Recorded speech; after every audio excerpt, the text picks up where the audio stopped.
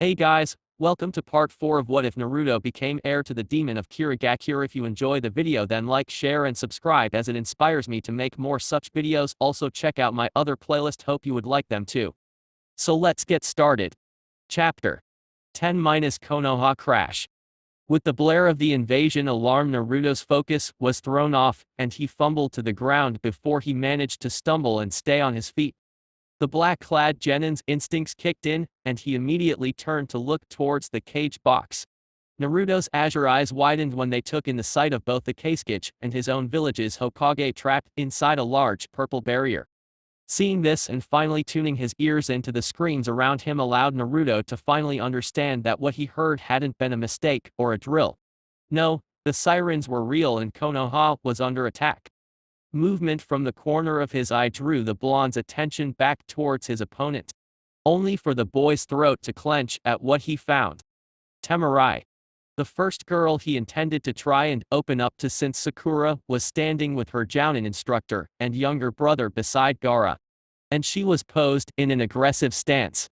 Temari was part of the invading force. So shocked was he that Naruto almost didn't notice when the proctor, Genma, moved beside him. Although the man's voice was enough to shake the blonde from his dumbstruck state. Hey, Naruto, I need you to focus here. This is definitely not the time for you to slip back into idiot mode. Your village needs those skills of yours now more than ever. Then, turning his attention to the team of Suna ninja, he asked, what kind of scum turned their back on an ally? It was Temari who answered. The pig-tailed girl hoped her words reached the other blonde that stood before her, and helped him understand her actions. We aren't scum. Suna's just tired of getting kicked around by the other nations, especially the Leaf. We just want our fair share. And this is how you get it? By trying to hurt innocent people and bully back the same village you claim is bullying yours? The ice-cold tone of Naruto's voice cut the Sand Kunoichi to the bone. Baki, the Suna jounin, answered the blade-wielding blonde's question with a scoff. What would a snot-nosed little punk like you know about it? Especially one who's lived his entire life inside the sheltered walls of the great Konohagakure. Both Leaf Shinobi easily caught the man's sarcasm, but only Naruto gritted his teeth at the barb. Who was this man to tell him that he'd lived an easy life? Reaching back, the blonde gripped the handle of his overly large sword and got ready to engage the haughty jounin until said shinobi dropped a smoke bomb. Now, with their vision clouded, neither male could see the new trio motion to Gaara and disappear from the stadium. Son of a bitch! Naruto found himself cursing as he looked around wildly for his prey. A hand on his shoulder stopped him though. Let them be for the moment, kid. I've got a mission for you first. Blue eyes looked over incredulously at the Juin beside them as their blonde owner rashly demanded to know what kind of mission was more important than catching the four that got away. How about the safety of all those still stuck up in the arena? Genma admonished. Or did you forget about the thousands of civilians that can't fend off the deadly ninja trying to kill them up there? For the first time, Naruto actually did look up in the stands. And did not like what he saw. There were ninja possibly from Suna, but that wasn't important right now, aiming to kill off the very same innocent lives he himself had just defended moments ago. And then he remembered Izarabi.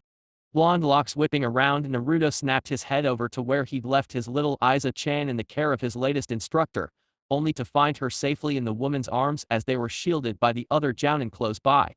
Realizing the seriousness of the situation, Naruto turned and quickly asked for his mission parameters. I need you to make as many clones as you can, kid, and send them up there to offer backup for the other shinobi fighting off those intruders to our home. Then, if you so choose, you may run off after those cowards from before, but not a moment sooner. Naruto didn't need telling twice, and as Genma made his own way into the stands, created almost 300 shadow clones in one sitting, feeling that any more may cause them to get in the other Leaf Shinobi's way. The massive black that filled the arena floor quickly had it looking like a pool of ink before the original gave the order, and had them leaping into the fray. The genuine copy rushing full speed to protect his young charge. When he arrived, it looked to be just in time, as one of the enemy shinobi had managed to slip by Asuma, and was rushing up to Anko's back where Izarabi was huddled on the floor. The snake mistress cursed when she heard the bearded jounin's warning, but just as she was turning to defend the screaming girl at her feet, a black blur streaked by and jammed a ninjato into the Odo freak's throat. "Stay away from them." Naruto revealed himself as he shouted at the gurgling dead man, who dropped to his knees. To punctuate his demand, the blonde punted the dying shinobi with the toe of his boot into the seats that surrounded them. "Big brother." Naruto. Izuribi and Anko both cried at the same time, the relief and joy at seeing him almost palpable. Although the special Jounin's joy quickly turned back into a hard mask of battle as she asked where he'd been. "I was being given an order by Genma-san. One, as you can see, I've taken very seriously." Anko and a few of the other Jounin chanced to look around when the blonde swept his arm over the stadium. What they saw astounded them. Everywhere you looked was a copy of Naruto. And that wasn't all, the multitude of blondes were cutting through the enemy with ease. Some even had their replica of the Kubai Kiriboko out, and were widely swinging in an effort to cut down numerous enemies at a time. A strategy that seemed to be working, as the group of Jounin were quickly finding less and less targets to take on. But it wasn't just the older shinobi that were astounded. The younger generation watching couldn't believe their eyes either. Naruto, almost single-handedly, was cleaning house. For those like Shikamaru and Sakura, it was an amazing thing. They could see the new Naruto in true action, and couldn't help be shell-shocked. But for the likes of Sasuke, it simply flared his jealousy as the last Uka's insecurities about his own skills reared their heads. How come he couldn't make hundreds of shadow clones with ease and then go on to fight off just as many enemy ninja? What did the dead last have that he did not? What was his secret? However, whatever anyone's reaction to the blonde's show-stopping performance, the spectacle was over in minutes as Naruto's clones finished off the last of Odo's arena swarm. And while it wasn't without casualty, that number was far less than those suffered by the invading force. Seeing that they now had time to strategize, the Jounin whistled over all low-rank shinobi and relayed orders to them. This included the genin as well. "First and foremost, we need to protect those in the village who cannot defend themselves," Kakashi explained. "Which means many of you will be heading out to act as guards, while the civilians are escorted to the emergency shelter. However, some of you will be relocated to the hospitals to protect those who cannot be moved." Hearing this, Shino immediately volunteered for hospital duty, stating that Hinata would need his help. And while Kurena swiftly sent him on his way with Guy sending Neji as backup, Isuma turned his attention to his own team. "Ino and Choji are gonna act as defense for those being moved to safety. Shikamaru, you're with me in the field."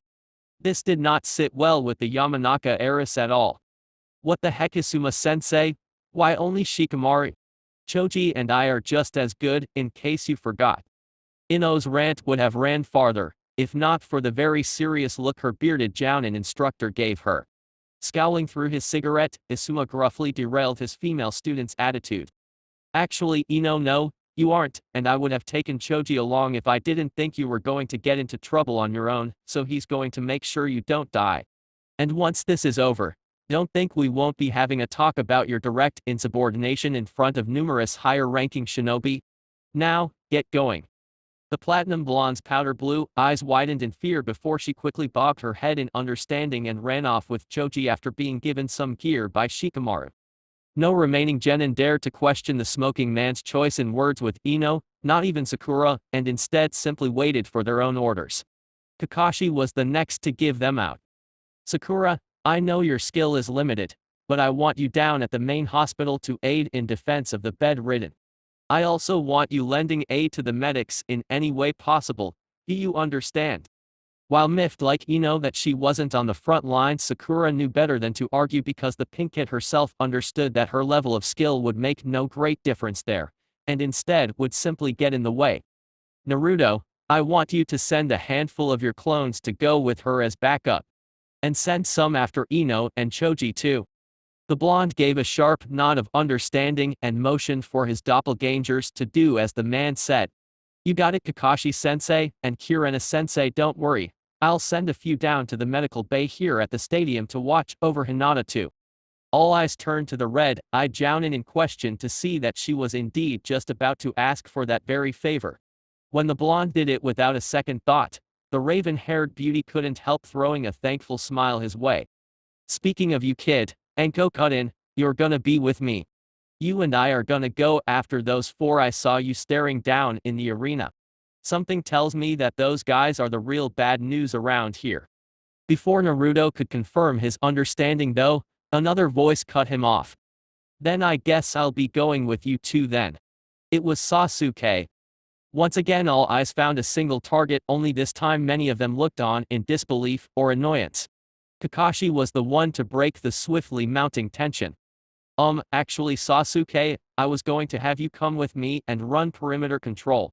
With the element of surprise in their favor, we have no idea just what kind of damage the enemy has already done, or where their force is strongest or weakest. "You and I are going to scout the streets and gather intel for the war council." Sasuke looked over at his Jounin instructor and barked, "Why can't you bring one of the loser's clones with you? He's definitely made more than enough. I should be following the primary threat to our village and helping to put it down." "And what qualifies you to make that decision, Genin?" The question had been posed by Anko, who was looking at the Uchiha youth like he was mud on the bottom of her shoe. "I'm clearly one of the best among those in my age group, otherwise you would have shipped me off already on some background assignment. It's obvious, with my Sharingan, that I should be on the squad sent after Gaara." Anko simply shooed the boy's observation away as she offhandedly replied, "I'd rather have the kid's endless clone supply and skill than your silly little Kekkei Genkai. Wouldn't want to risk you losing your other eye too. Why don't you just do what you're told, and we'll see afterwards if you're worth as much as you claim." Sasuke made to retort, but was silenced when Kakashi shut him down. "Enough, Sasuke, we don't have time for this. As your superior I am not asking you to do this, I'm ordering you. We're under attack, Genin Uchiha, and every moment we spend prattling on is another that the enemy could be using to gain a foothold in our home. So from here on, I need you to pull your head out of your ass and be a team player."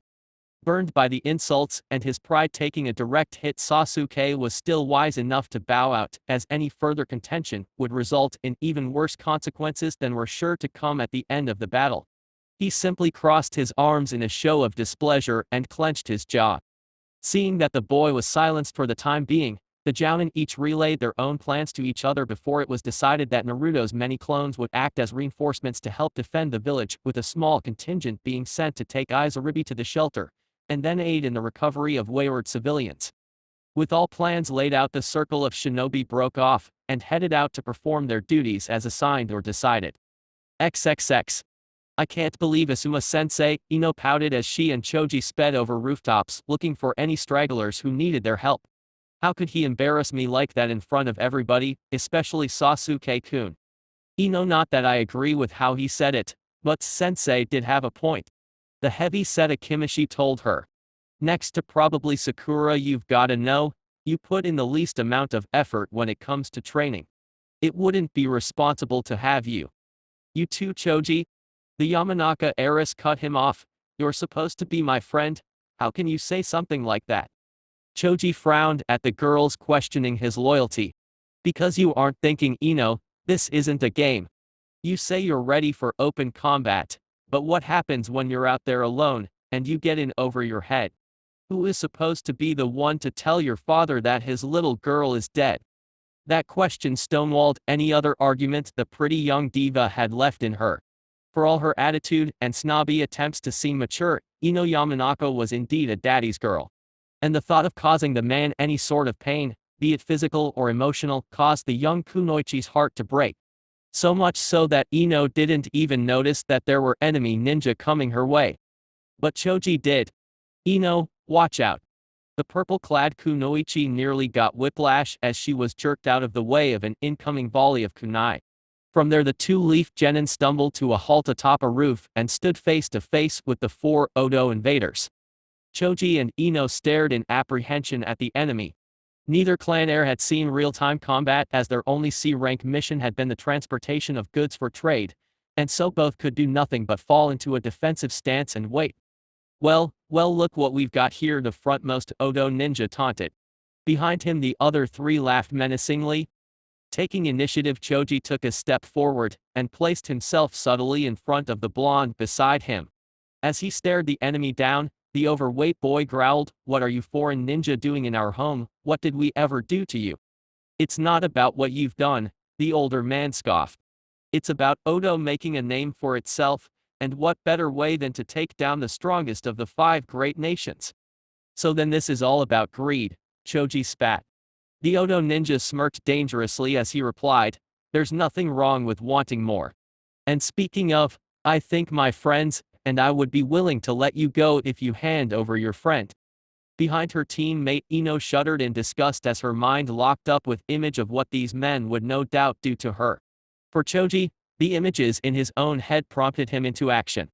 "Over my dead body." Ninja art, partial expansion jutsu. In quick succession both the Akimishi's arms swelled to enormous size, and the boy took a direct stance in front of Ino to defend against any frontal assault. The first of which came just seconds after. That was the idea, kid. All at once the 4 invaders rushed in on Choji. The young rookie managed to swipe his large fist fast enough to knock one man away, but he soon found himself on the defensive as he tried to avoid being turned into Swiss cheese by the 3 katana that came thrusting in his direction. Choji grunted in pain as one enemy managed to slice a gash along his left side, and then almost stumbled when his head took the blunt impact of a roundhouse kick. The young brunette tried calling on his months of training but, against more than one enemy at a time, he soon found there wasn't much he could do alone. "Ino, I need your help. I can't take them all by myself." But Choji's cries fell on deaf ears as the girl in question could only stand frozen in fear at the sight before her. Ino's hands shook so bad she almost dropped the kunai she grabbed to defend herself. The same went for her legs, which soon gave out on her and forced the heiress onto her knees. Inside her mind screamed at the platinum blonde to help her friend, but Ino just couldn't move. She was afraid, and that fear turned the once haughty diva into a quivering little girl. And then, in a blur, it was over. Or more specifically 5 blurs. 5 copies of Naruto seemed to just suddenly appear out of nowhere and make quick work of the men who were trying to kill Choji. When the blondes were finished, one went over and killed the Odo ninja Choji had felled into unconsciousness, while another walked over to the still downed Ino. "Hey, princess, you okay over here?" The snappy tone spoke to the inner attitude of the girl in question and caused Ino to jolt in surprise. "Wah. And Naruto. What the heck? Who do you think you're talking to like that, you dork?" Azure eyes met powder blue as both blondes stared the other down. Finally, after what seemed like hours, one of the clones that had stayed beside Choji called out that the boy was safe. "He's just got a couple bruises and some cuts, one on his side is pretty bad, but the rest are shallow." Seeing Ino sag in relief further fueled the clone's ire. How dare she act as if everything was okay? "I wouldn't relax if I were you, Ino, because in a situation like this even the smallest weakness can be exploited, and Choji could get killed." This caused Ino's head to snap in the clone's direction as she seethed. "Well, sorry for not being as good at taking lives as you seem to be, Naruto. I got scared, so what? You think what I just did was easy, Ino? Do you really believe that the boss is just able to end someone's life and feel nothing? Well, let me tell you something, what we do is nowhere close to easy, the things that we do haunt our dreams at night, and we're lucky to be as sane as we are. You have no idea how all of this makes the boss feel, so don't make assumptions." The clone's loud outburst and wild gaze caused Ino to shrink back in fear, but the blonde doppelganger wasn't finished with his tirade yet. Pointing an accusing finger he went on to say, "And I'm not getting on you about being scared, but about how you chose to handle your fear. Instead of stepping up to the plate and facing it, you nearly let the fact that you were afraid get Choji killed. He almost died, Ino." Ino was close to tears now as she hung her head in shame. Because as much as the diva in her wanted to retort and get in the clone's face, Ino knew he was right. She had failed. And worst of all, it had been at a time when someone close to her needed her the most. Naruto's clone spoke up again, bringing the downtrodden girl from her thoughts and back into reality. "As much as it pains me to keep going, I need to say this. Ino, there's no time for you to have one of your crying fits, we need to get moving. There are sure to be stragglers in the streets, and we need to get them to safety. So I need you to get up, wipe your face, and get moving." The rest of the clones, and I are going to act as you and Choji's backup now with me taking point." With her head still down, Ino nodded I understanding and managed to shakily make her way to her feet. Once she was standing again, the Yamanaka heiress did indeed wipe away her tears with the palm of her hand before sniffling one last time and peering up in embarrassment to show she was ready. Naruto's clones reached out and placed a soothing hand on the girl's shoulder and offered an apologetic smile. "I'm sorry for sounding so harsh, Ino, but you're a member of my village and that makes you important, so I just don't want to see you getting hurt. I know our job is hard and after this is over I'm more than willing to sit down and listen if you need to talk. I won't even say a word if you don't want me to, I'll just listen and be a shoulder for you if you need it." The clone turned his head and offered Choji the same smile as he recanted his offer. "That goes for you too, Choji. But first, we gotta get through this, so let's move out." With the clone's help, Ino and Choji went on to rescue a number of civilians during the invasion, the kunoichi herself making an accidental first kill when she was nearly captured by a Bodo ninja in disguise. She having flailed her arms upon being snatched, and unknowingly driving her kunai into the man's stomach several times. Needless to say, Ino decided she would take her fellow blonde up on his offer once the invasion was over. XXX. While that was going on, Neji and Shino were busy aiding Hinata in the staving off of those enemies that lurked among the shadows of the infirmary. With both Hyuga swiftly patched up by medical ninja, Hinata and her cousin found themselves, while not at 100% well off enough that they could handle the scattered cockroaches they found hiding in the occasional corner. And to that Shino and his bugs acted as their support, and the enemy didn't know what to think. Neji listened as another enemy's heart exploded underneath his palm, thrust before the spun on the ball of his foot to slide around the man and use him as a meat shield against an incoming katana strike. With his safety taken care of, Neji sprung up into a backflip and landed facing the unprotected blind spot of his next target. The Hyuga genius made short work of this man too, with a few quick shots to his spinal cord before a gurgle from behind caught his attention. Turning to find where the noise came from, Neji was shocked to find that it had been the enemy ninja he'd seen coming with his sword raised. And even more so, was that when the invader crumpled into a lifeless heap, it was Hinata that stood in a post-death blow stance. Hinata, the main branch heiress that he had despised for over 10 years, and had ridiculed as well as trashed for just as long, had just saved his life. Something, a few short hours ago, he himself would have given no thought to had the situation been reversed. And then Hinata turned right back around and began dealing with her next opponent. After the invasion was over, and he was safely sitting up in bed, Neji Hyuga would rack his brain with questions as the genius pondered the enigma that was his cousin. The girl who, not once had ever so much as raised her voice at him, let alone raise a threatening hand in spite of every nasty thing he himself had said or done. The girl who, despite all the bad blood, watched his back in battle, and unconditional trusted him to do the same. All because they were family. It was as she'd said many times to Hinata, there was no branches, they were all one family. The prospect kept Neji awake all night. XXX. The infirmary wasn't the only medical facility under attack, as Kakashi's orders to send Sakura and a contingent of clones turned out to be a good idea. Upon making it to the hospital, Naruto's clone was immediately briefed on the situation as well as the building's current standing in terms of defense. There were a number of Chunin that had already been dispatched to the area, and were setting up a perimeter, so Sakura and the clones were instructed to act as a last line of defense in case the others went down or enemies slipped inside. With sensory types among the staff, any break-ins were swiftly dealt with by a pair of clones, and for a time many of those inside believed everything would run smoothly, Sakura included. So much so that she let her guard down enough that when she went to make rounds with one of Naruto's copies, the pinkette found herself held at knife point by an enemy masquerading as a patient. The girl's immediate reaction was to scream for help, but even she feared Naruto's clone wouldn't be fast enough to stop her throat from being slit. From her place on the floor, as her captor had tackled her, Sakura looked up with tears in her eyes, silently pleading with the blonde to save her. "Don't even think about it, kid," the imposter grinned. "One step, and I'll cut open her pretty neck, and you can see her blood stain the tiles on the floor." The clone just stood and stared for a moment as if contemplating what to do, before he gave a smirk of his own. and then was replaced with a befuddled Sakura in a cloud of smoke. With his eyes now clouded from the replacement, Sakura's former captor was unprepared for the headbutt that smashed into his nose before his throat was slashed by a whirling blonde.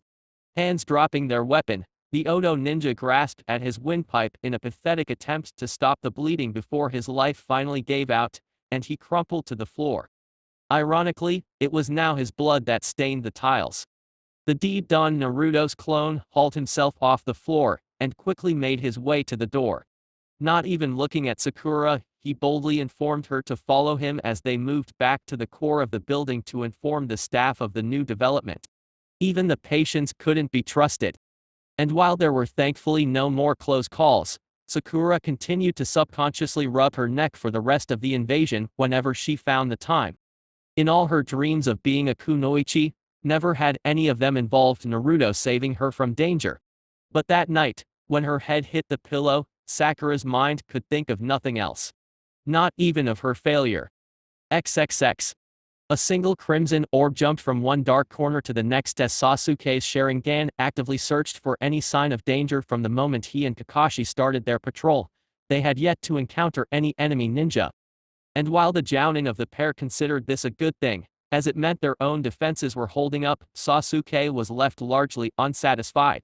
He wanted a chance to prove himself, to test his skills. It had been well over 10 minutes, and the Uchiha heir was getting restless. That pent-up energy exploded when Sasuke's eyes caught sight of a fireball launching through the air, and heading his way. Landing on one foot, the fidgety young man pushed off and shot himself backwards and out of range. Once he was safe, Sasuke turned his gaze to the incoming enemy. There were 3 all-sand ninja. With Kakashi and himself momentarily separated by the fireball, Sasuke took this opportunity to launch himself into action. Using his newly acquired speed, Sasuke bolted from his position and rushed in to take on all 3 opponents at once. He opened with an overhead kick. When the first Suna shinobi blocked it with his forearm, Sasuke flipped back, and then pushed back in with a hard knee strike. His speed in such a close quarter won him the day as his hit struck home, while his eyes caught the edge of an attack coming his way which allowed him the chance to duck under it. From his crouched position, Sasuke landed an elbow strike to the man's gut before coming up with a rising uppercut. Once in the air though, the Uchiha was jerked back by his collar by the 3rd enemy, and thrown to the ground. Managing to roll into another crouched position, Sasuke stared confidently at his trio of foes. Even with the element of surprise brought on by his speed gone, the young heir still believed himself capable of handling all 3 of the ninja in front of him. A theory he would never get to prove, as at that moment 2 of the men were dragged underground by what Sasuke recognized as Kakashi's headhunter jutsu. Although this did give the genin a chance to catch the last Suna invader off guard. Swiftly pulling out a kunai, Sasuke moved in like a snake, fast and lethal. The bite of his kunai striking his opponent's jugular as went to tackle the man to floor. Blood splashed against the Uka's torso and right hand, while specks of red splattered across his pale face like ketchup. From his place atop the man's body, Sasuke watched lone Sharingan still active, as the life left his eyes. There was a glint of disbelief in the Suna native's gaze, as if he couldn't believe he'd just been beaten by a kid. Kakashi would later inform him that this was because the man had been a Jounin, and had not expected Sasuke's attack. However, in spite of the ex-Anbi captain's warnings, Sasuke felt his ego swell at the thought of managing to bring down an elite shinobi by himself. In his mind, the Uchiha heir considered it a tribute to his blood's power, and was in the belief that he had gotten that much closer to killing his brother. The dark appetite that sprouted at the sight of the man's death and all the blood was pushed back into the darker corners of his mind although when the invasion was over and Sasuke was asleep, the fledgling Uka's dreams were filled with whispers of desire for more blood. And the power to make it so. XXX. Kiba grinned maliciously as he barreled through another enemy. The sand ninja didn't have a chance to fully dodge his Gotsuga, and was left with a bloody gash over his ribcage. The Inuzuka heir hadn't bothered going to the exam finals, mostly because he couldn't stomach seeing Sasuke, but there was also the fact that his mother had set him up with an appointment that same day. To see a counselor. Sum Inuzuka, matriarch to the clan, had begun to greatly worry for her youngest child's mental health. It was never easy for a member of their clan to lose Ninken, as the dog was like their brother/sister, but Kiba's mother was starting to fear that her son was suffering from a disorder known as soul tearing, a syndrome found mostly among members of the Inuzuka clan due to their unusually close bonds. With Akamaru's death, Tsume had of course been driven into fury, but eventually managed over the month to settle it into a livable hatred for Sasuke Uchiha. The same, however, could not be said for Kiba. The young genin had begun to show up to the family meals with bags under his eyes, prompted from lack of sleep. This, Tsume later found out from her daughter, was due to nightmares Kiba had that were keeping him awake. Along with this came a shaggy, unkempt appearance. Kiba's hair had grown shaggy and now reached between his shoulders, while his nails had lengthened and hardened into claws similar to his transformed state. His teeth had also taken on a similar look. But in the end it was his eyes that forced Tsume to act. Because when she looked into her son's eyes, all Tsume Inuzuka could see was an emptiness that didn't belong on the face of one so young. Kiba's eyes held no joy or sense of real happiness. Instead, the only time his mother or sister saw anything was during training, and then it was a feral sort of lust for battle. It was the day after seeing this that Tsume called for the appointment.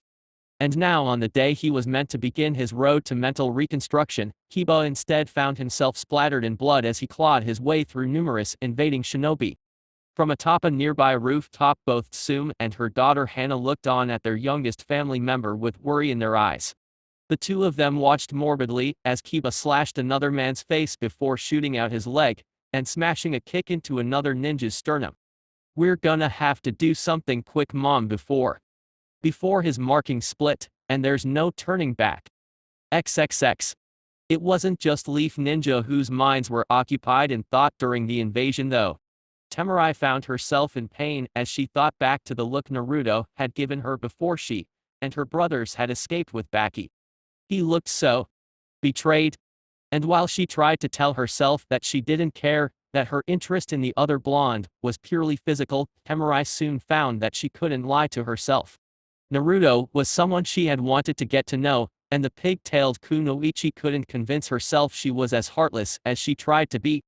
So that pain and realization was only compounded when her team's movement was halted by the appearance of a pack of wolves circling around them, followed swiftly by not only Naruto, but Anko as well. Eyeing the duo of Leaf Ninja, Suna's team decided to take their chances with the wolves, and Temari made to sweep them away with her fan. This plan failed, however, when those same wolves seemed to anticipate this and rushed her instead. Many of them did indeed get pushed aside, but one managed to get lucky and chomped down on Temari's left forearm. The Suna beauty cried out in pain before Baki pummeled the animal's nose and finally tossed it aside. With Temari clutching her bleeding wound, the foursome turned to face their opponents, seeing as running was no longer an option. "Looks like this is as far as we're gonna get, Gaara. You're gonna have to do it here." Baki's whispers drew incredulous looks from the aforementioned redhead's elder siblings. Kankuro, in particular, looked green with fright. What, are you crazy? What if he hurts one of us? We can't worry about that right now. Gaara is the key to winning. He has to do this now, or else everything we've planned for will fall apart. Baki's low tone escalated at the end and drew the Leaf Ninja's attention to the dangers of Gaara. Anko flicked a pair of kunai from the holsters in her sleeves and readied herself for battle. "Whatever you guys are planning ends here. You're going to pay for turning on us." Without any more words, the special Jounin showed off impressive speed as she launched herself at Baki. None of the sand genin could keep up, and so were unable to help defend their sensei when Anko trucked him with a shoulder press.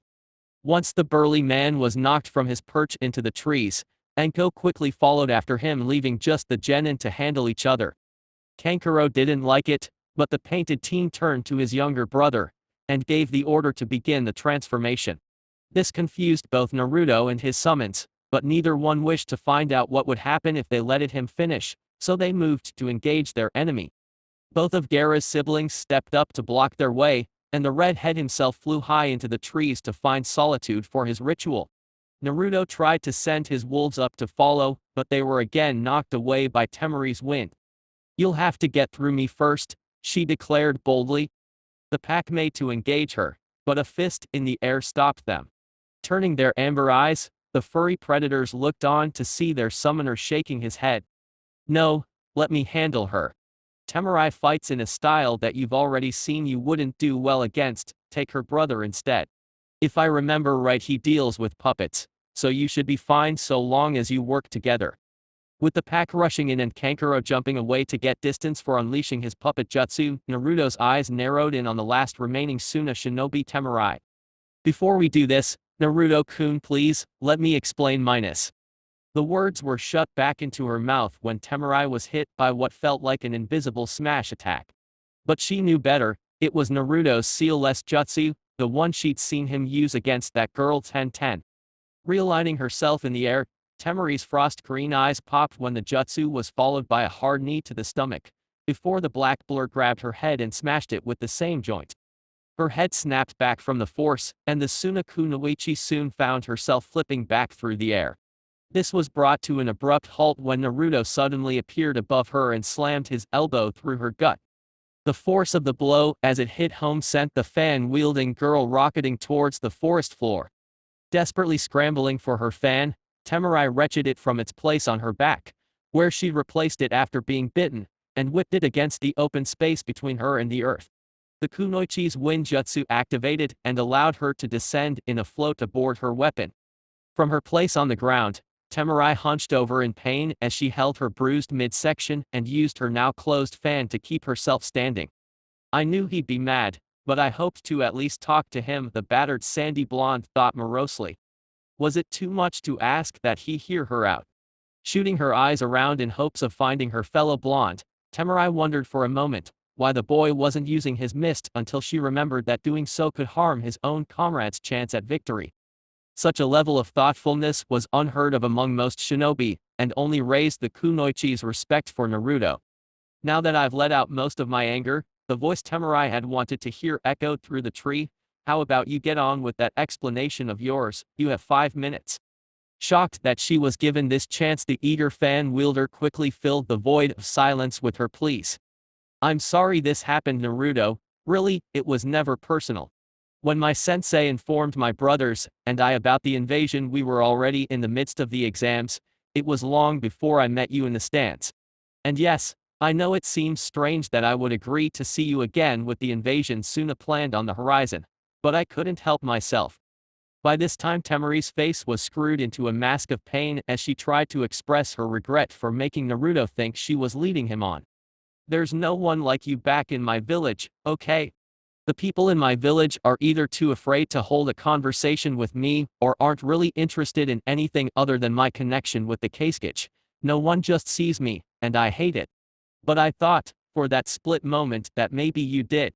That maybe, if nothing else, I could finally have a friend.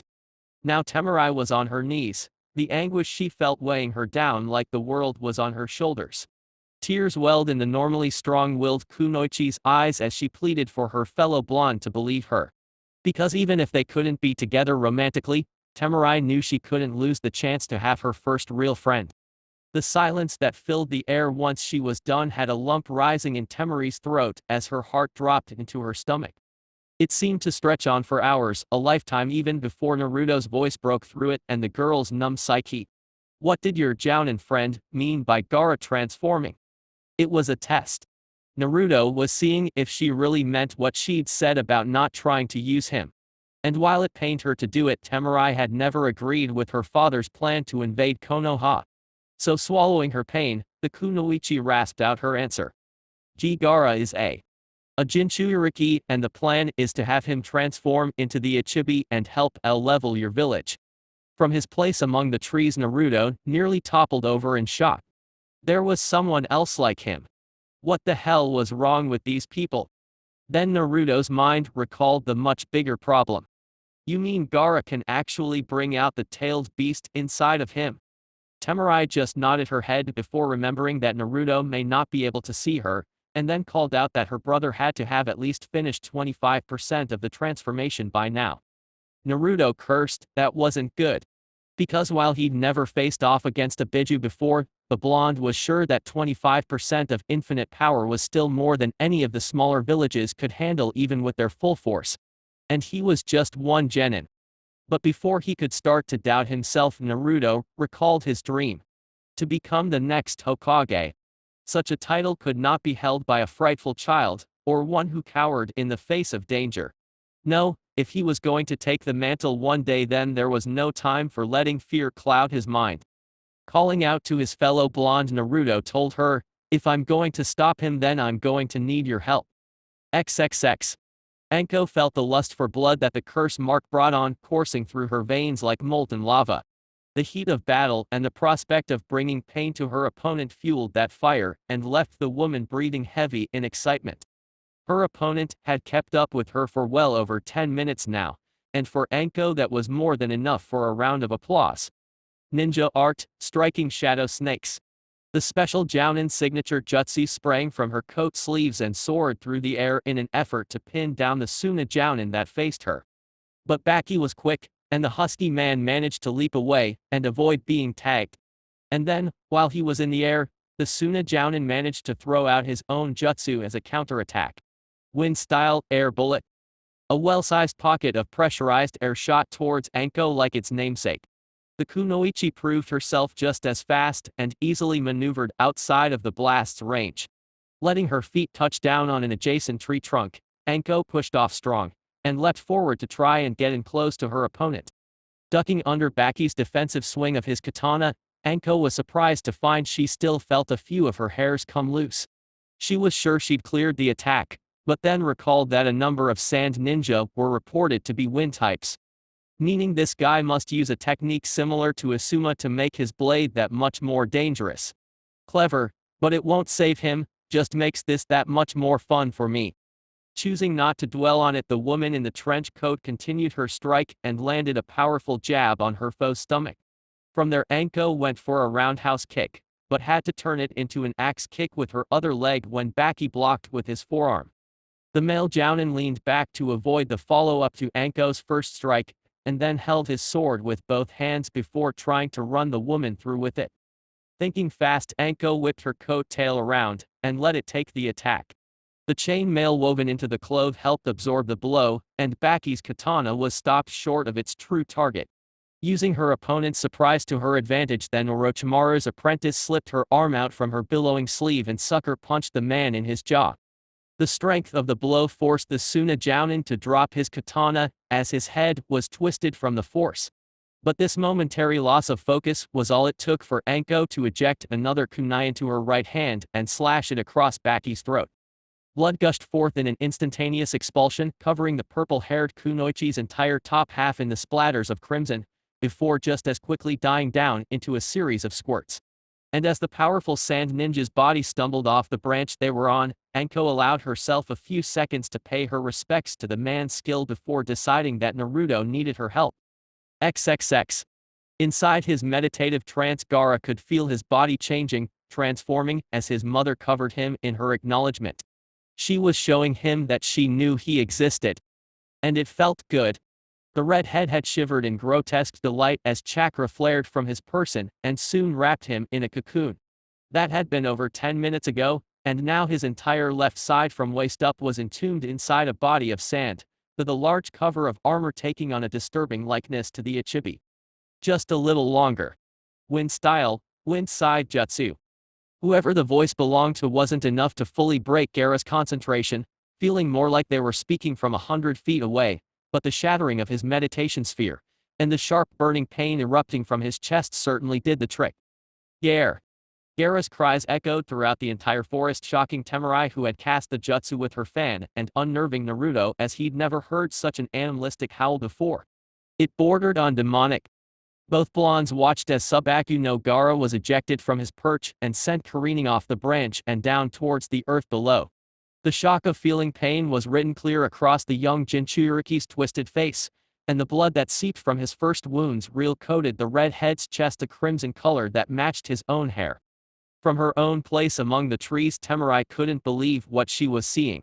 In all her life, the sandy blonde had never seen her brother be touched by more than a hand on the shoulder, let alone get hurt. It had just seemed impossible. And yet, with her own two eyes, Gaara's older sister could see clear as day the oozing cuts that littered his misshapen torso. Harm she herself had caused. It was surreal. It gave her hope. Hope that even her seemingly invincible brother could be defeated.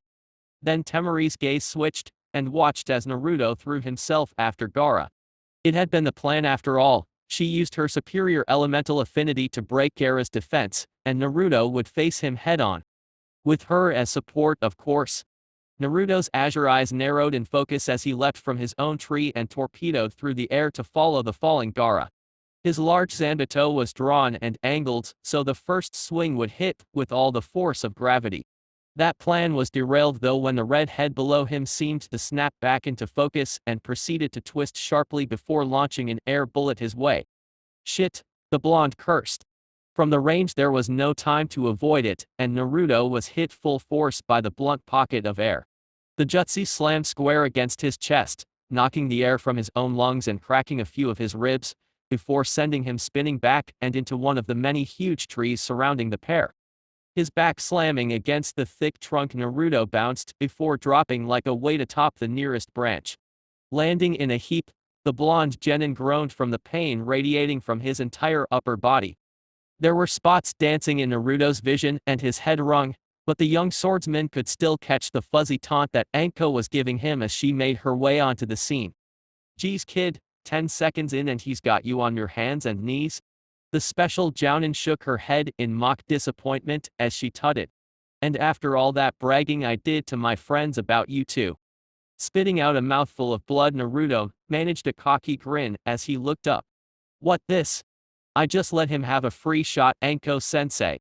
"Uh-huh," the woman in question smiled back incredulously. "Well, now that I'm here, playtime's over, Naruto.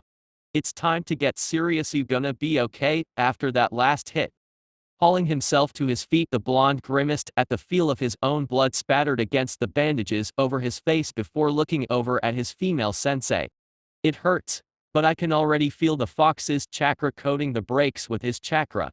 The bruise on my back is gone, and while the bones aren't fully mended yet, I should be able to bear the pain long enough to get this done." "Glad to hear it," Anko said before looking over at Gaara. The redhead was standing nursing his own wounds on a branch a few yards away.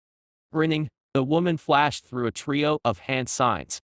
Fire style, fireball jutsu. When the attack was expelled from her lungs, Naruto reacted immediately. Disappearing in a burst of speed, the blonde seemed to materialize above the leaping Gaara and brought down his sword in a hard swing. Azure eyes widened in surprise as they watched their fellow demon container block Kubai Kiriboko with his deformed forearm. That shock multiplied when Naruto watched his blade start to sink into the grainy mold. Thinking fast, the blonde pushed off his Zanbato's handle and spun into a kick.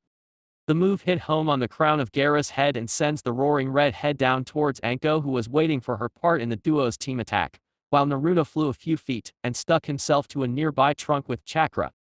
Licking her lips, Anko rolled onto her back before shooting her coiled legs up to smash into Gaara's sternum. That Anko then dissolved into mud, and the original came rocketing through the air to truck the Tsunade genin with her shoulder. But the woman wasn't done there. Flinging out her arms, the special jounin's signature jutsu flew from her sleeves and captured Gaara in a bind of snakes.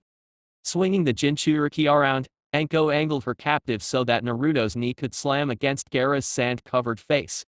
This was where Anko let her snakes go, and the woman came up behind her opponent and jammed two kunai into the boy's exposed back. Despite his partial armor, the woman still managed to lodge one of the knives into his right shoulder blade, and then she kicked off before using the sign for release. Boom!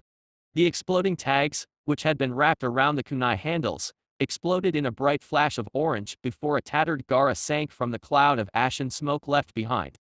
This time there was no surprise attack as the battered Tsunade ninja crashed against the earth below. 3 pairs of eyes watched everything seemingly come to a halt as Gaara lay, bleeding and burned in the dirt. Anko and Naruto turned to look at one another, and when the woman gave an affirmative nod, her blonde student jumped from his position and dropped like a rock towards his downed opponent Zanbato, poised for a killing blow. It was the 3rd pair of eyes though, belonging to Temari, that shot wide in realization before she whipped her fan around and screamed. "Naruto-kun, no! It's a trap!" Using her wind, the sandy blonde managed to catch a confused younger genin in a sweep. The move came just in time as a second sand arm burst from the pile of now noticeably growing armor surrounding Gaara. The arm found nothing but air as its target was whisked away, but the truth of the action was clear. Gaara wasn't down, and he was ticked. A guttural moan reached everyone's ears as Gaara managed to steady himself on both feet. The young Tsunade now had his entire upper body covered in a veritable mountain of sand, dollops of grainy particles periodically plopping loose due to the damage it had taken a moment earlier. There was now also a large tail that sat above Gaara's butt. With the exception of a patch of red hair, Gaara now heavily resembled the one-tailed Chibi. Even the boy's eyes held a sickly golden 4-point star inside a sea of black.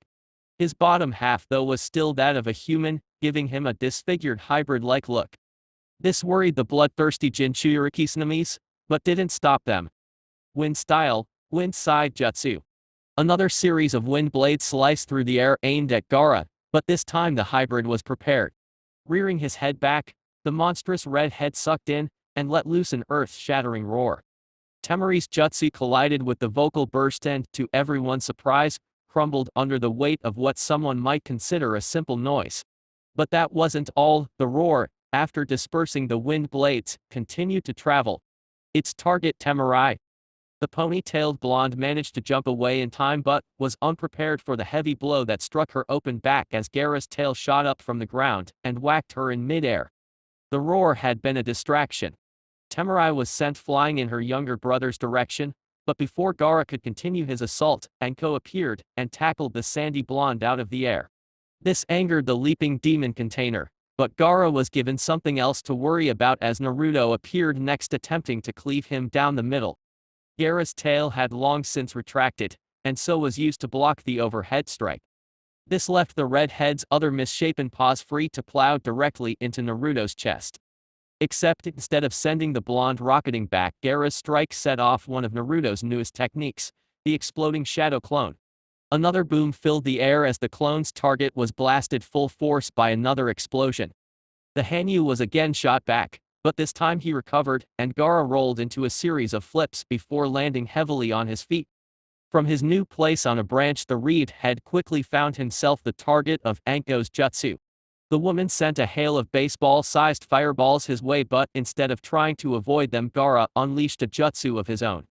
Wind style, great breakthrough. Gaara's outstretched claws unleashed a mighty blast of air, one that easily overpowered Anko's Phoenix Fire jutsu and carried so far that it shattered the tree she had been perched on. With the special jounin in the air now, Gaara let a gross, slobbering smile work its way onto his face as he sucked in for his next jutsu. But the target was changed when motion straight ahead caught his eye. Naruto was rushing him. Dropping his head, Gaara let loose his attack, wind style vacuum air bullet. First, the redhead expelled a large shot of air in Naruto's oncoming direction, before following it up with another blast aimed for the still airborne Anko.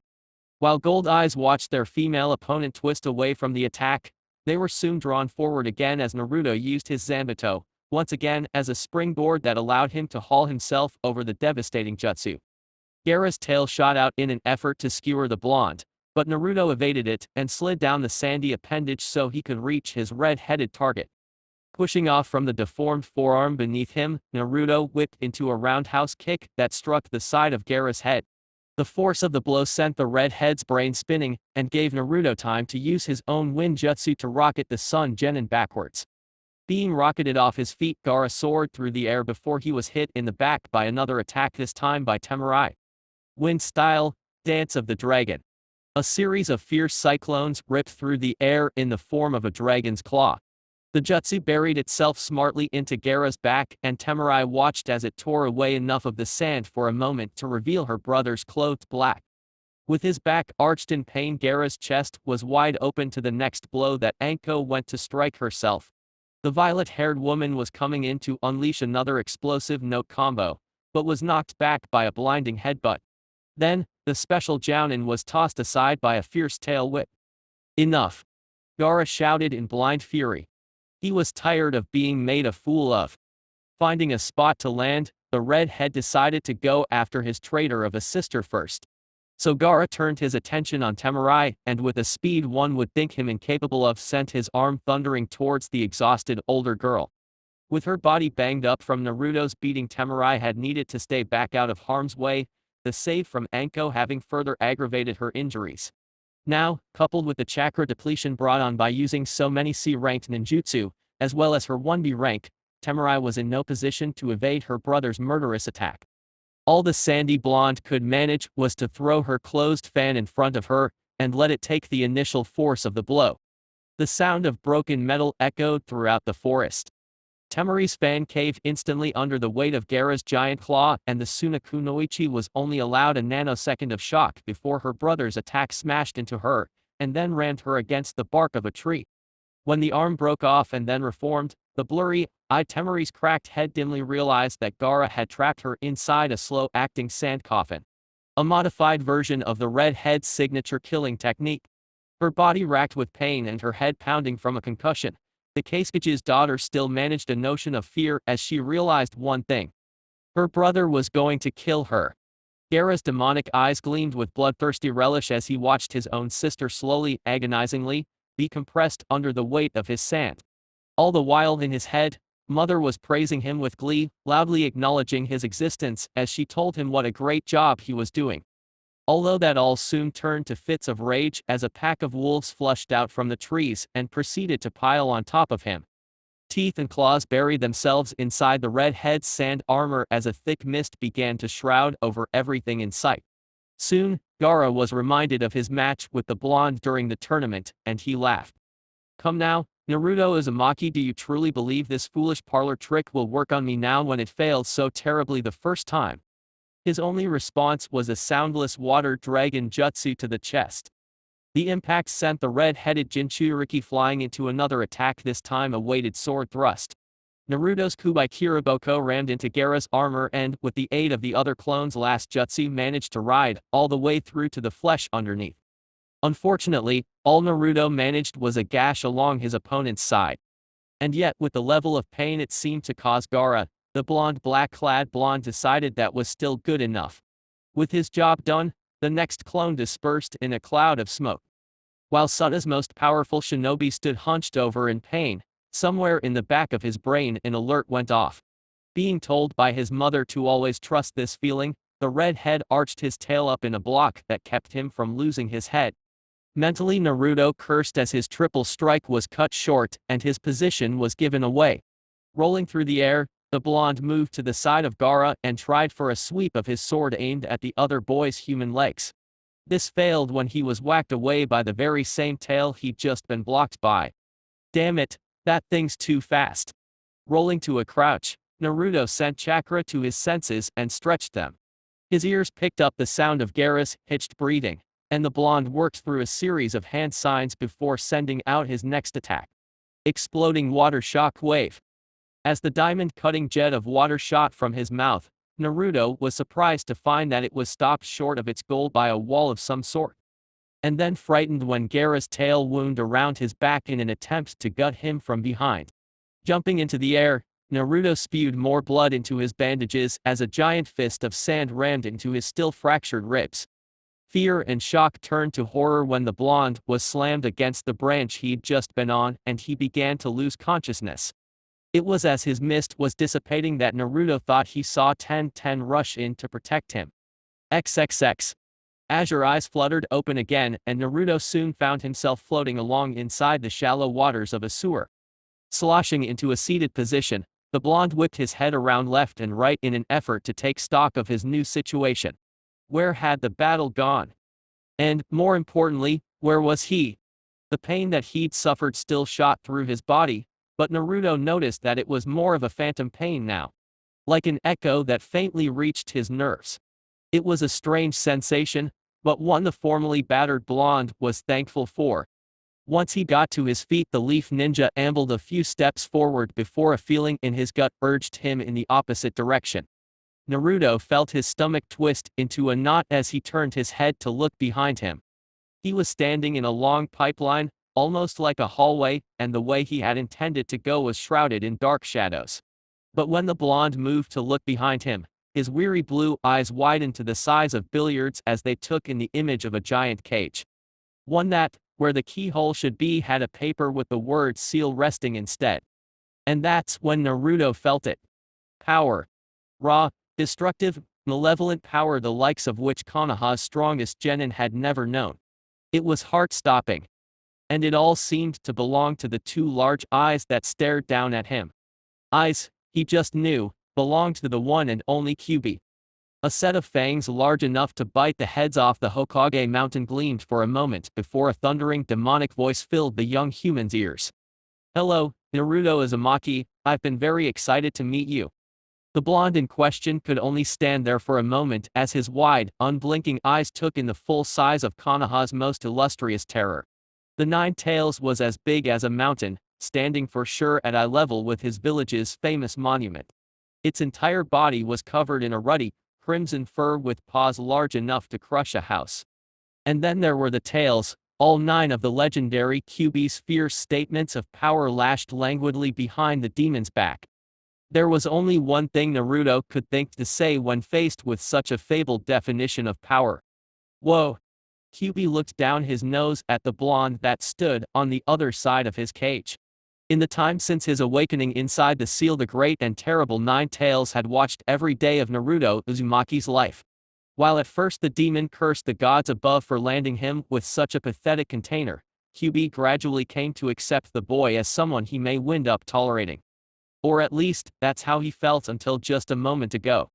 Peering down his snout at the tiny human, Kyuubi growled, "Do you know exactly why it is you've been brought before me, human?" Naruto had no idea, and shook his head accordingly. The last thing he remembered was battling Gaara before being knocked unconscious. How was he supposed to know it would land him in front of a Bajaw? "You are here because that insect of a sand genin managed to overpower you, something I find most unacceptable. For one who thinks to call himself a demon, you seem incapable of handling even the weakest of my kin. It is most disgraceful." "Hey!" Naruto rebuked in anger. "What the hell's that supposed to mean? I was doing just fine up until he got the jump on me, and it's not like he was a sitting duck, you know. Gaara was using his tailed beast." Kyuubi just looked upon Naruto as if the boy were a special child. "Then why didn't you?" Naruto looked up, dumbfounded for a moment before he said, "Because the last time you got loose, I completely blacked out. I can't remember anything about what I did to Haku after I lost control." The response the Nine Tails gave was not what Naruto expected to hear. "Exactly, you lost control. Instead of harnessing the power, you let it consume you. Let my rage and fury overtake your sense of reason. I am power incarnate, boy, and as such, you cannot truly expect a puny human such as yourself to be able to just unleash my chakra so carelessly and control it, do you? So then how do I use your power? Because right now I think it could really come in handy, especially if Gaara gets any stronger." The mountain of a fox gave the blonde genin a devious smirk before answering. "Simple, you open yourself up to me. This seal can be loosened by you, and allow you access to a steady outflow of my chakra. However, you must not undo too much too soon, or else you'll risk releasing me. Something that, should it ever happen, will immediately cause your demise." "Why are you telling me that?" Naruto asked skeptically. "I figured you'd want nothing more than to be free from me." Kyuubi chuckled before telling the blonde that while in the beginning that was true, now Naruto had become so interesting to him the fox wanted to see how far the genin could progress before making a final decision. On his end, Naruto still worried about the consequences of what he was about to do, but felt that if such power helped him protect Konoha, then he couldn't really be faulted for it. Right? The Nine Tails watched gleefully as, after instructing him how, Naruto stepped up to the cage and reached his hand out. The sealed lock descended the length of the bars to meet him, and with tentative fingers the blonde pressed, and then twisted. There was a whirling sound, and then a burst of light as a heavy force of power blew Naruto away from the cage, and out of his own mind. XXX. Tenten was beyond exhausted. She had been tended to by the medics inside the infirmary after her match with Naruto, but her physical condition was still less than half. Her broken bones were either wrapped or treated enough to allow minimum movement, while many of her lacerations and bruises had been taken care of immediately. However, her concussion was still present, and after jumping around in an effort to avoid Gaara's attacks and her bones were beginning to scream for a break. But the bun-haired girl refused. She couldn't stop now, not when Naruto needed her help. When the invasion had struck, Tenten recalled how she'd shoved a nurse out of her way before jamming a prepared needle into a disguised shinobi's eye. From there it was all a blur before meeting up with one of Naruto's clones. It had informed her of what had been ordered by the higher-ranking ninja before telling her that the original was headed off to find Gaara. Tenten's eyes had settled into a determined glare before she rushed out to catch up with the blonde. And now, after arriving on the scene as Naruto was being taken out of the game, Konoha's resident weapon expert had taken it upon herself to defend the unconscious blonde until he could fight again. Although that was proving to be easier said than done. She'd thrown everything she had at Gaara, going so far as to even unveil her new skills in ninjutsu by firing a small series of earth spikes from the ground with the earth missile jutsu, as well as attempting to lance her opponent with the geitotsu. Tenten cringed as she recalled the way her katana had snapped clean in half with that move. Unfortunately, with her banged-up body and insufficient repertoire of varying skills, the bun-haired brunette feared she wouldn't last much longer. It was as she silently pleaded for help that Tenten felt a pulse of malicious chakra wash over her. And from the looks of it, Gaara had felt it too, because the redhead's demonic eyes had taken on a wide, frightened quality. Chancing that he was too stunned to attack, Tenten turned her head in an effort to find the source. And felt her eyebrows leap into her hairline at what she saw. Naruto, who had been unconscious moments before, now stood hunched with Kiriboko resting almost lazily over his shoulders. His battle-torn trench coat had been discarded, and the blonde's bare chest was left to rise and fall in steady rhythm. The bandages around his face slowly burned away as flaming orange arcs of chakra whipped wildly around his stooped frame. Once the wrappings were gone, Naruto's new fangs were easily visible, as were his feral-looking whiskers. Shaggy blonde hair shadowed crimson orbs as vulpine-like pupils peered up to stare directly at Gaara. Moving, Naruto stood at his full height and whipped the Zanbato from his shoulders so that it pointed straight at the red head a number of yards away. Tenten's chocolate-brown eyes watched, enraptured in fascination, as the chaotic red chakra seemed to settle and outline Naruto like a full-body halo, stretching so far that it even settled over his sword. She looked on at the tense muscles that held up the heavy blade, and could hardly believe someone who was barely 13 managed to level such a large weapon single-handedly. Where had this power come from? Both pairs of eyes watched as Naruto opened his mouth, and then listened as his gruff voice proclaimed his intent to finish Gaara. "This is the end of the line for you, Shukaku no Gaara. You've come to my village with the intent to destroy it, and as the future Hokage, I cannot allow that. I promise you, here and now, that I'll do everything in my power to stop you. Even if it kills me." Quick as lightning, Naruto coiled his body, and then launched himself at the still-stunned Jinchuriki of the Ichibi. Or at least, that's what someone would have seen had they been able to keep up with the blonde's movements. Instead, all either Gaara or Tenten could see was Naruto seemingly blinking out of sight before reappearing behind the Hanyu. But while he hadn't seen his enemy move, Gaara definitely felt the power of his attack as Naruto slammed him with a snap kick. From there the blonde seemed to phase into the rocketing redhead's flying form before smashing his fist into the Tsunade's stomach. It was here that Tenten caught a glimpse something. Gaara's armor was flaking off. With just 2 attacks, Naruto was breaking down the monstrous sand ninja's greatest weapon. Naruto wasn't finished yet though, and followed up by swinging his large sword up and clipping Gaara in the chin. The two-handed hold gave the blow twice as much power and sent the sand-covered demon container soaring into the sky. With a branch-breaking leap, Naruto followed, vanishing, just like the first time. But his form could briefly be seen as he twisted in the air and pounded his fist into the back of Gaara's head. But he still wasn't done. Seeming to teleport again, the ferocious blonde reappeared underneath his opponent's falling form and struck a vicious knee into the other boy's gut. Blood and spittle flew from Gaara's mouth in globs as he felt that last impact blow away large chunks of his mother's protection. The redhead felt his power waning, and he managed a growl before swiping a paw at the blonde that stayed airborne with him. His first strike was blocked, unbelievably, by the Leaf Genin's bare forearm before his second was stopped by a raised knee. And then Gaara howled in pain as his left arm was hacked off, as if the large butcher's knife was cutting through hot butter. His mother's sand quickly closed around the goring wound before forming itself into a deadly-looking spear.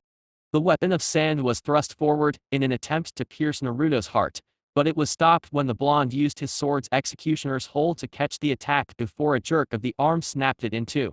Then Naruto whipped around and sent Gaara flying once again with a roundhouse kick. When Gaara felt himself colliding with the trunk of a tree, the redhead also noticed that the impact shattered the last of his transformation. Crumpling to the branch below, the once feared Tsunade ninja gripped his stump of an arm with pure anguish on his face. Never before had Gaara of the Sand known such a horrible feeling. It burned. It pulsed. It hurt. And eventually, it became too much and Gaara felt himself flutter into unconsciousness. It had taken 5 years, but Shukaku no Gaara had finally been defeated. XXX.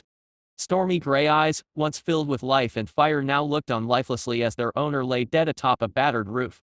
All around him, the now dead Hiruzen Sarutobi's loyal Amu looked down on their former leader with hidden sadness, each of them thankful for their masks as it hid the tears they now cried. The Sandaime had fought a long hard battle against his former student, the rogue genius and sannin Orochimaru. And while the legendary professor held the raw power and experience, the aged Hokage was no longer in his prime. In the end, it was youth that won the day. But not without cost. Before his demise, the third Hokage managed to strip Orochimaru of his most prized possessions. His jutsu. They, along with the use of his arms, were sealed inside the belly of the death god. With his main objective, the destruction of the leaf, now beyond his grasp, Orochimaru retreated. And now, as a heavy rain began to settle over the war-torn village, the Amu had to come up with a way to inform all Konoha citizens that their beloved Sandaime was dead. Chapter 11 - Return of the Morning Mist. Sharp serpentine eyes strained to stay open. Orochimaru pressed his forehead against the wet, cool tiles of his personal shower in an effort to fight off the heavy burning sensations coming from his arms. The two once lethal appendages hung slack as if they were strung with weights. Where once there was ghost white skin, now lay purple dead flesh. Skin had already begun peeling, revealing tar-like blood that oozed from seemingly every pore and vessel. Lifeless fingers twitched pathetically as their owner hissed in agony. The water pouring from the shower head wasn't helping at all. Orochimaru grit his teeth to keep from screaming. It would not do to let his minions hear him acting so weak, and instead slammed his shoulder against the side wall and then sliding down to the bottom of his shower. As the ice-cold spray pelted down on him, the infamous Sannin let his mind wander in another effort to escape the pain. Orochimaru let himself think back to his failed invasion. Yes, he would admit, it had been a long shot. Because while he'd managed to procure the full force of Suna's ninja force, the Rouge Ninja knew that combined with his own forces the army only matched half of Konoha's overall military strength. And that was without taking into account the skill level of most of those ninja. If only I'd been able to bring Kimimaro. If he'd been able to bring that young man, Orochimaru had no doubt the last Kaguya could have easily decimated almost the entire Konoha force single-handedly. But it was not to be. And yet, despite the initial failure of his invasion plan, Konoha's former head of R&D still managed a slick smile as he recalled his other objective. The death of his former sensei, and Konoha's Sandaime Hiruzen Sarutobi. The only one in that whole village with the power to stop me is gone now, the snake Sannin thought in hideous glee. And now, with him out of the way, Project Rebirth will soon crush the leaf. With the villainous madman's dream of his former home's demise within his grasp, Orochimaru leaned his head back against the wall, and let loose a maniacal laugh. Yes, now all he needed to do was track down Tsunade to fix his arms, and then his plan could begin. The ex-Leaf Shinobi wasn't the only one getting lost in his thoughts. The whole of his former village were also heavy with emotion. Only, in their case, that feeling was sadness. Something that the world itself must have been feeling because the days following what has become known as the Konoha crash, the sky above the elemental nation's greatest village was shrouded in darkness. Black clouds, heavy with rain, seemed to be crying alongside those who mourned for their former Hokage. It was a light, dreary sort of downpour. One that softly pelted the multitude of ninja who were paying their respects to the dead Hiruzen. One that matched the tears streaming down Naruto Uzumaki's cheeks. Naruto, dressed in a black funeral kimono, had long since rested his white rose atop the dead Kage's grave and now stood in line with the rest of the viewers he'd been assigned to. His group's turn was almost over. The funeral procession would take all day. Ninja would come in per assigned groups, while civilians would be allowed to come by at their availability so that everyone would get a chance to pay their respects or say their piece. But while the memorial was beautiful, Naruto could feel nothing but sadness. His azure eyes were tinted with the dark traces of a sleepless night. Because no matter who he may become, Naruto Uzumaki would always remember being that little boy who cried into the shoulder of his Hokage. The first person to treat him, not like a monster, but like a person. A human. And now he was gone. For Naruto, it was the first time he'd ever dealt with personal loss, as he had never known his parents. And because of this, the blonde was forced to deal with it alone. To the best of his ability, the young leaf ninja swallowed down what he was feeling, and instead focused on his next move. That had been 2 weeks ago, and now Naruto found himself walking the streets in a journey to the Yamanaka flower shop. He and the platinum blonde had agreed to work through her first kill together during the invasion the weeks before.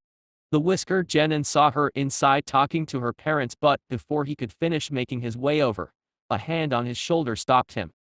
Looking from the gloved hand and up towards the owner, azure eyes were met with the sight of Kakashi. The ex-Army captain had also dressed in funeral clothes, but now returned to active duty.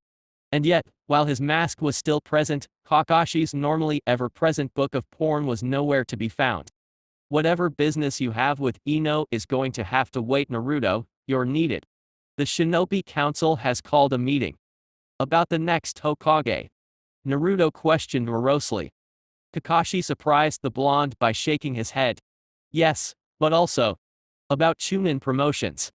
Naruto had been allowed to stop by his apartment to change, and so, after fitting himself into a new set of clothes, the two-leaf shinobi made their way towards the academy building. It was as they crossing rooftops that Kakashi voiced his thoughts on the genin's new look. What happened to the outfit you chose for the finals? I'd assumed that was your next new look, Naruto. The young ninja's head shook in the negative before explaining his latest change.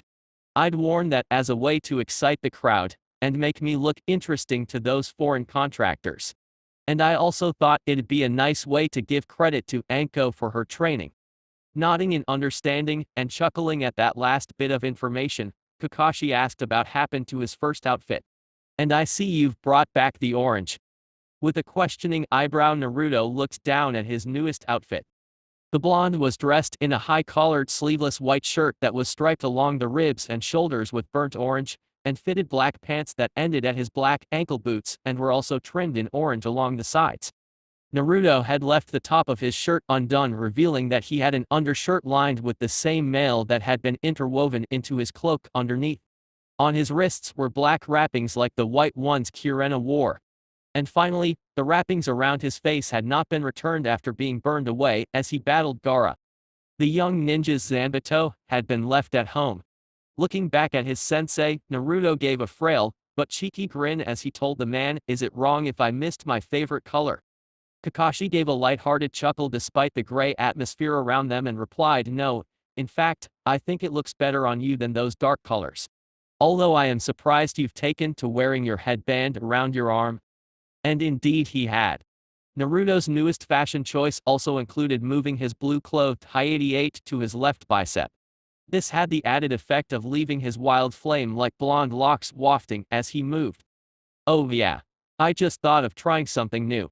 I've decided that the best way for me to honor Zabuza's name is by enhancing the reputation of his title, which I can still do while staying true to myself. Plus I don't think now is the right time to be dressing like the Grim Reaper." Kakashi nodded his understanding before asking his student about his new whiskers. "I didn't know they grew, Naruto." This set Konoha's Jinchuriken edge. He was hoping no one would notice. Something that had happened after his brawl with Gaara after being pumped with Kyuubi's chakra had been the thickening of his whiskers. His senses had also taken a jump, which he discovered after smelling how filthy his apartment really was to the level of when he originally needed chakra for it. Naruto understood that this was the price he was paying for using the Nine Tails power, but that didn't mean he liked it. He'd attempted trying to talk with the monstrous fox again, but the young teen had found that he was unable to recreate the connection. So, Naruto resigned himself to dealing with it for now. Or at least, that's what he decided before this moment. Oh, he answered quickly, yeah. I normally just trim them down, but with everything that's been going on and since I was wearing those bandages I just forgot. Well, it certainly makes you look more feral, Kakashi complimented carefully. Just be mindful of the rest of the villagers seeing that Naruto. They may not take too well to the new look. Naruto surprised the older shinobi by scoffing in reply to that warning. What they think doesn't mean anything anymore. They're either going to like me or they won't, so I'm just going to be the best ninja I can while working towards honoring Zabuza and becoming the Hokage. This answer shocked the masked Jounin. From the minute Naruto introduced himself, the blonde had boasted loudly about how he would make the entire village respect him. What happened? When had his knuckle-headed student become so grown up? That's very mature of you, Naruto. I'm proud of how you've grown in such a short time, and just so you know, it's moments like this that will make the council believe you'll make a great Hokage one day. For his part, the young ninja in question could only give his Jounin instructor a look of amazement. Other than Urka-sensei, no one had ever told him such things before. It made him think that maybe, just maybe, he really could become the Hokage.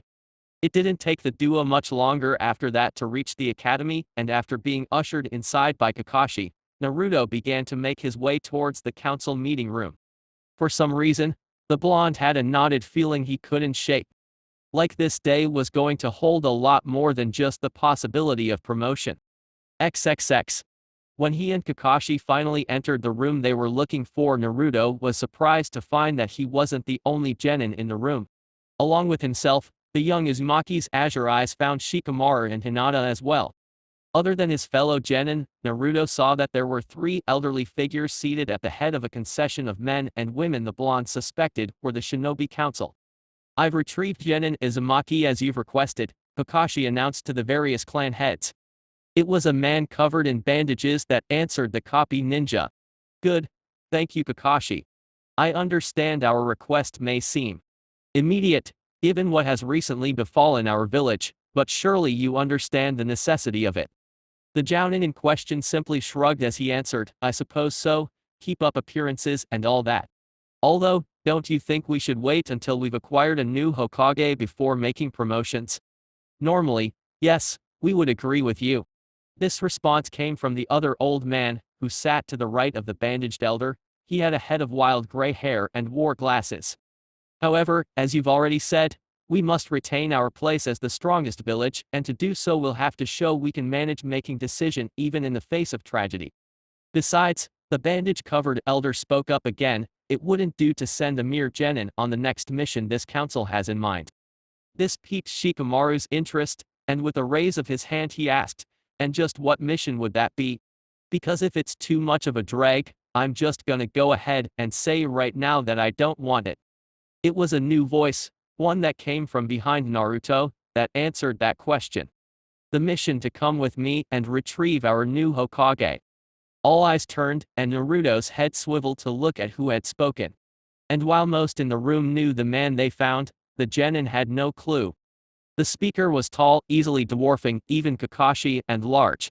His body, while dressed oddly, was no doubt built with muscle. He had a large mane of pure white hair that was pulled into a knee-length ponytail whose bangs were pushed back by a horned headband with the word oil engraved on it. The man's torso was clothed in a green kimono and red haori, with a mesh suit underneath. His lower body was covered by matching green pants and red wooden sandals. Over his shoulder was a strap, which was used to carry a large scroll over his back. And who are you? Shikamaru asked in disinterest. Who was this guy, and what made him qualified to look for the next Hokage? It was Kakashi who answered both the narrator's spoken as well as unspoken question. So you've made it, Lord Jiraiya, did you just get in this morning? Yeah, the newly introduced Jiraiya answered. Sarutobi sent me that message back during what I guess was the second stage of the Chunin exams, but I was stuck deep undercover and couldn't get away until lately. Before Kakashi could say anything on the subject though, Naruto frowned and asked his own question. Deep cover. What kind of mission could have been more important that you weren't here for when your Hokage needed you? The way he seethed between his teeth set many in the room on edge. Kakashi saw this immediately, and tried to cool the blonde's fury. Now wait Naruto, you don't understand. No Kakashi, Jiraiya cut him off. Let the kid talk, I wanna hear what he has to say. The stern look the older man gave him quickly had the jounin closing his masked mouth. Kakashi could clearly see the look in the sannin's eyes and decided both the man and his student needed this. When Jiraiya turned his attention back to the blonde, Naruto was ready to jump down his throat. Only for another voice to cut through their conversation. This time, it was one of the elders. As much as I'm sure you would enjoy the verbal battle Lord Jiraiya, you must remember, we are in a bit of a hurry. The old woman spoke. The sannin kept his eyes on a scowling Naruto but addressed one of the male elders. I thought for sure you would throw your own hat into the ring Danzo, what's wrong afraid Orochimaru will come for you next. It was revealed to the Chunin hopefuls that Danzo was the man covered in bandages.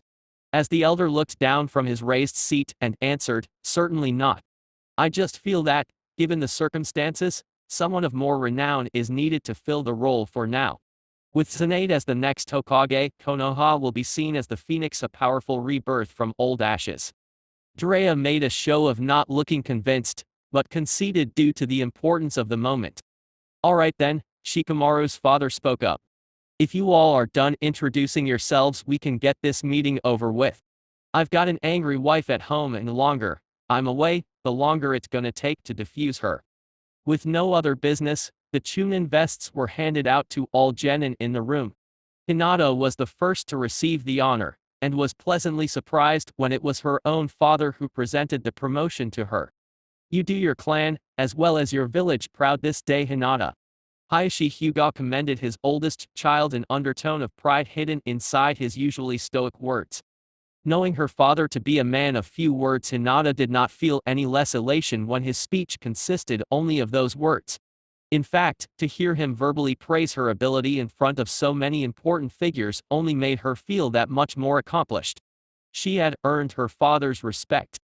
Hinata had found she was right to forego her usually heavy jacket, as when she slipped into her new flak jacket and zipped it up the Hugo heiress found that if she had brought it, the bulky clothing would have made for a tight fit.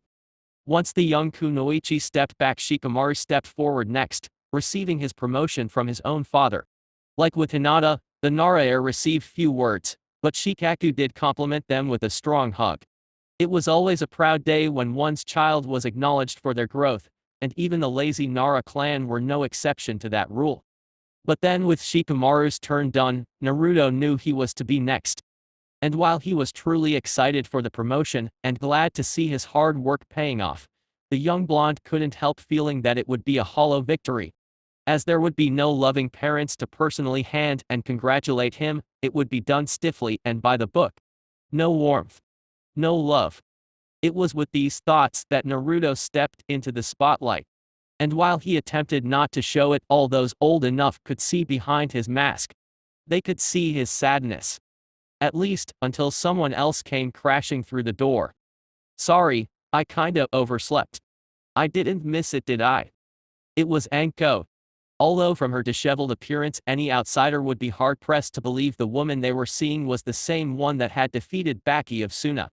Her normally provocative clothing was replaced by loose-fitting lavender pajama bottoms that pooled around her feet, and an oversized white t-shirt. Even Anko's usual fanning ponytail was absent, in its place a messy tangle of bedhead. Naruto saw the way she was dressed, and couldn't keep from cracking an amused smile. In the month before the finals he and the snake mistress had formed a close friendship, and the blonde knew he'd always have a soft spot for the older woman's crazy antics. You just barely made it, special Jounin Mitarashi. Young Naruto was next to be promoted. Danzo informed her. Anko let out a very strong breath of relief as she threw her whole head back in a show. But when her gaze left the ceiling, the woman's warm brown eyes locked with Naruto's own blue pair, and she smiled. That smile turned into a sheepish grin as, ruffling her messy hair in embarrassment, Anko told him, I hope you don't mind Naruto, but I asked the council if I could present your vest to you. You know, since I couldn't have my own team enter or anything, but I got to train you, and you won. So, Naruto felt his face morph into a wide-eyed look of disbelief before it shifted to one of warmth as the blonde stuttered a response. Yeah, that's fine, Anko-sensei. In fact, that's great. Giving her blonde charge a smile of her own, Anko made her way over towards the elders. Although because of her state of dress, the woman's normally swaying hips and sassy steps were exchanged for a slow shuffle so as not to trip. After being handed an unusually worn flak jacket, the special Jounin moved to stand in front of Naruto. It was then that she saw the look in his eyes, like he was being given a backhanded promotion with such a beaten vest. Remembering what she'd been told the day before, Anko smiled gently as she went about holding out the vest. Naruto Uzumaki for showing not only strength but also sharp intelligence, as well as your tremendous services to the village of Konoha, I am more than proud to present you with the very same flak jacket worn by your father. Whatever words he had been expecting, those last three were definitely not it. This was shown when the newly minted Chunin's hands, which had been reaching out to take said jacket, stopped short while their owner's eyes popped and his mouth hit the floor. His mouth still hung open. Naruto's eyes flickered from the padded vest up to look at Anko's with shuddering breaths. He asked, What did you just say? Your father, Naruto, the special Jounin confirmed. The old crows told me about it when I asked them to let me promote you. This Chunin vest belonged to your father, and he wanted you to have it the day you yourself achieved the rank. All eyes in the room could clearly see how hard the young blonde was trying not to cry by this point. Naruto let his head drop so that his growing head of blonde locks covered his eyes, but the young Chunin's hands jerked back to life, and slowly took hold of the jacket before bringing it to be pressed against his chest. Never one for sentimentality, Danzo only let this go on for another few seconds before clearing his throat. Yes, and we've also got something else for you, Chunin Uzumaki, but first we must decide which one of you three will be accompanying Lord Jiraiya on this important mission. It was the sannin himself who answered that question. While I'm sure both clan heirs have an exemplary amount of skill, I've read the reports on all three young shinobi and wish for Naruto here to be the one coming along with me. Hopefully to no offense to either of you two. He finished with a questioning look to both Hinata and Shikamaru. Unless my first refusal was only in my head, I think I've already turned down this offer, Shikamaru told the oddly dressed ninja. It sounds like a real drag. And Hinata would not be available for it at this time, Hayashi answered for his daughter. As she has a very important meeting with me after this, followed by an extensive round of new training. Hinata looked to her father with a look of confusion, as he had not told her about any of this beforehand, but simply voiced a quick agreement when he gave her a firm nod. Very well then, Danzo concluded. Then you two are free to go while young Uzumaki will stay behind to be briefed on his first mission as a Chunin. It took no other words to get both Hinata and Shikamaru out the door, with Hayashi telling his daughter to await his return at their home. Once the two younger shinobi made their exit, it was Jiraiya this time who had something for Naruto. The white-haired sannin walked over to the now composed blonde and held out a thick roll of parchment, an envelope tied to the scroll with a piece of twine. The vest is from your father, but this scroll and letter are from your mother. Like your old man, she too wanted these held until you advanced past the rank of genin. Since her specialty was kenjutsu, her gift to you was the dances of her family. Your family. Just as before, Naruto found his hands shaking as he took hold of his gift, only this time he managed to keep his tears at bay. Jiraiya noticed this and said, I'd recommend waiting until you're alone before opening the letter, kid. She wrote it herself, and while I may not know what's in it, I have no doubt it'll turn on the tears. Probably worse than your dad's vest with how sappy she was. That last bit caught Naruto's attention. You knew my mom. We all did, Naruto. This came surprisingly from Tsume Inuzuka. She and my wife were usually paired with young Sasuke's mother Mikoto for mission, Hayashi Hyuga informed the blonde. Together they made for quite a formidable force. Kushina was also the one who instructed many of our greatest kenjutsu users today, one of which happened to have been the man you met during the second exam. Anko rounded the memories out, recalling the red-headed beauty from her time before leaving Konoha with Orochimaru. Kushina, Naruto thought, rolling the name around in his head. His mother had a beautiful name. Jiraiya's voice interrupted those thoughts though as he spoke again. All those things are true, Naruto, and I'll tell you more about her during the mission, but we really do need to get moving if we don't want Tsunade to get away from us. Being reminded that he had a job to do and that there would be time for reminiscing later, Naruto slipped on his new flak jacket before turning his full attention to the sannin beside him. Alright then, let's hear it. XXX. While Naruto was being briefed, somewhere inside the village a pair of cloaked figures were sitting in a tea shop. Both wore traditional rice hats with paper streamers to further conceal their faces. The only difference between the two's state of dress being that the shorter of pair had bells dangling from his hat. I don't see why we don't just nab the kid now, the taller figure questioned in a clearly male tone.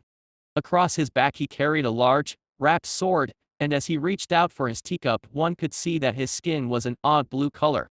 The shorter of the two kept his eyes trained on the small tray of dango sitting in front of him as he answered in a cool tone. Because simply walking around the village would be foolish. He may not be hard to find, but with shinobi the likes of Kakashi Hatake wandering about we would be hard-pressed to stay hidden if he puts up a fight. No, we'll get him when we're sure he's alone. I guess, the blue-skinned man agreed, but I don't like it. I want to see just what this kid's made of, see if the rumors are true. You will get your chance, just be patient. XXX. Naruto exited the council chambers through a side exit, flak jacket settled over his torso, and made his way back towards the village. He had been asked to pack for his newest assignment, and be ready to leave within the hour. Knowing he had enough time, Naruto turned back and walked into the academy. Using his memory from the parent-teacher night, the blonde quickly found the room he was looking for and gave a gentle knock. The instructor inside looked over at him through the little window, a look of annoyance at being interrupted on her young face, before she walked over and opened the door. "Can I help you?" she questioned with a begrudging respect.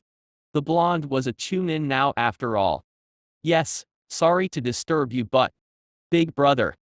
Naruto grinned sheepishly at his fellow chunin before peering around her and finding who he was looking for. "Aiza-chan? Hey, I need to talk to you for a second. We are in the middle of a very important lesson, Izumaki-san, can't it wait?" "I'm sorry, but no, I've got a mission taking me out of the village and I need to talk to let her know please, it'll only take a minute." The blonde chunin offered a hopeful smile at the older woman standing in the door, and gave a thankful one when she relented. Izuribi made her way down happily from the fourth row and down to stand beside her Oni-san. Kneeling down to be at eye level with the younger girl, Naruto offered a smile as he told her about his promotion. "Big brother, that's great." The scale-covered academy student launched herself into the blonde's best-covered torso and gave him a big hug. She and the newly minted chunin snuggled a bit before Naruto pulled back again, this time with a regretful smile. "But there's a problem with that, I already have a mission, Aiza-chan. They want me to head out of Konoha with another shinobi to find the next Hokage, so I won't be here for a while." Izuribi looked at her Oni-san with wide, puppy eyes as she whimpered. What? But what about me, what am I gonna do?" Naruto could see she was thinking he was leaving her again, so the blonde quickly put her fears to rest. "Oh, Aiza-chan, don't worry about a thing. I've already asked Anko-sensei to watch you while I'm gone, okay? She'll take great care of you, okay? What if Anko-san get a mission too? What'll happen then?" she wailed quietly. The girl's guardian shushed as he pet her violet locks. He had taken her to a salon to have the mess taken care of, and now the nest had been turned into a soft head of hair. "No worries there either, my little mermaid, she's taken time off so she could watch you. She won't be going anywhere while I'm away." This finally assuaged the little kunoichi in training's fears to rest. With her Oni-san's word given, she knew everything would turn out okay, and that allowed her to calm down. Then with one last hug, Naruto motioned for her to head back to her seat before waving one last time and leaving to get packed. Deciding that, if he was quick enough, he could meet with Ino after packing, the blonde chunin raced home. Being sure to take only what was needed, Naruto managed to leave himself with a little over a half hour to spare. He made a mad dash for Ino's home. The ringing of the bell above the door alerted the young girl behind the counter that she had a customer, and when Ino Yamanaka looked up from her magazine, she was surprised to find a young man who looked familiar walking into her store. It was only when she noticed his whiskers that the heiress realized who it was. "And Naruto. Is that you?" said Blonde gave a bright smile as he returned the greeting. "Yep, I came by to see how you were doing. Sorry I wasn't able to stop by sooner. The village contracted me to use my shadow clonus to help in rebuilding the village. I was even paid for my services." Ino raised a brow in thought. She did recall seeing a copy of her fellow blonde at seemingly every street corner. "That's great, Naruto," she offered another smile.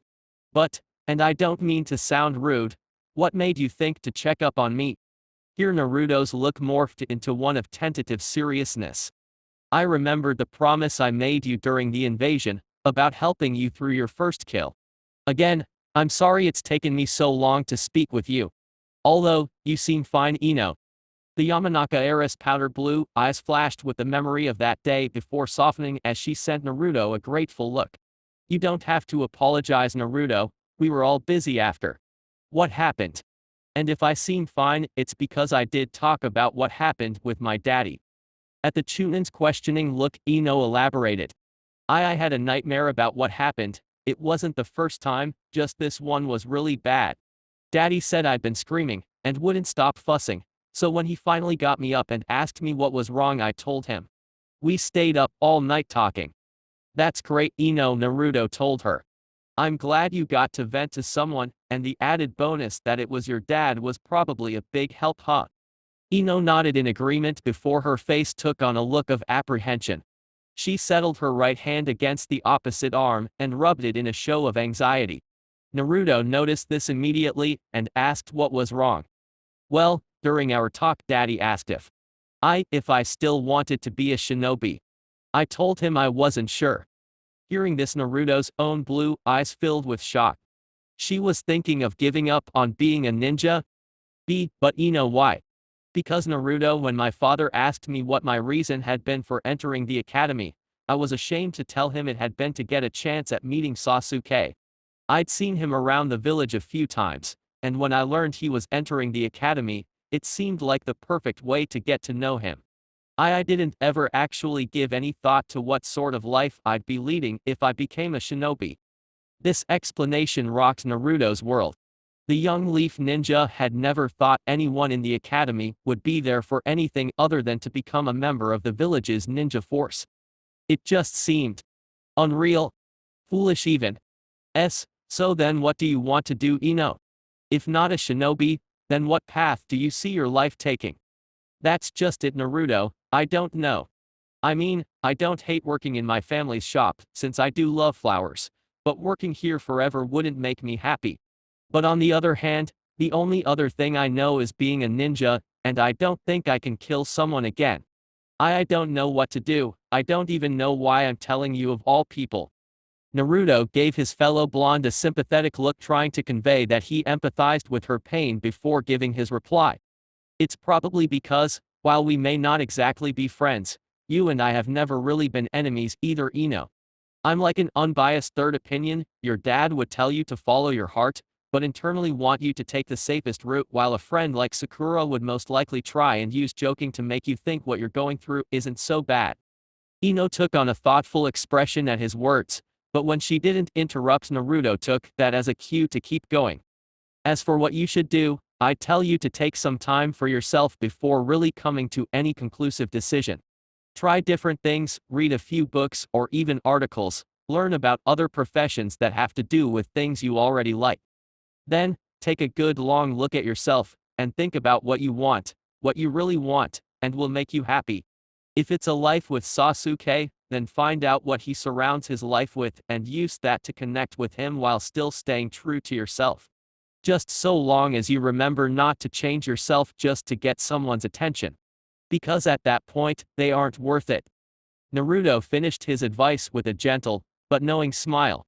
One that let Ino know that his last words were spoken with experience, his past feelings for Sakura. Knowing this, the platinum blonde came from around the counter and set her hand on the boy's shoulder. I'm sorry that Sakura never noticed what a great guy you are, Naruto, Ino offered before looking sheepish. And I'm sorry for anything mean I've ever said about you during the academy. I didn't see the real you back then either. The blonde Chunin was caught off guard by the heiress' apology as well as her kindness, but recovered quickly. Reaching up, Naruto let his own calloused hand hold the soft one covering his shoulder. It's alright, Ino, I know you didn't really mean any of it. Your eyes never held any true animosity towards me, and that's more than enough of an apology for me. The look her fellow blonde gave her caused Ino's face to color a delicate pink, while the feel of his hand enveloping hers caused butterflies to flutter in her stomach. However, before she could think to say anything else, the bell signaling a customer rang, and a new voice filled the electrified silence, effectively killing the mood. There you are, Gaki. I've been looking all over for you. Flirt with your girlfriend on your own time, we've gotta head out. And what sort of Chunin would you be if the first mission you were given turned out to be a failure? Ino jumped at the newcomer's voice, squeaking as she pulled her hand from Naruto's grip. Said blonde turned his body with a scoff, azure eyes finding the form of Jiraiya waiting for him at the entrance of the shop. Yeah, you old goat, I'm ready if you are, so let's go. Besides, you were the one who told me you had something important to do first. The look in Naruto's eyes spoke volumes of how little he believed the sannin story. But before the large man could defend himself, Ino found her voice again as she shockingly pointed to Naruto's vest. She would later admonish herself for being so distracted by his looks that she'd missed it. You got promoted, Naruto. That's right, little lady, Jiraiya butted back in. And he's already about to be in trouble if we don't get a move on. He can regale you with all the fascinating details later, but for right now he needs to come with me. Geez, calm down, I'm coming. Naruto breathed out his frustration before looking to Ino again. He offered her another smile, this time apologetic, before telling her he really did have to go. I'll see you later, Ino, maybe we can continue this with some lunch when I get back. Why yeah, Naruto, that sounds good. I'll see you when you get back. With one final wave, the blonde Chunin left the flower shop, not knowing that he was leaving with a string attached to the Yamanaka heiress' heart. And back inside among her flowers, Ino cupped the hand he'd held to her chest, blushing lightly at the feel of her own rapid heart. And the image of that smile playing over in her head. XXX. I warned you this would happen, a cool voice calmly admonished the person beside them. The two cloaked figures from the tea shop were staring down a pair of Konoha jounin. Standing no more than a few meters in front of them stood Kurena Yu and Asuma Sarutobi. Can you really blame me for wanting to have a little fun? The blue-skinned assailant questioned in an excited tone. He can when it draws the attention of someone, the Leaf's strongest jounin, Asuma scoffed. Now I won't ask nicely again, who are you, and what are you doing here? It was the shorter of the pair who answered. And when he did, both Konoha elites felt themselves freeze. Could it not simply be my desire to see my home again, Asuma, Kurena? As he spoke, the obviously young man reached his purple-painted fingers up and took hold of his rice hat. Then, slowly pulling it from its place atop his head, he revealed a face that neither jounin ever expected to see again. The young man was no older than 19 and possessed an unnaturally handsome face that was framed by a head of jet black hair with a central part. There were pronounced tear troughs under both his eyes and, while these things were distinctive in describing the young man, it was in fact his eyes that made him stand out. His Sharingan eyes. Itachi. Uchiha. Asuma barely managed to get the name past his lips, the cigarette between them falling to the bridge they were standing on due to the shock. Kurena could only look at the teen in front of her in disbelief. She had heard the stories, listened to the rumors, but never had the Genjutsu mistress ever actually met the Uchiha Prodigy. And while she'd seen Kakashi's own implanted dojutsu before, there was something chilling about the way Itachi seemed to make the copy wheel eye look. Almost mesmerizing. At least until a chuckle broke the trance, and drew the woman's own crimson orbs to the Uka's partner. Look at that, Itachi, you didn't even have to try, and the famed Genjutsu mistress of the shinobi world was almost caught by those crazy eyes of yours. The taller man reached his own hand up before removing his hat, and revealing a face both jounin had seen numerous times in the bingo book. Kazam Hoshigaki, S-ranked criminal and former 7 swordsman of Kiri. He was clearly the older of the two, and did indeed have blue skin, which when paired with his sharp teeth and curved markings under his eyes gave him a very shark-like appearance. The former mist ninja's beady eyes stared across at his enemies with vigor, easily radiating the man's desire for a fight. But just as Kazam was reaching for his sword, Itachi's voice halted him. "I suggest you both step aside. I have no desire to kill you." Asuma made a noise in the back of his throat. Coming from a guy who butchered his own people, I find that a bit hard to swallow. In fact, just seeing you walk right in here after what you did makes me sick. You two are both high-ranked criminals, Kurena finally managed after finding her voice. The fact you're both together, dressed in whatever uniform that is, can't just be for nothing. So I suggest you tell us before this gets ugly. Kazam finally found his blade's handle, and swung it from his back, smashing it against the ground in front of him. Grinning ferociously he asked, "You know, these two are really starting to get on my nerves. Can I kill them?" Itachi remained his cool mask as he told his partner, "Since it seems like they refuse to step aside, I suppose so. Just remember, we don't have time for games, so this will need to be quick. They're as good as dead." With a show of tremendous speed, Kazam heaved his massive sword up and ran it forward in an effort to drive it through Asuma's chest. While the Konoha Jounin managed to sidestep this opening strike, this did nothing to deter the Rouge Ninja and just caused him to turn the attack into follow-through. Pulling back, Kazam came back with a hard slash through the air. Asuma saw this and unleashed his own weapon of choice, trench knives. Bringing his large arms up in a cross block, the bearded Jounin grunted as his foe's heavy blade came slamming down on his. And yet, despite it only being the man's one arm, Kazam had Asuma's arms buckling under the former Mist Ninja's strength. A deadly reminder of the rogue ninja's nickname, Monster of the Hidden Mist. Asuma began to sweat as he felt Kazam's wrapped blade touch down on his forearm, and silently prayed for Kurena to hurry. The woman in question had just leapt back and had performed the hand signs for a genjutsu when Kazam tensed his muscles, and with a fabulous show of ruthlessness whipped his sword back. Asuma let out a cry of pain as his bicep was torn through by the Rouge's newly revealed blade. "My massive blade, shark skin. As you can see, it doesn't slice, it cuts you to ribbons." Asuma looked on as his adversary prepared for another assault, but grinned triumphantly when he noticed the man stating to flail. "About time, Kurena. What is this?" While to the Konoha Jounin there was nothing there, in Kazam's mind he found himself being dragged down in a pit of quicksand. And while that went on, Itachi soon found himself being bound by a large tree. Kurena, who had become invisible moments before, reappeared from within her signature genjutsu with a kunai in hand. Angling the knife, the red-eyed beauty declared victory. "This is the end of the line for you two. Had we been any other ninja, you may be correct." Itachi's voice never wavered, there was no sense of fear in his eyes, and as he spoke his next words both Jounin learned why. "However, genjutsu of this level has no effect on me." Then in the blink of an eye, Kurena found that she had been inside of Itachi's genjutsu. "Now it's over." Seeing the young man rushing towards her, kunai in hand, Kurena quickly bit down hard on her lip. The stinging pain snapped her out of the genjutsu, and she just managed to duck Itachi's deadly strike. Strands of her own raven black hair were cut, further proving how close she'd come to death, and the genjutsu mistress just barely managed to throw her arms up to block a hard kick sent at her chest. Itachi's strength, while not monstrous like his partner's, was still enough though to send the beautiful kunoichi rocketing through the air. "Kurena!"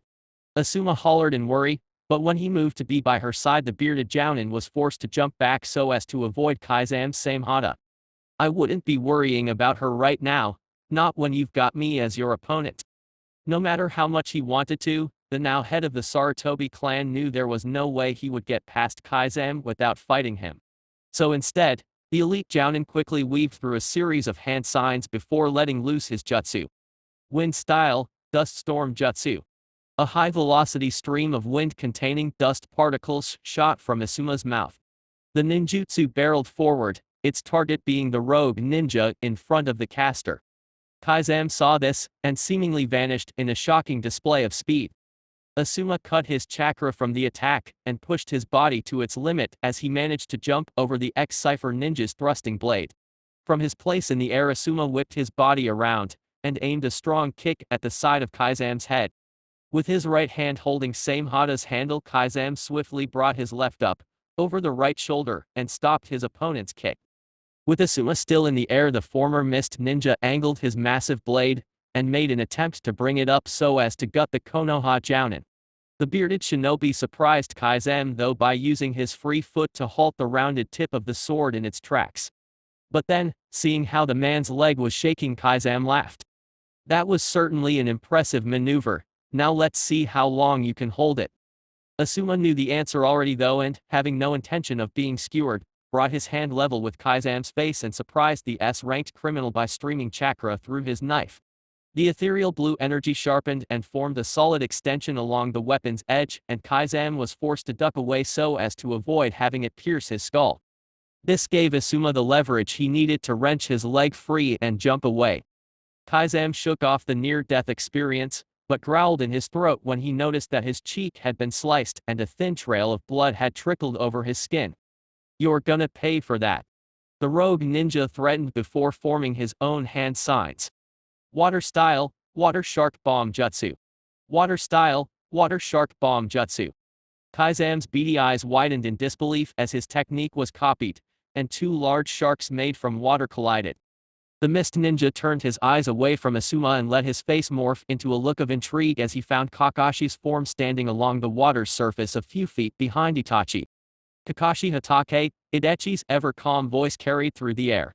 "You see, Kaizam, this is why I warned you about making a scene." "I guess you were right then," the Uchiha Prodigy's partner relented.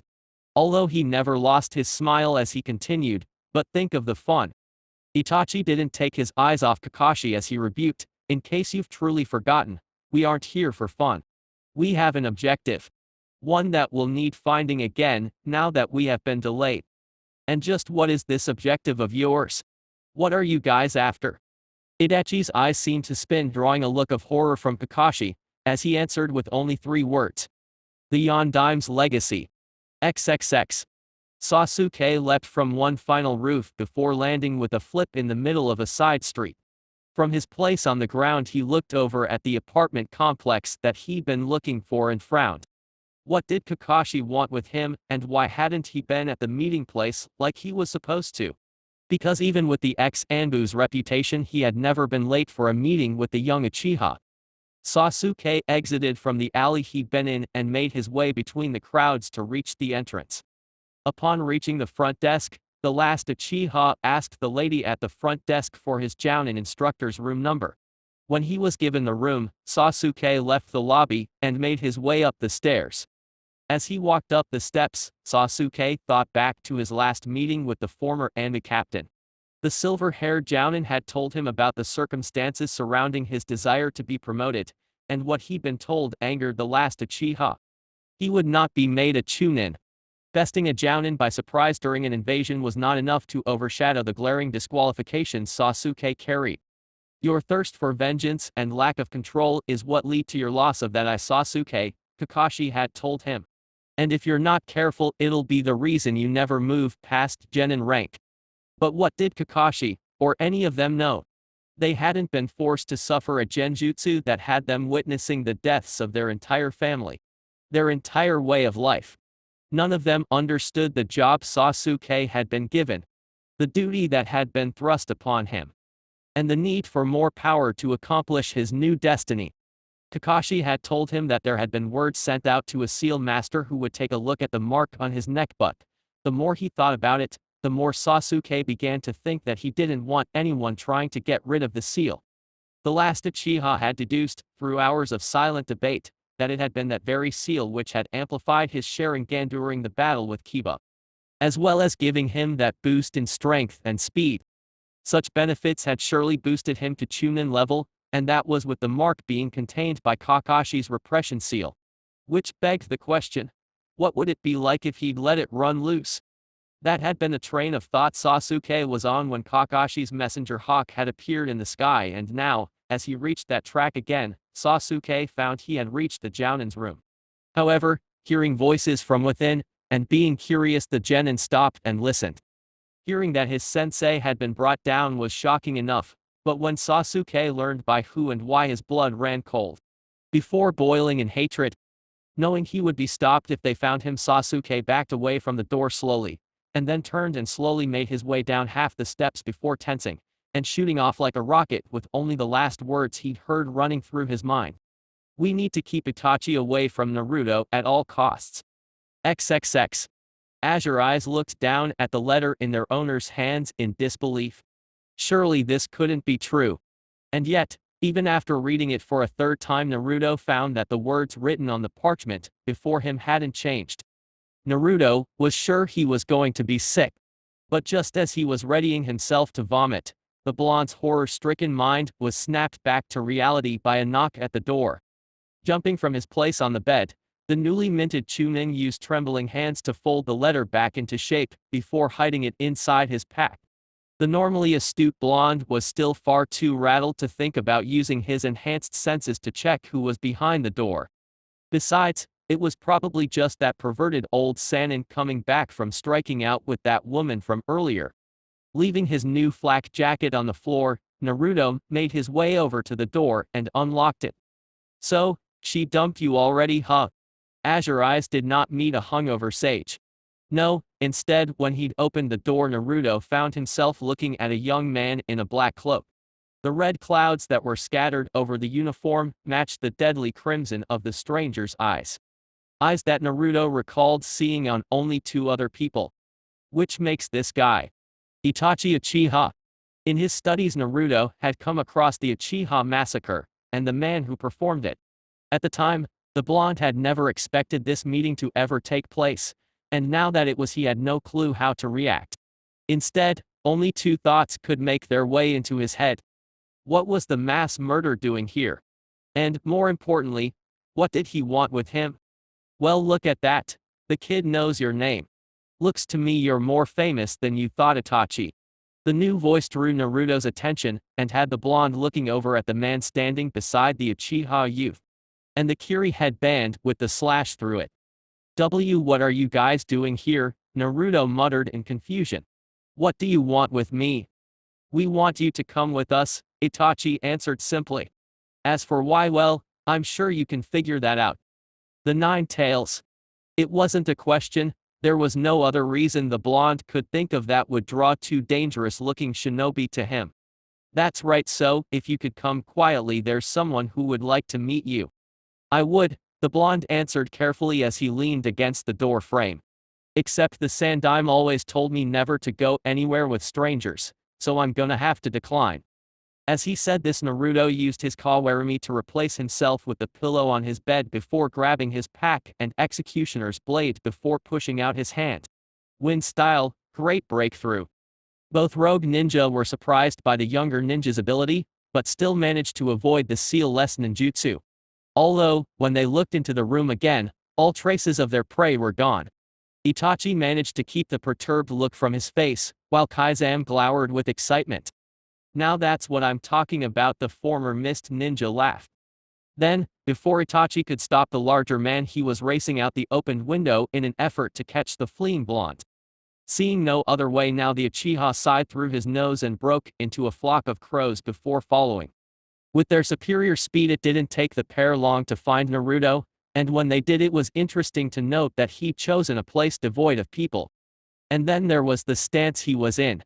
You think using one of my village's jutsu against us is gonna help you, kid? Kai'Zam taunted when he recognized the hidden mist stance. I'll never know unless I try, was the answer as a thick fog began to roll in.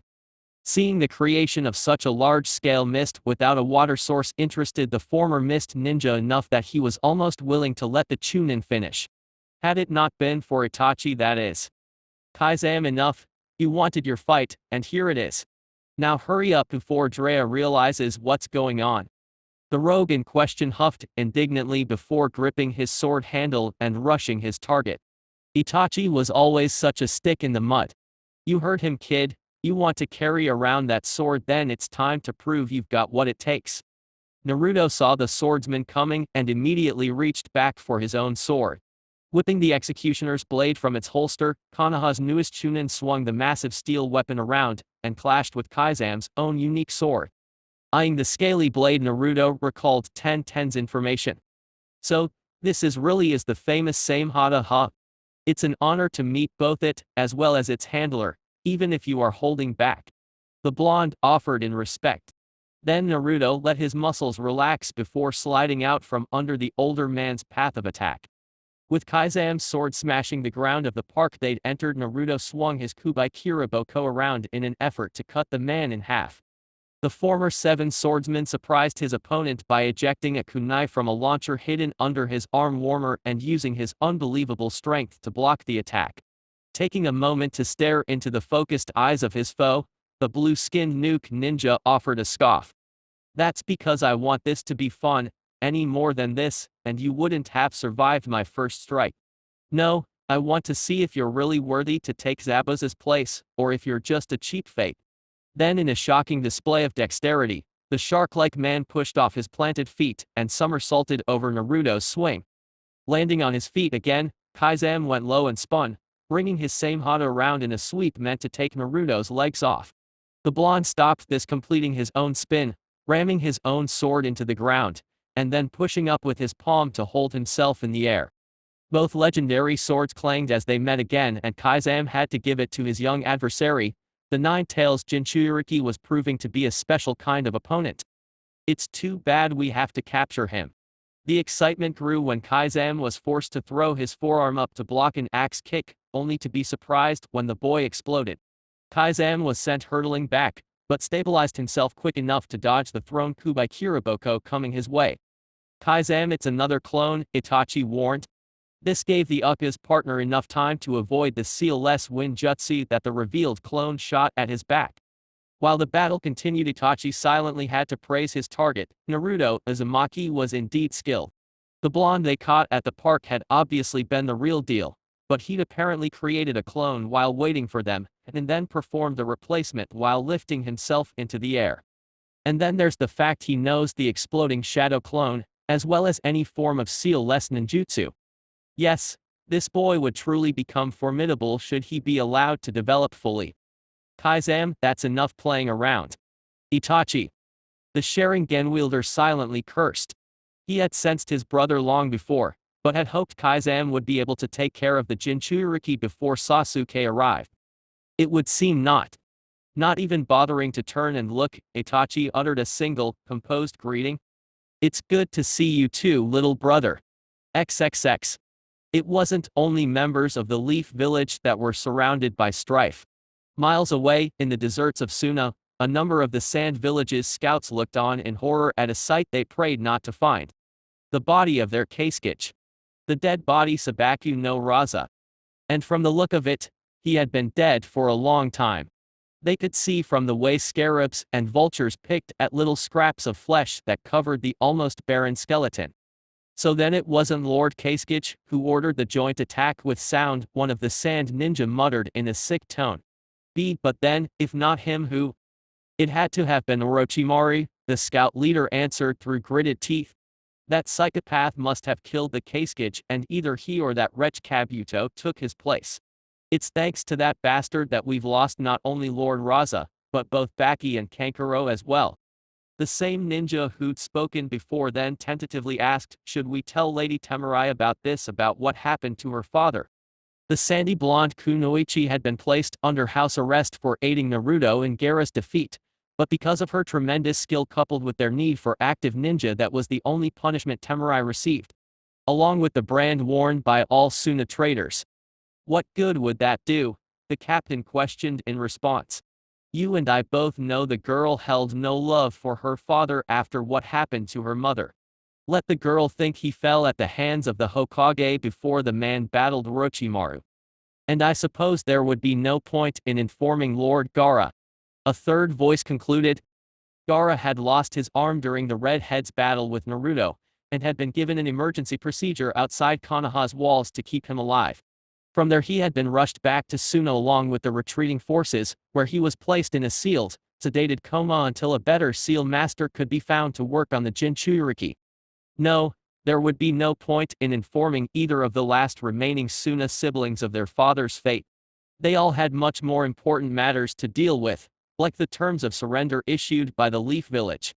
XXX. Naruto eyed the sannin that stood before him with a curious look. Would I like to learn the what? The Rasengan, Jiraiya repeated. He had broken it out upon reaching where he sensed Sasuke's Katari, then after chasing off the two rogue ninja and sending a toad to take a beaten and comatose Uchiha home, offered to teach it to Naruto. It's a jutsu created by the fourth Hokage himself, and while normally, I don't offer to teach it to anyone, I think you can handle it. Hearing about the fourth Hokage reminded Naruto of the letter. However, his time practicing patience allowed the blonde to keep a cool enough head that he nodded sharply in a show of interest. Sure, if you think it'll help. XXX. Itachi Uchiha stood before a figure wrapped in shadows as he stared into the uncharacteristically cold eyes of his mentor. A pair of cool, onyx black eyes looked back at him as their owner took in all the information they'd just been given. And you're sure he has the letter, and knows about what happened that night? It was an Itachi with his head bowed who answered. Yes, I made sure the genjutsu I placed on Jiraiya was strong enough to override his sense of obligation. Kushina Uzumaki's fate has been revealed to her son. Good, the shadow replied. Then we can only hope that Naruto Uzumaki succeeds where I have failed. We can only hope he can avenge her. Chapter 12-Aftermath, Hunt for a New Hokage. Azure eyes stared hard in concentration at the balloon Naruto had clutched in the palm of his hand. It had been 3 days since he and Jiraiya had run into the duo of Itachi and Kaizen, and 3 days since the sannin had shown the blonde the Rasengan. Since then Naruto had been working on the 3 steps that constituted the technique's makeup. Finishing the first step had been easy for Naruto to complete, taking only a few hours to get his chakra to move in multiple directions at once. While the second one had been the one that took the young Chunin into the early mornings of his 3rd day.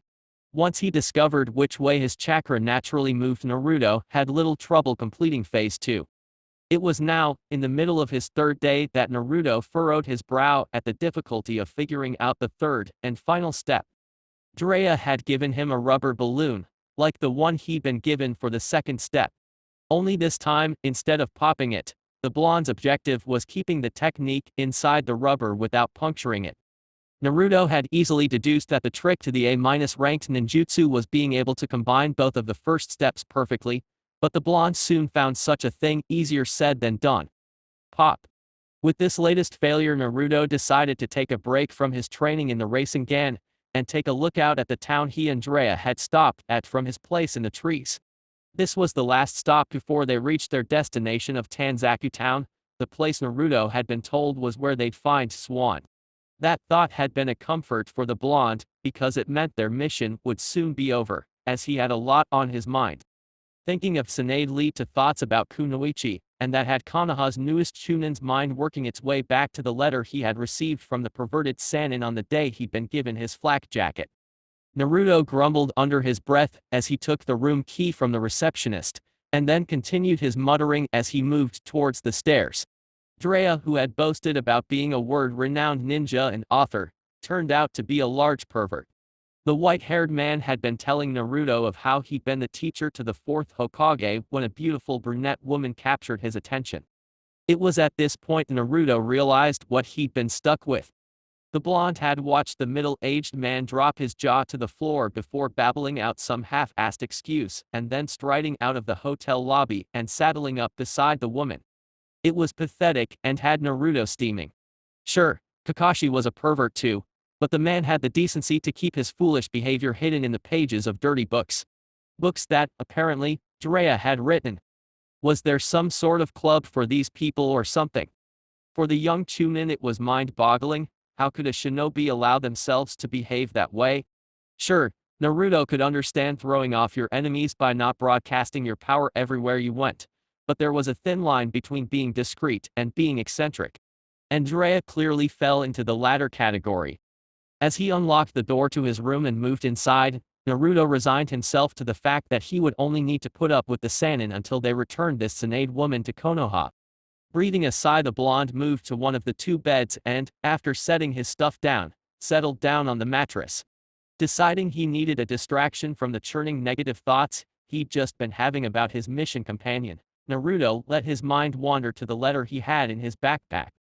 Jiraiya had given it to him when Anko had handed him his Chunin vest, and informed him it was from the blonde's own mother. At the time, Naruto had been forced to hold back his tears so as not to look like a baby in front of the Shinobi Council, but now in the silence of the hotel room, the young Chunin decided he could risk the heart-wrenching words written within. Before he could even reach down for the sack on the floor, Naruto found his hands already trembling. Inside was a letter containing his mother's last words to him, and yet, because of the many years of verbal and emotional abuse, Naruto found himself riddled with the unrealistic fear that those words would be nothing but hateful and degrading. But that doesn't make any sense. The blonde shonen rationalized as he firmly wrapped his fingers around the letter. My mother, wouldn't do that. Not if they were dying. No one is that cruel. And so, with a deep breath, Naruto lifted his arm out of his bag and brought the sealed envelope to settle in his lap. The mouth of the letter was sealed shut with a wax seal, one that, upon closer inspection, Naruto realized was the same red spiral found on the back of his new flak jacket. Aside from this, there was no other forms of signature though. The envelope was clean and white, as if the paper hadn't aged a day. Sapphire eyes narrowed in confusion at this little detail. If the letter from his mother had been written so long ago, why was there no faded edges to the envelope, no wrinkles or even dust? It was as if the letter had just been written yesterday. Sure, letters and documents could be sealed away inside a scroll, but such things were usually done with a specific code from what Naruto had gathered from his independent studies. A code he couldn't imagine his mother just handing out to anyone, even the sannin Jiraiya. And yet, as odd as the whole thing seemed, Naruto couldn't help the curiosity that still sat in his chest. He could choose not to open the letter, and avoid what may be some sort of trap or lie, but if he went such a route, then he may very well miss what could be something written from his own dead mother. It was that possibility that made up the blonde's mind. Careful not to tear into the letter within, Naruto broke the seal on the envelope, and lifted the mouth open before pulling out the folded piece of paper inside. Letting the white envelope fall from his fingers, Naruto took hold of the actual letter with both hands, before gently unfolding the creased parchment so as to read the words written within. And yet, when his determined blue eyes settled on the first line, the words he found were nothing close to what he'd been expecting. Dear Naruto Uzumaki, I am sorry to say that this letter is not from your mother, but it is about her.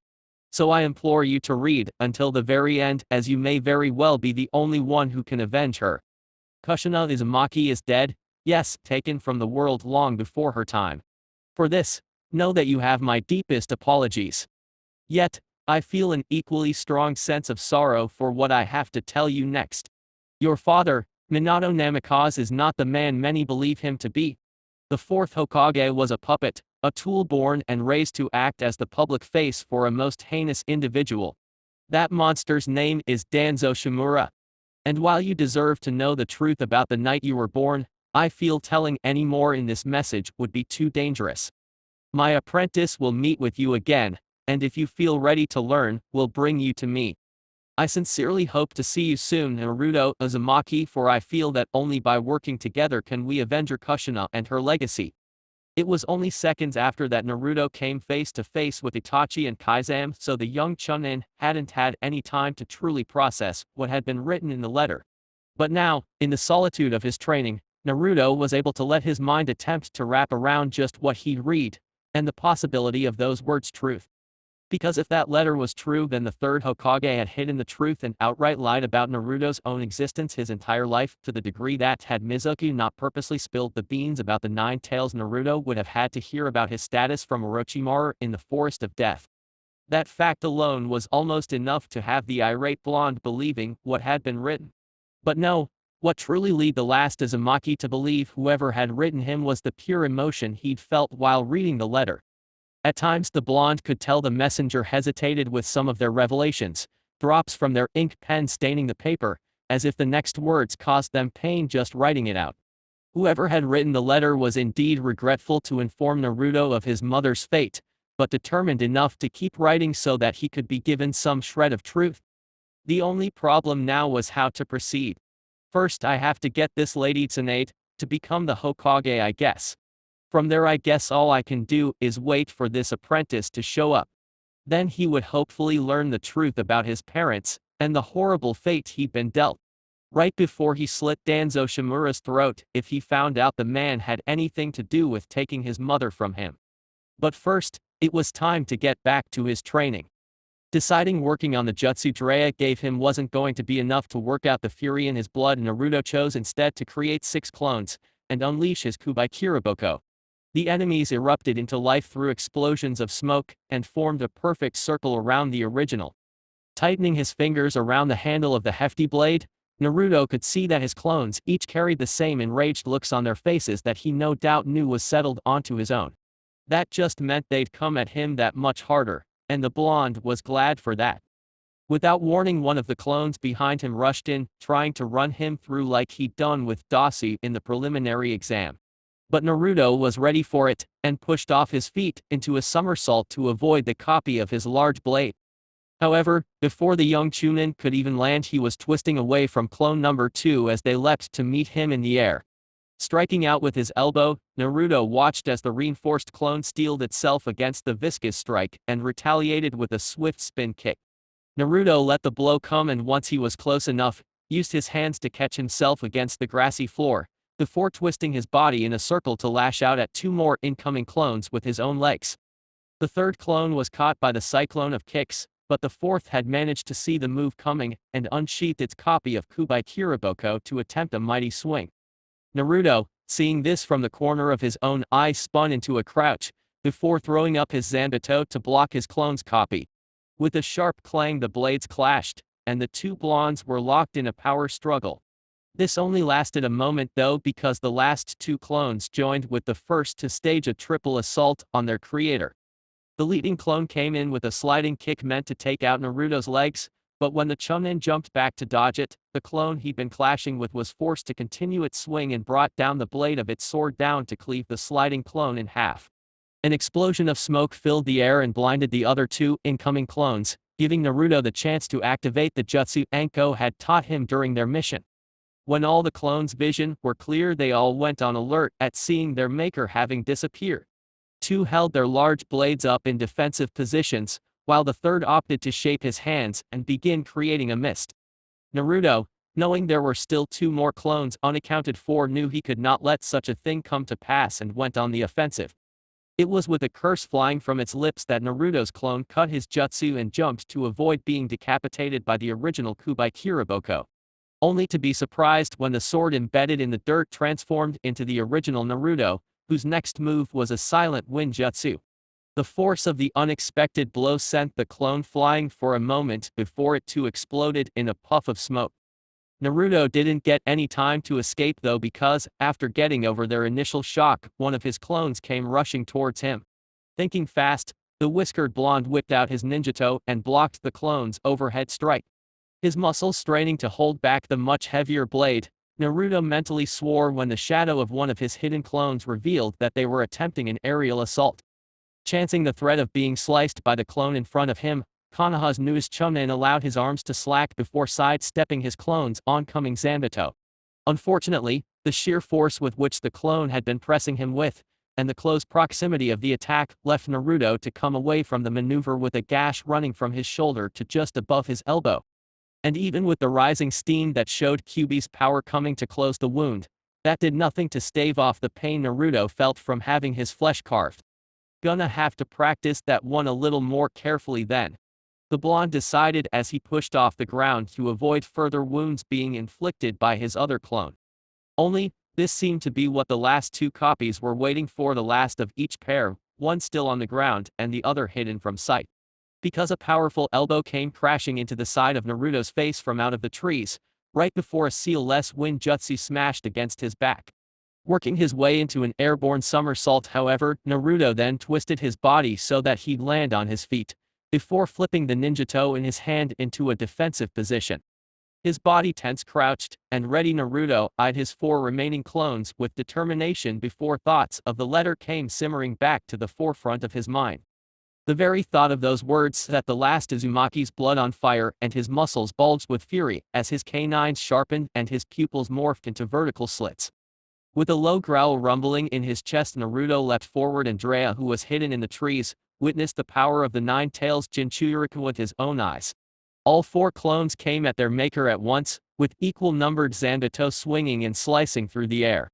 Naruto shocked everyone though when his defensive tactic was to dive towards the ground and roll under every swipe made at him before tumbling into a crouch. From his place in the center of the circle, the blonde was like lightning, his limbs moving with swift but powerful precision.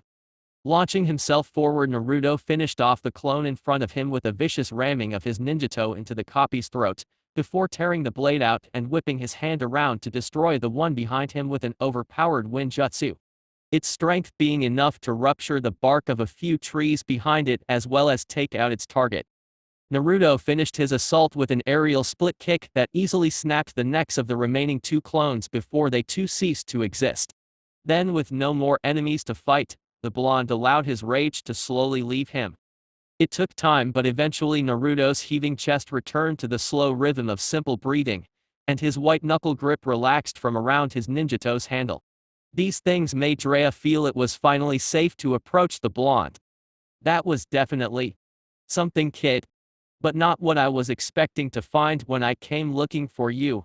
I figured you'd be practicing from the scroll the council gave you. Naruto had jumped a little when the sannin revealed himself, so caught up was he in his emotions that he hadn't sensed or smelled him. However, where just moments ago he'd begun to calm down, hearing the older man mention his mother brought back the memory of that letter. And with it, Naruto's anger. But he held it back. Even though his caused his jaw to ache, Naruto managed to keep himself from flying off the handle and demanding answers from the white-haired man about the letter in his backpack. Instead, Naruto stalked over to where his sword was still buried in the earth and pulled it free before returning it to its place across his back. Now isn't really the right time for that. Jiraiya, who was about to question why that was, changed his thought when instead his interest was piqued by the way Naruto's shoulders tensed at the addition of his Zanbato's weight. You know, kid, I could make that sword of yours a little lighter if you'd like. It must be a chore to lug it around everywhere like that. Plus I can't imagine you swing it very fast in a fight, no matter how strong you look. Ears twitching at the news, Naruto turned an inquisitive eye over his shoulder. Lighter? You can really do that? Jiraiya gave a shrug as he answered. Of course, it's one of the more basic seals I know how to perform. How else do you think I carry around this thing on my back all the time? The man's point was punctuated as he thumbed at the large scroll strapped across his shoulders. What would it take? Naruto questioned, his interest truly piqued now. Nothing serious, the sannin relayed. But since it's made of metal, I'll have to etch the seal into the blade itself. Of course, if that doesn't work for you, I could always write it along the handle, but that one wouldn't be as effective since the kanji wouldn't be solid with the grooves of the handle, and all you understand. Sheathing his ninjato, Naruto finally turned towards the older shinobi and gave serious consideration to the man's offer. Aside from compromising the sleek design of the executioner's blade, Naruto could find no true fault with the idea, and the benefit of surprise that would come when his enemies saw how fast he could swing was already well worth his decision. Alright, sure, I'll let you make my sword lighter. But now I've also got a question of my own for you. Will you teach me more about sealing? A friend from the village has already offered to teach me about storage scrolls, and the sealing that goes into the practice, but with what you've just told me, I can see there are many useful things seals can do. And I'd truly like to learn what those are. Jiraiya's answer only came after his dark eyes shone with an incredulous light. Then his brow rose towards his forehead protector, and his lips slid into a small smile that was filled with the man's memories. Something Naruto found a little unsettling until the sannin's next words filled the clearing. You know, it's almost like I'm standing here with the fourth Hokage again. The earnest sound of your voice, and that look in your eyes, it's all so much like I remember him being when he'd asked to be my apprentice. Hearing about the man who was said to be his father filled Naruto's gut with a sick feeling, one that only intensified at seeing the look in Jiraiya's eyes. He didn't know. The oddly dressed shinobi had no idea that his former student might have been nothing but a puppet, a tool used by Danzo Shimura for his own sick plot. This knowledge pained the blonde, but it did nothing to change the course of his next words. Only, I don't want to be your apprentice, Jiraiya. I just want to learn about sealing. Whether that teaching comes from you, or the pages of a book, is all I'm trying to figure out right now. I'm learning the Yondime's personal jutsu from you solely because you are the only person alive able to teach it to me, and I would be a fool not to take advantage of that knowledge. My goals to honor the original demon of the mist, and become Hokage, will come to pass, with, or without your help. The only question is, do you want to be a part of that story? The blonde's stern, yet calm refusal to being his next apprentice shocked Jiraiya to his core. Sure, he and the young Chunin had gotten off to a rocky start, but so had he and the kid's father.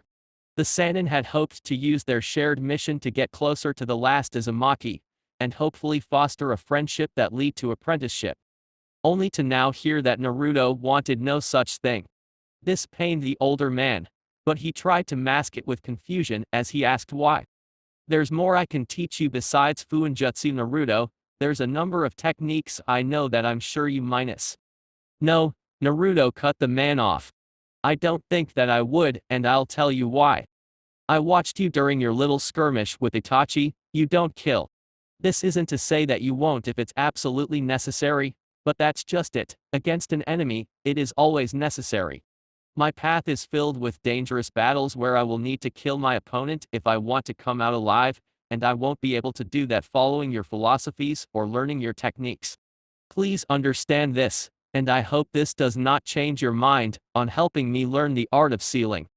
I understand, Naruto, and don't worry, it won't, but your first lesson will have to wait, because we're gonna head out and finish the last few miles to Tanzaku Town fast. If I know Tsunade as well as I'm sure I do, she's about to run out of money for their poker tournament, and that'll mean she'll be on the move again. We need to catch her there or else there's no telling where my old teammate will disappear to.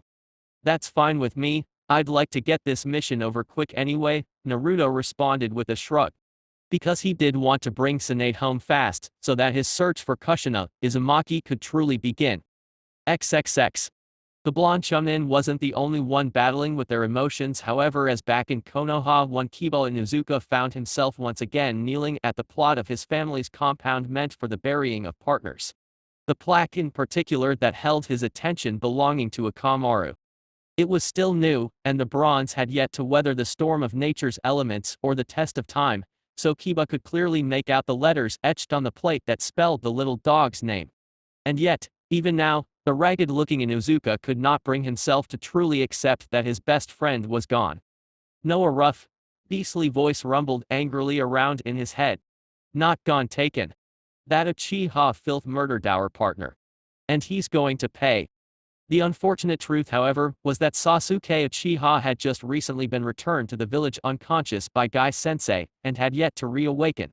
Word from Squad 9 being that their instructor had received an urgent messenger bird, after it became apparent that the young heir was missing by Kakashi, had spread among the genin quickly when Rock Lee had heard of Sakura's distress over the missing Uchiha. From there it passed around, until finally finding its way to Kiba's own ears, and brought the first smile to the boy's face since the invasion. A twisted, truly malicious smile. But that smile was quickly dropped when the ramifications hit home for the highly stressed young clan member. If Sasuke was unconscious, Kiba could not challenge the other boy for revenge. And this in turn sent Sumin-Yuzuka's son spiraling into another fit of rage. One only calmed when he sat by his dead partner's grave. From his knees, Kiba looked down at his hands, at his claws, and gently flexed all 10 of his fingers. The rough, tan digits popped as each of their knuckles cracked, so was the level of tension in Kiba's body. Kiba had noticed long ago that he was changing, transforming, but had no true idea what was happening to him. All the Inuzuka knew was that his strength, his speed, his animal inside were all increasing, his power was growing. And this caused the unknowingly, devolving genin's mind to rationalize that such enhancements must be some long-term side effect of the food pill he'd taken during the preliminary rounds of the exams. Yes, that's right. The same guttural voice echoed to Kiba in his head. It's all just leftovers from that pill, we've only just adapted to it, made its power our own. And when the time comes, we'll use this power to kill Sasuke Uchiha. Kiba's lips stretched grossly at the thought of Sasuke's mangled core at his feet, the last Uka's blood staining both his hands as well as his face, while the eye he'd managed to save from Akamara rolled uselessly between Kiba's pointed claws. Right before Kiba squashed it in his grip. Yes, the disheveled clan heir could see it clearly, could smell the coppery scent of blood in the air, could taste Sasuke's blood on his tongue from where he'd ripped into the pompous boy's throat. It was marvelous. It was vengeance. And it would be his. All the while Kiba never noticed that the stench of blood on his hands came from the way he dug his claws into the roughening pads of his own palms. Or that the taste in his mouth was from where he'd torn into his own gums after gnashing his teeth in blind rage. And because he didn't have a mirror, Kiba couldn't watch as his red Inuzuka marking slowly stretched and wavered. Until finally splitting in two. XXX. Pale, lavender eyes watched as two other members of the Hyuga clan sparred intensely against one another. Neji Hyuga, although seeing it, still couldn't believe it as his cousin Hinata seemed to make easy work of her own younger sister. Someone he knew her to have difficulty with in the past. And yet when Hanabi went to sweep her older sister's feet out from under her, Hinata easily avoided the maneuver before diving in with a swift knife hand strike that ultimately turned out to be a feint for a vicious spin kick. Hanabi, unable to have seen such a move coming from her usually so traditional older sister, was promptly knocked away by the attack. From there it was a clear showing to see who was the victor, Hanabi's exhausted form only able to make a fledgling effort to rise before slumping in defeat. With the end of their spar, Hinata let the tension leave her body and stood tall, her chin up and eyes focused on the form of her father. Heishi Hyuga stood outside the boundary of the sparring ring looking in, his eyes hard and calculating while his jaw was set in a contemplative lock. The imposing leader of the Hyuga clan's eyebrows knit together a small fraction before easing up, and then Heishi folded his hands inside his kimono and nodded. Very good, Hinata. Your obtaining the rank of Chunin was indeed well-founded. Hearing her father's praise sent Hinata's heart soaring, and she couldn't help the soft smile that tugged at her lips as she lifted her chin just that much higher. These were the first, truly positive words her father had spoken to her in years. Motioning for both Neji and Hanabi to leave them, Heishi waited until he was sure the two of them were alone before speaking again. With the defeat of your sister, you have shown you are indeed ready to take on the training I mentioned earlier with the village council. Starting tomorrow, I will personally begin instructing you in the more advanced forms of the gentle fist, everything from its fourth form onward, I will teach to you. This will also include showing you how to evolve your Bakugan. Hearing that last bit of information overshadowed Hinata's initial excitement, as only those main branch members who made Jounin were ever shown just level 3, and had the heiress look upon her father in confusion. He evolved the Bakugan? Father, is such a thing really possible? It is, although very few have ever achieved such a feat even among the main branch. I myself have only managed to unlock level 2, and there is still a third recorded in our clan's history. To demonstrate, Heishi focused his chakra and sent it into his eyes. The telltale veins of the Hyuga's dojutsu rised around the man's eyes before he opened them. The sight caused his daughter to gasp. Where once there was only the slated pearl-like color of her father's eyes, now Hinata could see it replaced with a startling neon white. The man's eyes gave off a soft glow in the shadows of the training hall, and this only added to the vibrancy of the single, rustic orange ring settled like a pupil in her father's new eyes. Take a good look, daughter, and see what you will be working towards starting in the morning. This is the second level of our family's dojutsu, Ten no Hikari. The heaven's light given due to its angelic white coloring, not only allows for the already enhanced vision of the Bakugan's level 1 form, but also the ability to construct barriers. It is where the idea of the Kaiten was born. However, unlike the perfect defense, these barriers are fed by your own will, making its strength theoretically limitless, until you remember that such things still require the use of chakra. Another difference is in how these barriers can be applied. Where with the Kaiten it is solely in the form of a dome, the barriers constructed through the Tengokugan can be shaped and warped to suit a multitude of needs. The user's speed and sense of reflex are also increased. To further demonstrate, Heishi once again focused his chakra, and with a pulse of the orange ring in his eye, the man formed a very real round shield around his right forearm. It was about the size of any normal shield carried by a warrior and perfectly round, but Hinata noticed that the neon white construct was flat. It was simply a two-dimensional disc. And while this baffled the heiress for a moment, she then recalled her father's first lesson about the Tengo Kyugan. The defensive strength was based on will. Her father watched as these thoughts coursed through the girl's mind before speaking again, watching her face as it played out her realization, proud that his daughter was such a quick study. The clan scrolls tell that, at level 3 the Byakugan trades this ability to give the user the means to further augment their attack strength. The user can not only create weapons, but their physical strength grows as well. The theory is that, should one break through level 3, the Kishigan, then they would be endowed with both level 2 and 3's power. Thus it has been dubbed the Taitenzu Byakugan. The Titan's all-seeing eye, not just the perfect defense or most powerful attack. No, Hinata understood that this fourth level to her family's dojutsu was heralded by her clan as the true pinnacle of strength, a perfect balance of both to make the user the greatest fighter on the battlefield. Someone the clan would no doubt name their new head, should someone come to claim such power. Which to Hinata, meant that there was only one road open to her now. If she was to truly be recognized as worthy of becoming the leader of the Hyuga, she had to achieve the Taitenzu Byakugan. Only then would her clan consider her strong, only then would she herself consider herself worthy to confess her feelings to Naruto. But Hinata wasn't the only girl thinking of Naruto at that time. Out in one of Konoha's many training grounds stood Tenten, her normal Chinese-style clothing replaced by a tank top and leggings. The material met seamlessly with her smooth skin and rippling muscles as her legs moved swiftly to carry her across the field through her kata.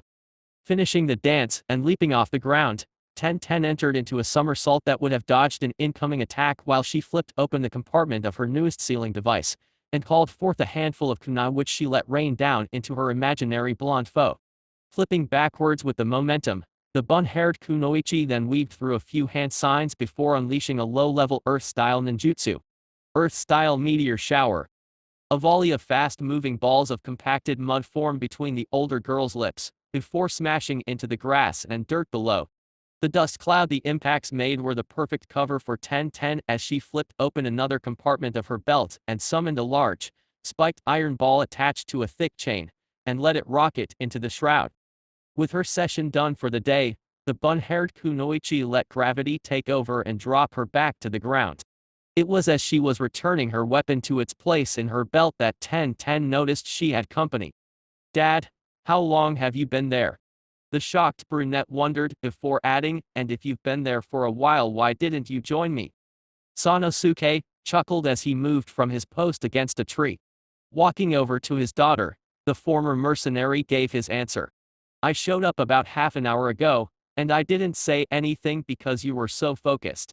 I didn't want to ruin that for you. I know how important your Naruto time is to you."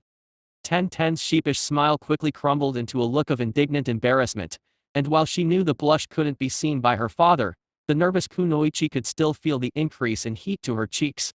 What? Dad, I was training, this had nothing to do with Naruto." "Oh."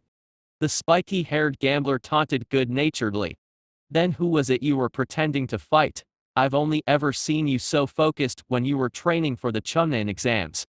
"That's because Naruto is a strong opponent, Dad. You saw what he's capable of during our match. It took everything I had just to keep up, and even then I found out he wasn't even fighting at full strength." Here Tenten's head dropped, and she turned her eyes away in shame. He didn't even use his secret power. This bit of news caused Sanosuke's own brown orbs to widen in shock as he immediately guessed what his daughter was talking about. However, out of hope that she meant something other than the nine-tailed fox, Sanosuke prodded Tenten for an answer. "Secret power? What do you mean, Tenten? What did the kid do?" "It was while he was fighting that powerful kid from Gaara. I'd come to help him after being patched up by the medics, but wasn't able to put a dent in the guy no matter what I tried. I was pretty sure I was gonna die, Dad. But then Naruto got up again and, what he did to the guy, it was just amazing." Tenten finally lifted her head again, and let her father see the awe etched clearly on her face as she continued her story. "It was like he was on fire, Dad. There was this red chakra surrounding him, almost like a shroud, but it moved like liquid fire. There was so much heat, the bandages around Naruto's mouth just burned away. He was even smoking, little trails of the stuff coming off him as if he were being fried. Yet it didn't even seem to faze him, and then he moved. I don't know what the technique is, but I've never seen someone move or fight like Naruto did after that, not even Guy-sensei. There was this ferocity to him, Dad, almost like with the pill I mentioned Kiba taking, but much more controlled. He even cut off one of Gaara's arms. The bun-haired kunoichi stopped then, and took a deep breath when she realized that she'd been talking non-stop to retell her story. However, before she could continue it, Tenten saw her father hold up his hand in motion to quiet her. Curious of what her father had to say, the wired teen gave him her full attention. Seeing that he did in fact have her attention, Sanosuke regarded his daughter with a single raised eyebrow. So this strange chakra you saw Naruto use, and the power it gave him, it didn't scare you? Not even a little bit. Scare me? Tenten repeated the question, though her tone was one of disbelief. Why would Naruto scare me? I mean, sure, we didn't exactly start off on the right foot, but while I was in the forest of death I realized that had been more my fault. After meeting up with him again, we've been nothing but friendly. He even agreed to help me with my dream. Besides, I was more upset than angry. How come Naruto didn't use that power against me during our fight, Dad? You don't think he was holding back on me, do you? Sanosuke's answer was a chuckle before offering a sincere smile. No, Tenten, I don't, and I'm glad to hear you tell me there is no fear in your heart towards Naruto. And you already know how I felt about your little spat with him during the exams. Unfortunately, that power you witnessed is something you'll need to speak with him directly about, because it's something I have no right to tell you about. But he's on a mission right now, and I don't have any idea when he'll be back. The bun-haired brunette cried out. Can't you just tell me, Dad, please? Only if you want me to turn around and tell the kid about how you can't stop thinking about him. Sanosuke joked. The incredulous, open-mouthed look his daughter gave in return was priceless. I do not think about Naruto that way, Dad, I already told you that. He's a friend and a training partner, that's all. So no, you cannot tell him that. Tenten shouted in embarrassed outrage. The girl's father only shrugged, a victorious grin pulling at his lips. Alright then, since I can't tell Naruto your secret, I won't be able to tell you his either. Fair enough, don't you think? Then, before his daughter could offer a rebuttal, Sanosuke turned and began exiting the training ground. Now come on, I'm starving, and last time I checked you haven't had lunch yet. Tenten stood for a moment, gawking in disbelief at her father's flippant exit, before growling and running after him. Fine, but you're paying this time. I'm the child, not the other way around. You should be the one treating me. Catching up to her father, Tenten shook her head to rid it of the teasing words he'd spoken earlier. She did not like Naruto Uzumaki that way. Besides, it was perfectly normal to think your friend was handsome. XXX. While Hinata and Tenten thought about Naruto, the blonde in question was only focused on watching Jiraiya carve his seal into the base of Kubai Kiriboko. Sharp sapphire eyes trained solely on the older man's hands as he slowly etched the lines of his technique. He didn't want the sannin to screw up and ruin the blade after all. However, for the sealing expert under scrutiny, Jiraiya found the blonde's literal take on looking over his shoulder to be a bit much. Finally, having enough of the young teenage chunin breathing down his neck, Jiraiya stopped and turned to Naruto. Hey kid, do you mind backing off just a little? It's pretty nerve-wracking having you so close. I thought you were only into women, was the blonde's quick reply. Unless that was a lie, this shouldn't be a problem, you old perv.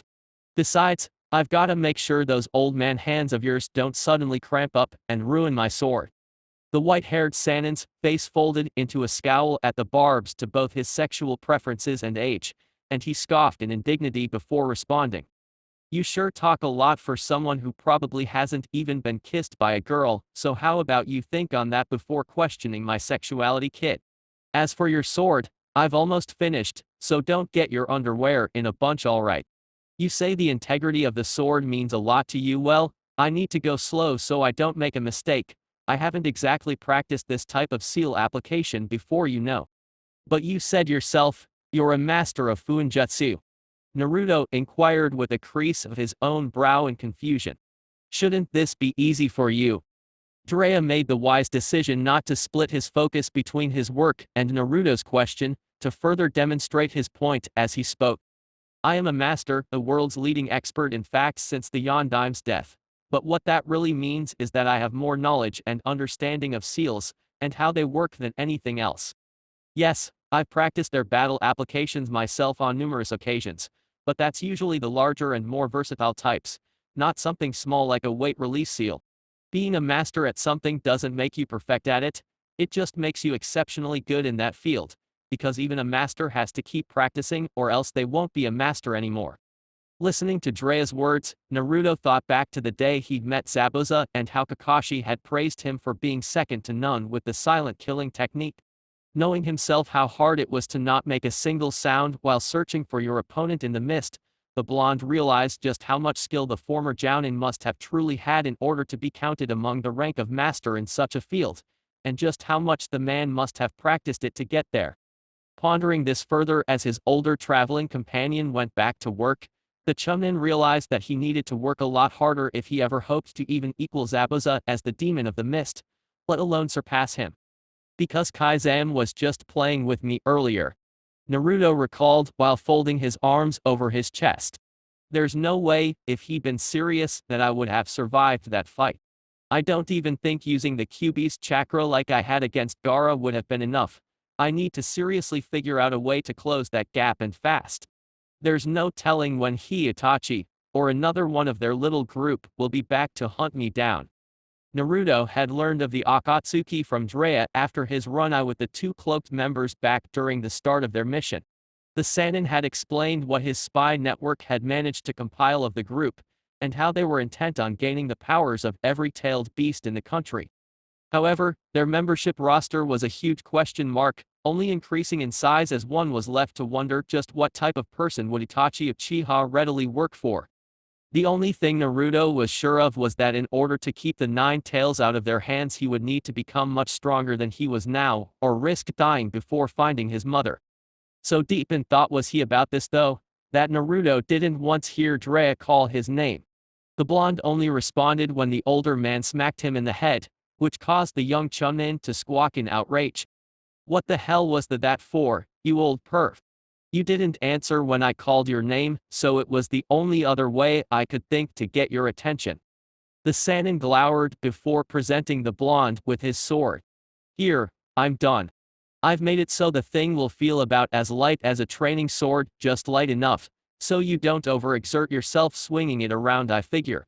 But the trade-off is that now when you clash with anyone else, you won't have that extra weight to bear down on them with. It'll all be about how strong you are now. Hearing this worried the blonde, however, though not for the reason one may think.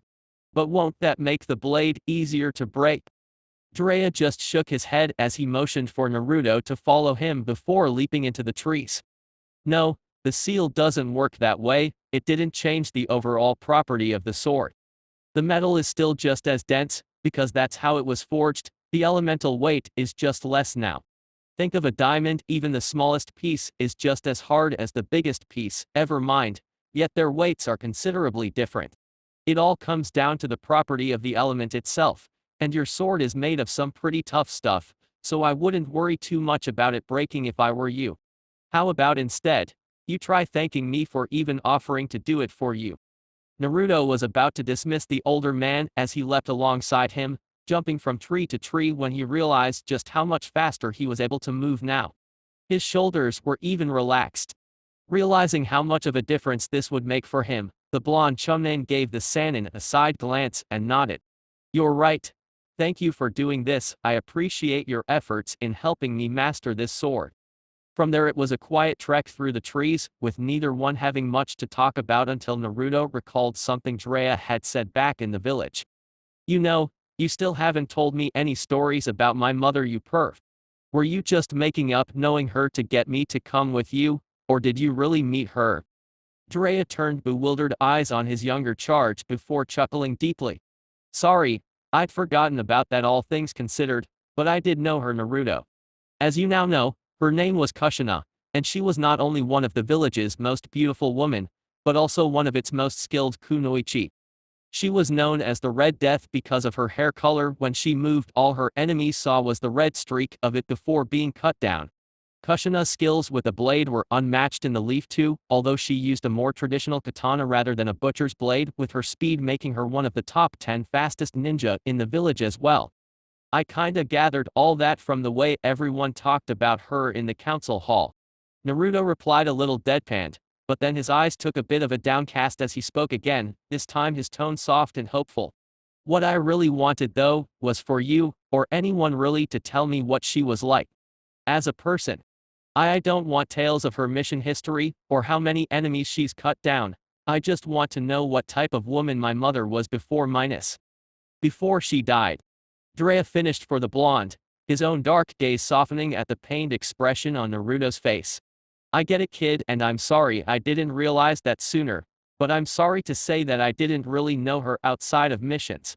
I wasn't the type of guy she hung around, you know, me being what I am, she wasn't much for perverted behavior.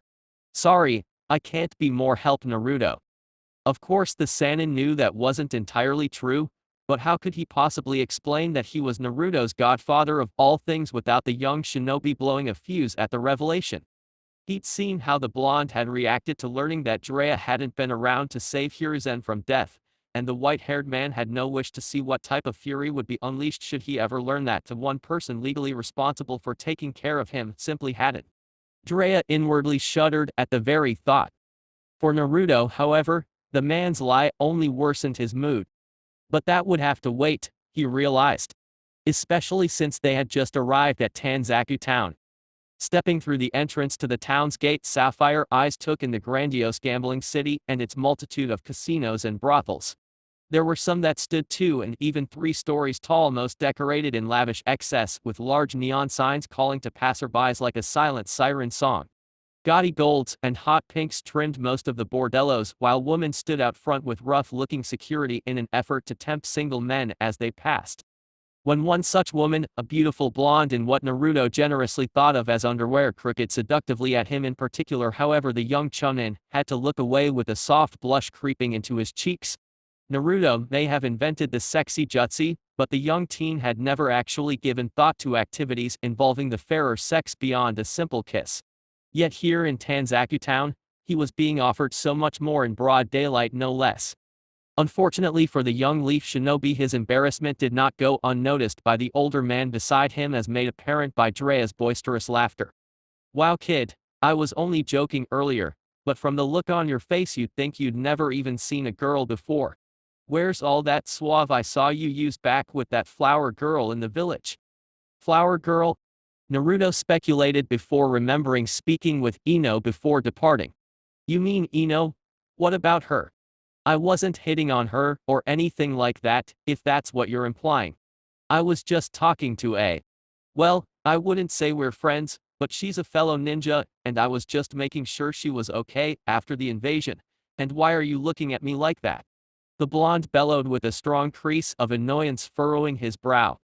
Jiraiya was indeed giving Naruto a look, one of disbelief to be exact. Because where he'd been standing as he recalled that talk, the sannin could clearly see the glowing flicker of a crush light the young kunoichi's eyes with each soft word Naruto had spoken. And yet, from what that same blonde knucklehead was saying, he hadn't noticed it all. Did the kid really not understand that he'd been slowly wooing his fellow ninja with his velvety words of comfort? You've gotta be kidding me, Naruto, the white-haired sage sputtered. You aren't really that dense, are you? You're just pulling my leg. Right? By this point Konoha's Jinchuriki was getting fed up with his companion's ridiculous face, and huffed back a response in a hope of ending the conversation. No, I'm not, and I still don't understand what you're going on about, you old perv.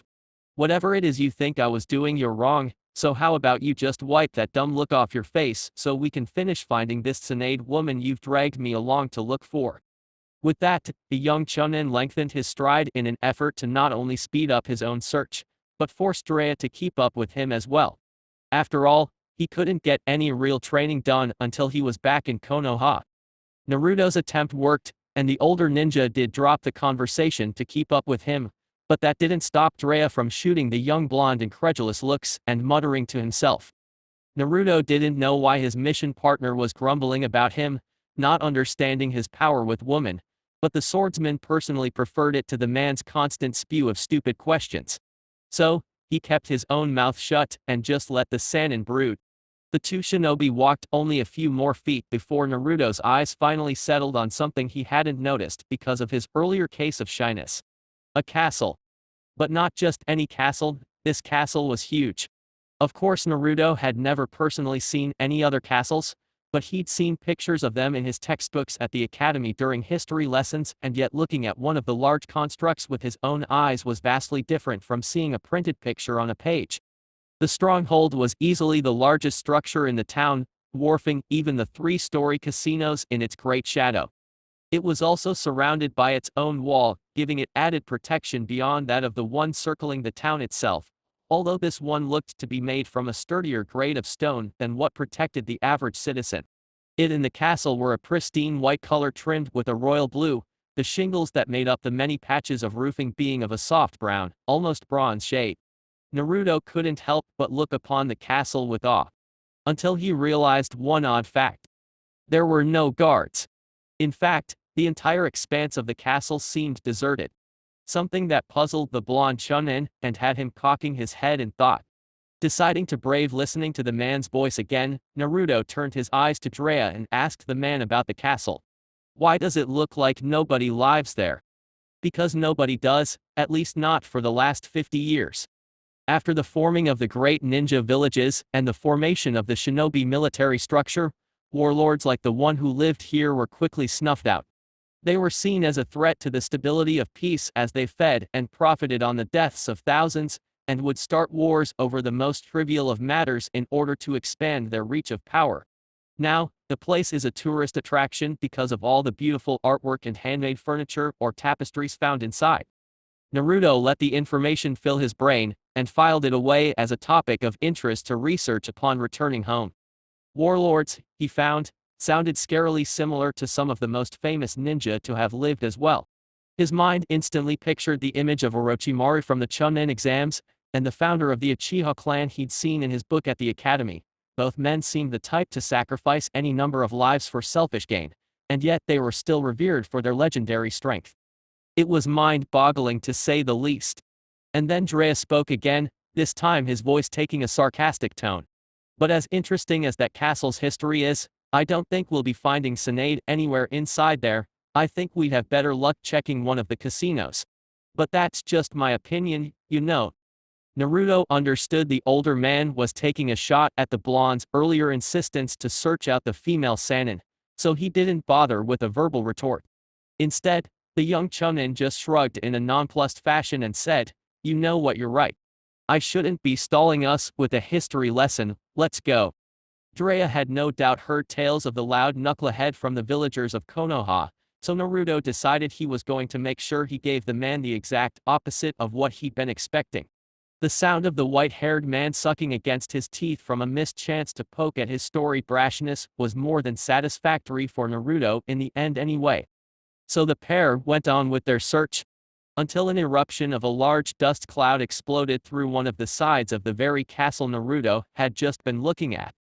Both the blonde and his sannin partner immediately leapt from their place in the streets and rushed through the village to reach Tanzaku Castle.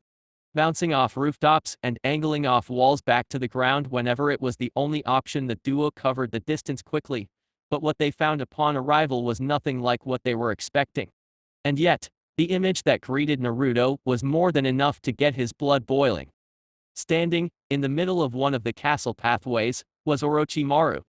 And to his immediate right was Kabuto Yakushi. When his focused gaze settled on the bespectacled teen, Naruto growled deep in his throat. He'd had his suspicions, of course, but seeing the proof that the older boy was working with the S-ranked criminal that had dared to attack his home produced a swiftly building sense of rage within the blonde's gut. There was no telling what sort of information Kabuto had handed over to the Snake Sannin before the invasion, nor just how many innocent lives the traitor had taken during the battle. However, what the blonde didn't know was that these feelings were being amplified and taken from the already powerful senses of Fury-born form reading about his mother. Without realizing it, Naruto was subconsciously projecting those feelings onto the current situation and stoking the smoldering coals within. It was all too much for Naruto to take, and ignoring both the two women standing only feet away from the pair as well as any sense of attempting a surprise attack, the blonde roared out in outrage. "You traitor!"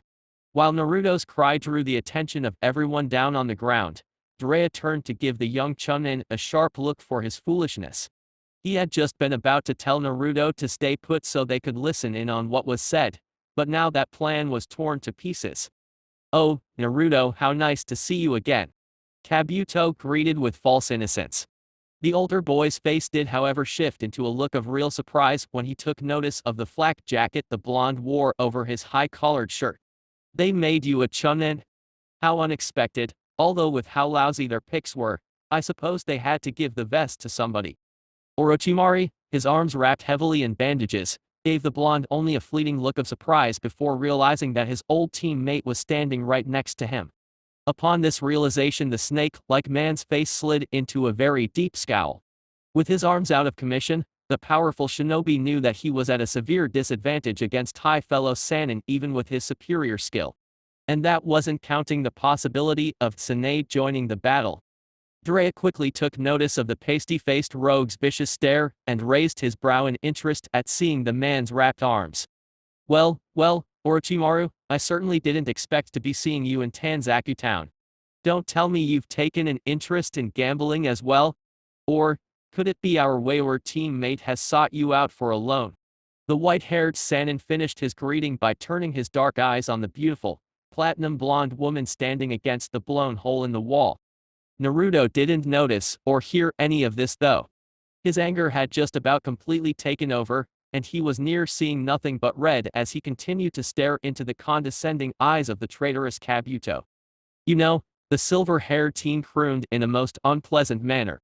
"If you've got something to say, Naruto, you need to say it, otherwise I'll think you're just staring to admire, and sadly for you, I don't happen to swing that way." The irrationality of his next actions didn't even register with Naruto as the blonde coiled like a spring and shot forward like a bat from hell. His roar once again filled the air, while his blinding speed shocked not only Jiraiya, but Kabuto as well. It was only through years of experience that the bespectacled teen twisted to avoid being gutted by his would-be assassin's ninjato. And before either of them could make another move, it was Orochimaru's jaw wrapping around the Kabuto's shoulder and body flickering away that put a stop to the fight. "Damn it!" The snake-like sannin cursed as he reacted to Naruto's launch from the castle. Shooting a quick glance in Tsunade's direction to remind her of his offer, Orochimaru managed to snag his right-hand man around the shoulder and flicker away before any more risks could be taken. It would seem Kabuto was in need of a remedial lesson on keeping his mouth shut. Once the villainous pair were gone, Jiraiya leapt from his perch and dropped down beside a Naruto who was huffing and puffing, and looking all sorts like the wolf ready to blow somebody's house down. Jiraiya also took note of how the boy's hair had begun to shag and his already feral whiskers thicken. Seeing this worried the sannin, but also made him curious. Surely that other boy's apparent treason wasn't enough to bring about such a ferocious response. Naruto was many things, Jiraiya was finding out, but in need of anger management he was not. So what was the problem? A thought to ponder for another time, unfortunately. The middle-aged shinobi thought with a sigh. Looking over at a wary-looking Tsunade and shocked Shizune, Jiraiya finally reached out and smacked Naruto across the back of his head. "Hey! What the hell minus? That's what I'd like to know. What the hell is wrong with you, kid? What kind of chunin appears on the scene with two dangerous criminals, the element of surprise on his side, and gives it away? I'm seriously considering going back to the village and having this marked in your service record, Naruto. What you did was foolish, and in a real-time mission could wind up getting someone killed." The blonde, currently being berated for his earlier behavior, could only listen as Jiraiya gave him no chances to intervene on his own behalf. And yet, as the older shinobi continued his dress down of his reckless behavior, Naruto found that beyond the fog of his anger and pain that the sannin was indeed right. He had behaved just as he would have before his mission to wave before his oath at Zabuza's grave. The shame swelled up inside of Naruto's chest, and he hung his head with the weight of such failure weighing on his shoulders. "I understand, and I promise it won't happen again." You have my word, he replied in a heavy tone.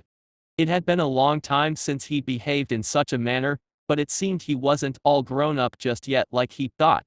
The bitter realization was difficult to swallow. However, in an effort to fan some of the heat off himself, Naruto turned his gaze on the two women still standing only feet away and muttered to the sannin. What about them? Didn't you say something about one of them being that Tsunade woman we're looking for? Hearing her name come from the lips of a random stranger, the blonde woman known as Tsunade took a step forward, a frown marring her otherwise flawless face. What's this I'm hearing? What is it with you and the rest of my past coming back to haunt me, Jiraiya? I'm positive that I made it perfectly clear, the day that I left, that no one was to bother me. Or have you forgotten? The village has not forgotten, but something's happened that vetoes your private traveling past Tsunade. The third Hokage is dead, killed by the very man you were just speaking to, and it has been decided by the village council that you are to become Konohagakure's godame. I'm here simply to bring you home, since I doubt you'd have liked hearing any of this from some faceless Anbu. Jiraiya answered, an authoritative tone shifting into a humorous chuckle at the end. That chuckle was met with an unladylike snort as Tsunade rebuffed the offer. Hokage. No thanks, I've got no interest in taking on that idiotic mantle. You of all people should know this, Jiraiya, so I can't understand why you wasted your time even coming here. Because it's in your blood, Tsunade, Jiraiya firmly replied. As the great-granddaughter of the first Hokage and great-niece of the second, just your name will be enough to inspire the village. And that's to say nothing of your legendary skills on both the battlefield and the medical corps. You were the chief physician throughout the entire Second Great Ninja War. The council realized that there was no better candidate, and once you open your eyes and see it too, we can all be on our way home. Until then though, how about you explain just what it is I heard you and Orochimaru talking about a minute ago? The shock on his old teammate's face, coupled with the worry that enveloped Shizune's own, told Jiraiya all needed to know in order to believe that he'd struck a nerve. In truth, he actually hadn't managed to catch a word of what the other two sannin had been discussing, but Tsunade and her apprentice didn't know that. But the Toad Sage knew that neither would openly discuss it if they thought he hadn't already overheard. Seeing as how it was me he was talking to, I don't see how it's any of your business, Jiraiya, and nice try. But if you'd really heard any part of that conversation, I doubt you'd be so calm. Whatever he's promising you for whatever help he needs, Tsunade, you can't believe him? Orochimaru is a fiend, a true snake through and through, and I promise you that his word is just as twisted and vile as the man himself. When he gives you whatever he promised, it won't be in the way he's painting it to look in your head, it won't be fairy tale, but a nightmare. Tsunade made a valiant attempt at keeping her eyes locked with her former teammates, but in the end her stern mask flickered for only a moment, but it was enough for Jiraiya. I know what you lost, Tsunade, I was there, remember? And while I won't ever attempt to say I know how you felt, how you still feel, but you've got to remember that I lost someone to the title of Hokage too. Minato may not have been my blood or my lover, but he was the closest thing to a son I've ever had. And I'll never see him again. It hurts and the pain will never leave me, but I know that Minato wouldn't want me putting my own soul on the line just for a brief chance to see him again, just as I know Dan or Nawaki would want you to either. The mention of the fourth Hokage grabbed Naruto's attention again, but the blonde held back the sour face he felt coming on after hearing of Tsunade's lost loved ones. Looking at her troubled face, the Chunin could easily make out the intense pain just saying their names brought on for the beautiful Kunoichi. It made him empathize with the female sannin. No one should ever have to lose a loved one to war. And yet here was a woman who had seemingly lost everything, all because of other people's greed. Unfortunately, Naruto must have been looking too long, because Tsunade was soon staring him right in the eye. Honey gold locked with sapphire blue, and the two ninja held that staring contest for another few seconds before Tsunade finally spoke. And who are you, young man? Don't tell me you're this buffoon's newest apprentice. Chuckling lightly at the distasteful look the older woman passed between Jiraiya and himself, Naruto answered. No, nothing like that, Lady Tsunade. Your old teammate already knows I have no interest in following in his footsteps. I am Naruto Uzumaki, recently promoted Chunin, and mission partner to Jiraiya. I was sent with the old perv to bring you home, if not to become the next Hokage, then perhaps just to borrow your medical talents to heal both my own teammate and sensei. Raising a perfectly sculpted eyebrow towards her hairline, Tsunade offered her fellow blonde a kind smile, right before sending an amused look in Jiraiya's direction and taunting him. Wow, you old toad. Too bad you couldn't convince this kid to become your student too. The fourth was a nice enough kid, but he was always too quiet for my tastes. He never said more than a few words to me whenever I saw him. At least this blonde seems normal, rather than like a robot. If you're both done with the disrespect, I'd like to sit down and talk about a few things, Tsunade. Mainly your returning to Konoha, and even this little deal you've struck with Orochimaru minus. Lady Tsunade hasn't accepted any deal. Shizune cut in sharply, her onyx eyes a fierce representation of her ire. But then remembering who she is talking to, as well as how much Tsunade disliked being spoken for, Shizune stepped back and bowed her head. I apologize to both of you. I spoke in anger at what I perceived as disrespect to my lady, and forgot that she has her own voice to answer with. There's no harm in it this time, Shizune. Tsunade comforted her apprentice with a hand on the younger woman's shoulder, and then surprised her with her next words. And you're right, I technically haven't accepted any deal yet. Shizune's onyx orbs bugged in disbelief. But Lady Tsunade minus. Enough, Shizune. Tsunade cut her apprentice's rebuttal short. Jiraiya just said he was going to pay for lunch while we discuss why I should or should not take my old teammate up on his offer. And if I don't, we'll talk about how to handle Orochimaru tomorrow. He only gave you a single day to decide? Naruto questioned as they all started walking. That doesn't sound like a long enough break to make a decision to me. He was probably hoping to play off her emotional state, Jiraiya explained. Before we arrived, and even after Orochimaru escaped, Tsunade was clearly in a state of imbalance. This is understandable based on what I'm now sure my old teammate was offering, and it's easy to see he was hoping to use that to get Tsunade on board with whatever scheme he's cooked up. Naruto thought about that, and found Orochimaru's tactic to be dangerous, but effective. He only needed to think back to the look on Tsunade's face from earlier for proof. And although such manipulation to get what one wants sounded obvious now that he'd had it explained, and yet the blonde knew he would have never personally thought to deploy such a skill. This vein of thinking then flowed to thoughts of Naruto's own teammate Sasuke, and how Orochimaru may attempt to manipulate him to gain the Uka's Sharingan. These thoughts caused the blonde to lose focus on the conversation around him, until a hand on his shoulder forced his feet to stop.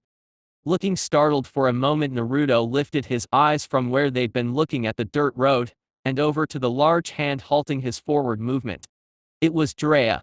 The sannin was giving him a curious look, one that the young chunin matched until he noticed that they'd actually stopped in front of a tavern. So we're eating here? Naruto inquired wearily. It was clear from the way his face pinched that the blonde didn't like the idea.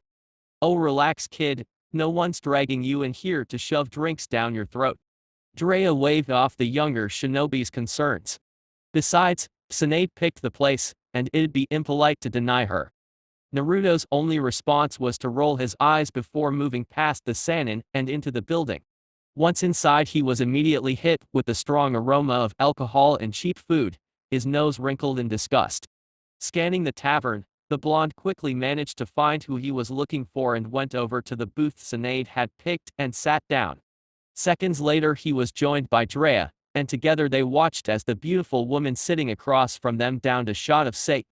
Judging from the shifting glances Shizune was sending the older kunoichi's way, though Naruto soon figured that maybe Tsunade had a bit of a problem with alcohol. This was further proven when the man next to him spoke. So you've acquired a taste for that stuff, huh, Tsunade? I never took you for the type. Time changes everything, you old perv, even people, and just because I can turn mountains to rubble doesn't change that. The buxom blonde muttered before shooting back another drink. But it doesn't change who you are at the core, Tsunade, only you can do that. So unless you've really given up every moral, every principle you hold close, I know there's no way you'll really accept Orochimaru's offer. There was a silence that followed, a tense, uneasy silence. One that was so charged with Tsunade's pain and Jiraiya's desperate hope that Naruto could almost swear that he could see such emotions pulsing like waves through the air. A silence that was broken by Tsunade's quiet rebuttal. And if I have, then I'll have no choice but to stop you. Naruto watched, seconds later, as Tsunade reached over and grabbed her jacket before standing. His sapphire eyes were surprised to see the muscles that moved under her smooth skin, how they gave off a subtle vibe of power without taking away from their owner's womanly features. It made the blonde shonen curious to see what the legendary Tsunade would be like in combat. And that's how he found himself asking for a match. Lady Tsunade, before you go, I'd like to ask if you'll spar with me. I may not look like much to someone of your reputation, but I'd just like to see what it's like to fight against the world's greatest kunoichi. Please. It was easy to see just how off guard that question threw each of the three older shinobi at the table, but it was the woman in question who recovered first, and it was with an air of slight dismissal that she answered. And why would I agree to that? While I appreciate the compliment, kid, you said it yourself, I'm the world's greatest kunoichi, one of the sannin. What sort of chance does a 13-year-old chunin have against me? Maybe none. Naruto complied quickly. But then, I'll never know unless I try, right? Tsunade looked down at her fellow blonde for another moment before her youthful face shifted into a look of amusement, and she shook her head as she conceded. Alright kid, I'll bite. Let's take this outside. And that's how Naruto found himself standing 20 feet away from Tsunade Senju in the middle of the street, staring her down with a look of pure focus. Lady Tsunade, please, don't do this. Shizune pleaded from the sidelines, her mistress Pet Pig wrapped in her arms. What if you hurt him? Then I'll get to see her amazing medic ninja skills with my own eyes. Naruto intercepted. Now please, Miss Shizune, don't distract us any further. He finished, his right hand reaching back to grip the handle of his Zanbato. Tsunade watched the young teen tense, readying his body for the match to come, and couldn't help again smirking in amused curiosity. You're really eager, Naruto Uzumaki. Very well then, but before we begin, I'll make a bet with you since I'm in such a good mood. Here Tsunade reached down and pulled on the cord resting around her neck. Making sure her sparring partner could see the gem hanging from it, the female sannin laid out the terms. If you beat me, I'll not only come back to the village and become Hokage, but I'll even give you this necklace. For the second time Shizune's voice rang out, but this time there was an obvious undertone of indignant disbelief in her reprimanding tone. Lady Tsunade, you can't be serious, you know how valuable that necklace is. And I'm not talking about just its price. Can it, Shizune? Tsunade shot back, her brow furrowed in agitation. It's my necklace, and I'll do what I damn well want with it. Here she shot Naruto a smug look and continued on, besides, it's not like I'm really gonna lose. I'd be careful what you say, Jiraiya warned from the other side of the road. Naruto's a lot more dangerous than he looks. Then he should have no problem winning. Tsunade finished the conversation. With her amber eyes locked on her younger adversary, she asked if he was ready to begin. You never told me what happens if I lose. The chunin answered, his body never having relaxed during the earlier exchange of words. I don't like making bets without knowing the stakes. Tsunade thought it over for a moment before answering, trying to think of something fair without having the kid owe her anything. Coming to a decision, she said, if you lose then it's my choice whether I come back to the village or not. Sound good? If possible. Naruto's body steeled even further, his muscles straining under his skin. Yes. Then let's get started, Tsunade called out. Your move, kid. To many of his peers, Naruto would have seemed to have vanished in an instant with how quickly he moved into his opening attack, but for Tsunade it was much easier to follow the blonde. After she got over her shock at his speed, for one so young it was impressive, yet that didn't stop her from being able to turn and catch the blonde Zanbato with her hand. Careful not to rest her palm on the sharp blade, Tsunade looked down at her opponent as her fingertips held his sword like a steel trap. The Kubai Kiribokoha. I am interested in how someone so small managed to get their hands on such a weapon, much less manages to swing around. She wondered with an eyebrow raised in a physical show of that intrigue. Come back to the leaf, and I'll be more than happy to tell you there. Naruto replied with a grunt. He'd been trying for the last few seconds to free his Zanbato, But no matter how hard he pulled, the blonde found he could not budge it from between Tsunade's well-manicured fingers. Deciding he would need to free it by force, Naruto put his efforts into pushing off the ground, and twisting into a strong kick that he sent at his sparring partner's chest. Letting go of the kid's sword, Tsunade caught the offending foot and retaliated with a punch to his stomach, careful to heavily restrain her strength lest she kill him. Nine tails, Jinchuriki or not, I don't want to test just how much this kid can come back from, she thought, before her face contorted into a look of annoyance as she watched her punch get caught. Okay, so maybe I won't need to hold back all my strength. This thought was followed by a huff as she dodged Naruto's other leg when he attempted to catch her in the throat. Flipping his body, Naruto worked his way out of Tsunade's hold and landed back on his feet. Flipping his blade so he was again using the flat side, the teenage Chunin went to knock the older Kunoichi's feet out from under her. When she swiftly stepped out of his weapon's path, Naruto just let his swing continue before driving into the ground, and then heaving himself into the air and launching himself at Tsunade with a look of fierce resolve. In midair, the blonde pulled free his ninjato and moved into a spinning slash. Tsunade dodged away from the swipe, but was shocked when, as she moved to press her own attack, Naruto finished his spin and thrust his empty hand forward. Confusion didn't have time to set in for the beautiful Kunoichi before a powerful blast of air smashed into her and blew her off the ground and into the air. Shock quickly gave way to concentration, however, and after a quick readjustment, Tsunade was landing safely, only for her to roll her eyes at the incoming of not one, but four Narutos. You don't really think such a basic technique will really work against someone like me, do you? Tsunade scoffed as she readied herself for Naruto's next move. When the first copy got close and jumped into a kick, Tsunade made to block it, and smirked when her forearm stopped solid muscle. The sannin then turned her focus solely on the blonde at her side, and grabbing his leg, pulled back her arm to throw him back across the street. Only to cry out in pain as she felt a fist bury itself into her stomach. And then there was the feeling of hands gripping her pigtails in an effort to pull her head into a rising knee. Realizing that her opponent could actually create solid clones, Tsunade quickly tensed her body and heaved back. The clone, surprised, was left to be destroyed as the blonde Kunoichi drove her high-heeled sandal into his chest as he was swung into the air. But Tsunade wasn't finished. Gritting her teeth, the buxom woman whipped her arm around and bowled over the Naruto that punched her with the copy still held in her grip. The smoke from the explosion mixed with what was left over from the first clone's destruction, but Tsunade didn't let this draw her away from the last two blonde sword-carrying adversaries still in her sights. Grinning in excitement, the sannin shifted into a ready position before breaking into a run.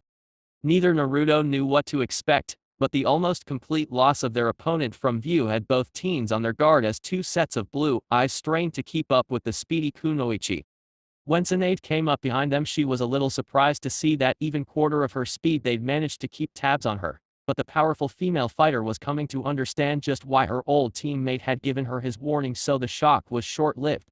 Instead, the woman shot both hands out and chopped the two remaining blondes in the neck, causing them both to explode. What? Tsunade cried out in alarm. She was sure that one of them was the real Naruto, but seeing the proof right in front of her, the sannin was soon whipping her head around in an effort to catch a glimpse of her younger opponent. It was Tsunade's sharp hearing, honed by years of intense battle, that caught the incoming sound of her sparring partner as he came down like a hawk at her. Turning her gaze skyward, she caught Naruto's form as he dove down, arm cocked back to deliver what would surely be a knockout punch to anyone who didn't see it coming. Unfortunately for the young Chunin, Tsunade did, and was more than ready to defend against it. Shifting her body, Tsunade leaned out of the path of Naruto's attack before reaching out and gripping both his forearm as well as the hem of his high-collared shirt. "You'll have to do better than that," she taunted before hurling the younger blonde through the air. However, instead of giving him time to recover, Tsunade quickly followed after Naruto to continue her attack. "Not if I was hoping you'd do that," Naruto shot back with a grin.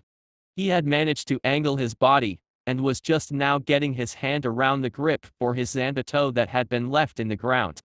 Letting the momentum of Tsunade's throw carry him, the blonde pulled his blade from the earth and whipped around in a powerful swing once his feet touched down on the dirt road. Tsunade saw the attack coming and deciding to end the match before they drew any serious attention put on a burst of speed to dodge around it. Zipping around the blade, Tsunade laughed quietly to herself at the look of pure disbelief on Naruto's face, right before shooting behind him, locking him in an armbar. Smiling playfully at the younger blonde's attempts to free himself, Tsunade congratulated her sparring partner on a job well done. You lasted much longer than I expected, and you showed that you definitely deserve that vest, but you still got a long way to go before being a real challenge to someone like me, kid. With that, she released Naruto and took a step back to look at him properly.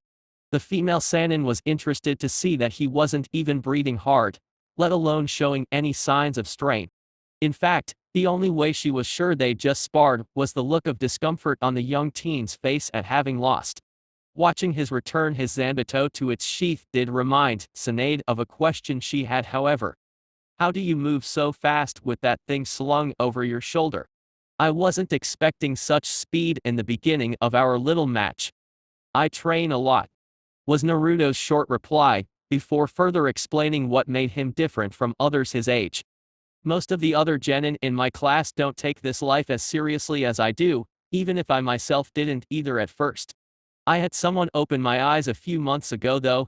They showed me that in order to achieve my dream I had to be serious about it, and really work hard. You got to see a little bit of the results tonight, Lady Tsunade, and I'm happy to hear just that small amount has impressed someone like you. By now the group was walking together to find a suitable inn to spend the night at. Side by side, Tsunade brought up another question about their match that had confused her.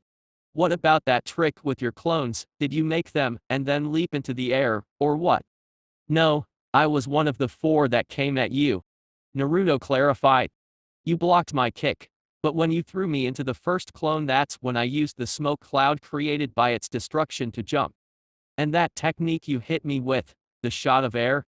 It's a jutsu I practiced extensively, the great breakthrough. I wanted at least one jutsu in my arsenal that didn't need hand signs to act as a trump card or surprise for any of my enemies, Naruto explained. Hearing this, Tsunade balked, her amber eyes opening wide in both shock as well as awe. Most ninja never learned how to do a jutsu without hand signs, many never putting in the extra effort after mastering how to activate the technique, and yet here was a 13-year-old chunin who had managed to succeed in doing so with a C-ranked ninjutsu. What else can you do?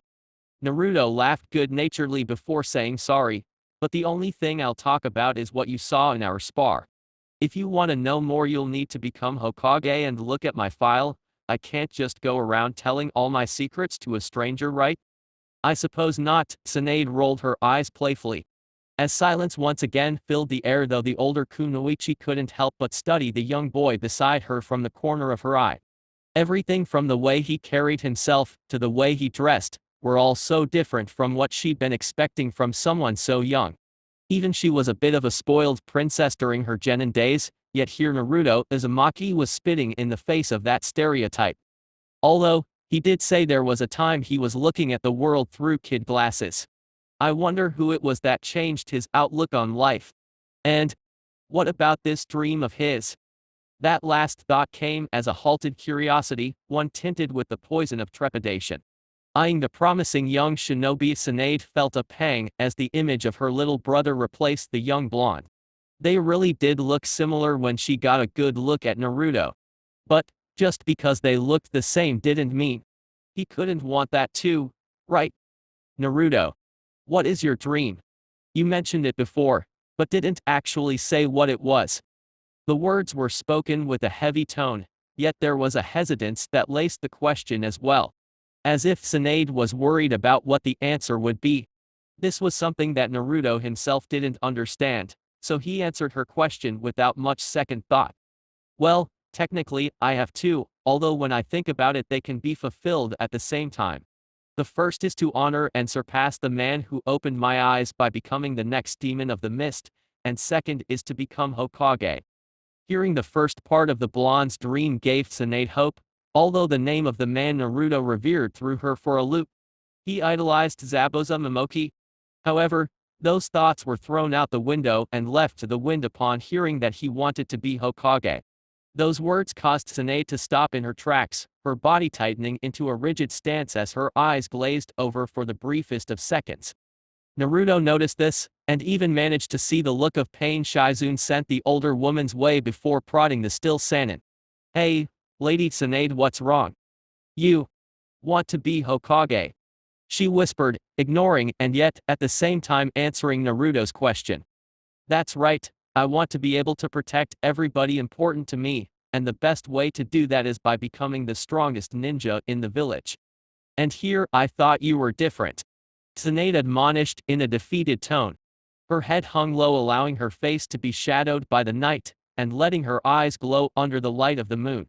Sighing, the female sannin began to move again, a gaze fixed on an inn just a few feet ahead. Standing still, stuck in his confusion, Naruto looked from the retreating form of Tsunade back to Jiraiya and Shizune. He could see that they too had differing masks of discomfort and pity on their faces, and this only served to increase his curiosity. What did she mean?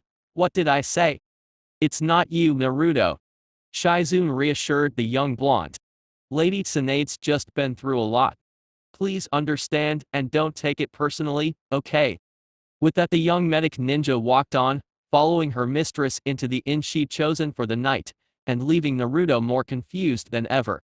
It was as Jiraiya was passing him that the Chunin realized the rest of the group had already moved on, so the young blonde shook his head and followed behind. Shizune's right, Naruto, the white-haired sage reiterated in a strong tone. What you just saw is exactly what Orochimaru is hoping to take advantage of tomorrow. It's not anything you did. What you said, however, was unfortunately a trigger for those bad memories. What happened? It was the only thing Naruto could ask as he and his mission partner finished checking into the motel and started moving towards the stairs. Unfortunately, that's not a story I'm allowed to tell you. You'll have to get Tsunade to explain her past if you really want to know. However, I'm sure you've realized that doing that is easier said than done. For now though, don't worry too much about it. It's Orochimaru and his little sidekick we need to be concerned about. Tomorrow promises to be a big day, and I need you to be ready. With that, the rest of their walk was spent in silence, one that stretched on until Jiraiya finally went to sleep. Naruto, on the other hand, was unable to find such a comfort, and instead sat up with his body standing by the lone window. His azure eyes scanned the strip of Tanzaku town he could see from his room, but found nothing to keep his focus on, so it once again drifted to thoughts of Tsunade and her obvious pain. Seeing anyone in such a state of torment left a terrible taste in Naruto's mouth and caused his gut to twist, but when it was someone who seemed as nice as the female sannin, or as innocent as Izaribi, those feelings intensified tenfold. It reminded him too much of his own pain. Life was cruel. Naruto now understood this, and yet he still chose to believe that certain people should be spared the universe's unflinching cruelty if they themselves had done nothing to deserve such horrors. It was this belief, coupled with his innate need to help those in pain, that led to Naruto leaving his room and following after Tsunade as he watched her leave the inn. Chapter 13 - All bets are off. Let the sannin showdown begin. XXX. Stern, steely blue eyes glared hard at the two figures that stood before their owner. Kabuto Yakushi and the rogue ninja Orochimaru were both standing no more than a few yards away from a scowling Naruto and the other two sannin. The blonde youth kept his gaze trained on the smirking figure of Kabuto, as the silver-haired boy stood with an arrogant air next to his apparent master. You know, Naruto, if you're really so keen on staring at me, you could take a picture. It won't be as great as the real thing, I suppose, but I'd personally prefer it to having you hunting me down just to refresh your fantasies. Naruto's response was to sneer before he answered back. I'm just trying to figure out how it is a pathetic excuse for a spy like you managed to fool the Leaf Village for so long while I figured it out almost immediately. I mean, really, a genin who had to take the Chunin exams 6 times? Well, maybe the great village of Konoha isn't all it's cracked up to be. The bespectacled teen mocked. Naruto's eyes narrowed, but he remained silent after that barb. The letter he had received indicated that there was once a connection between Orochimaru and a man named Danzo in the village, so while the rogue sannin standing before him may no longer be a member of the Leaf Village, Naruto had no doubts that the two men still communicated through messages relayed by Kabuto. However, instead of dwelling on this, The young Chunin decided that it was time to put an end to at least one member of that circle of traitors. Across the grassy field, Kabuto watched as the younger blonde pulled his Zanbato from its sheath across his back, and then settled it against the ground. Seeing the other boy's muscles tense for action, he tutted shamelessly, a dismissive smirk sliding quickly over his face. "Oh, come now, Naruto, surely you don't think becoming a Chunin puts you in the same league as someone like me, a ninja with the strength to rival even the legendary Kakashi?" Cool, blue eyes focused sharply on the arrogant boy before them while their owner just scoffed. Yeah, right. You may believe that in your twisted little dreams, but you and I both know that deep down you're nowhere near that kind of strength. It's why you boast you try to plant a seed of fear into your opponents before the match starts, because you aren't actually confident in your own combat skills. That's a pretty deep theory, especially for you, Naruto. Kabuto exclaimed with an arched eyebrow. What could possibly make you think something so silly? Because, the blonde answered with a grin. I used to do the same thing. But now. With that, the young Chunin vanished from sight, his increase in speed surprising both villains because of its deviation from what they knew the boy to be capable of. Kabuto in particular felt his eyes widen when the Uzumaki boy reappeared right in front of him. That same grin still fit into place. I let my skills speak for itself. Kabuto's body was knocked off its feet and rocketed through the air by this point as Naruto landed a solid kick to the older boy's stomach. However, instead of waiting around to see what his foe would do next, the blonde shinobi shot forth and followed the other boy through the air.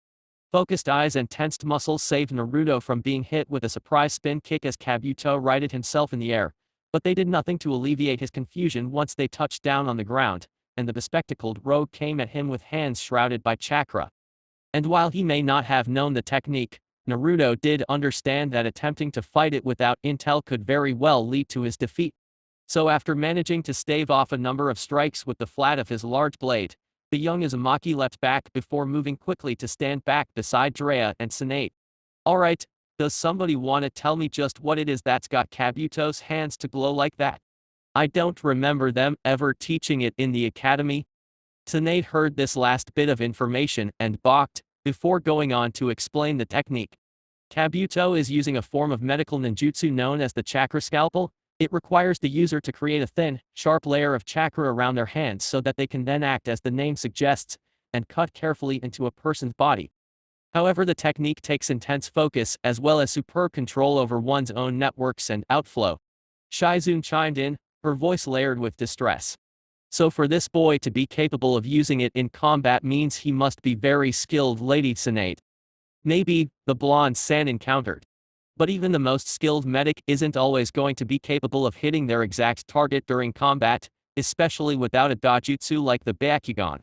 However, this doesn't mean that boy is any less dangerous, which is why I want you to help Naruto in handling Kabuto, Shizune.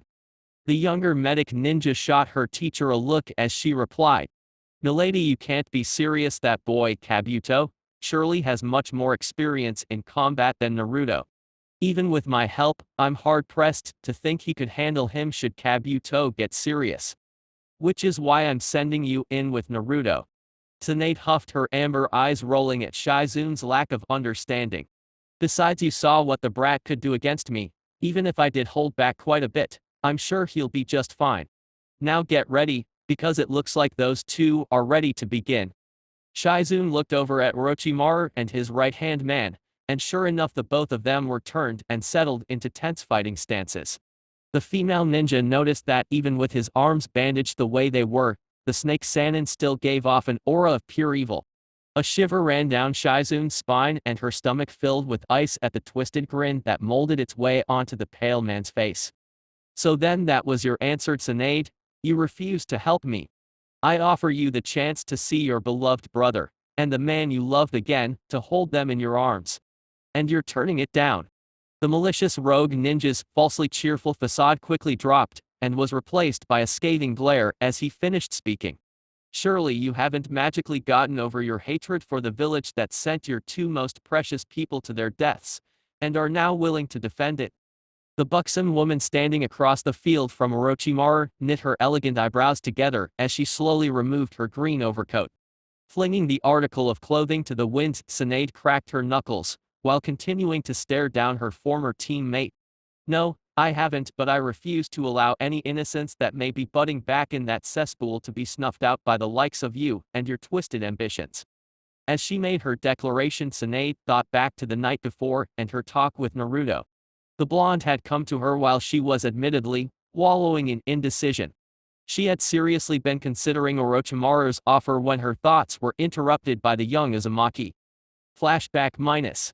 Tsunade had been so engrossed in her daydreaming that she hadn't sensed the younger blonde's approach until Naruto actually announced it.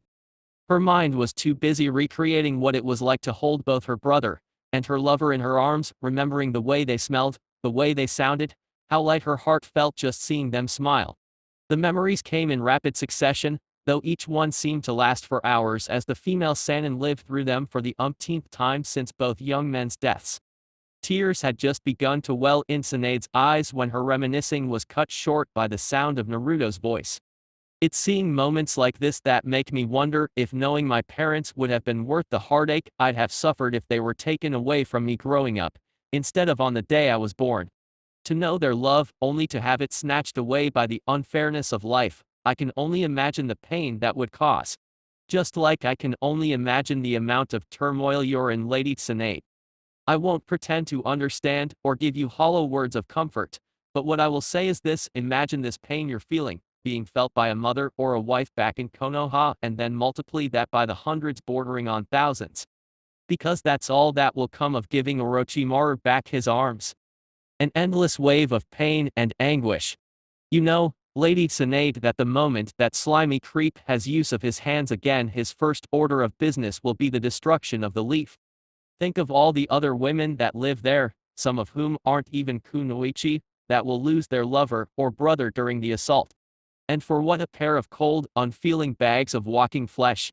Orochimaru may return those you care about back to you, but I can guarantee you they will not be the same people you loved while they were alive." At Naruto's words, Tsunade stiffened. How had he figured out the villainous sannin's deal with her? The blonde woman jerkingly turned her head to look up at the young Chunin standing behind her, and as she met his gaze a slew of emotion lodged itself in her throat.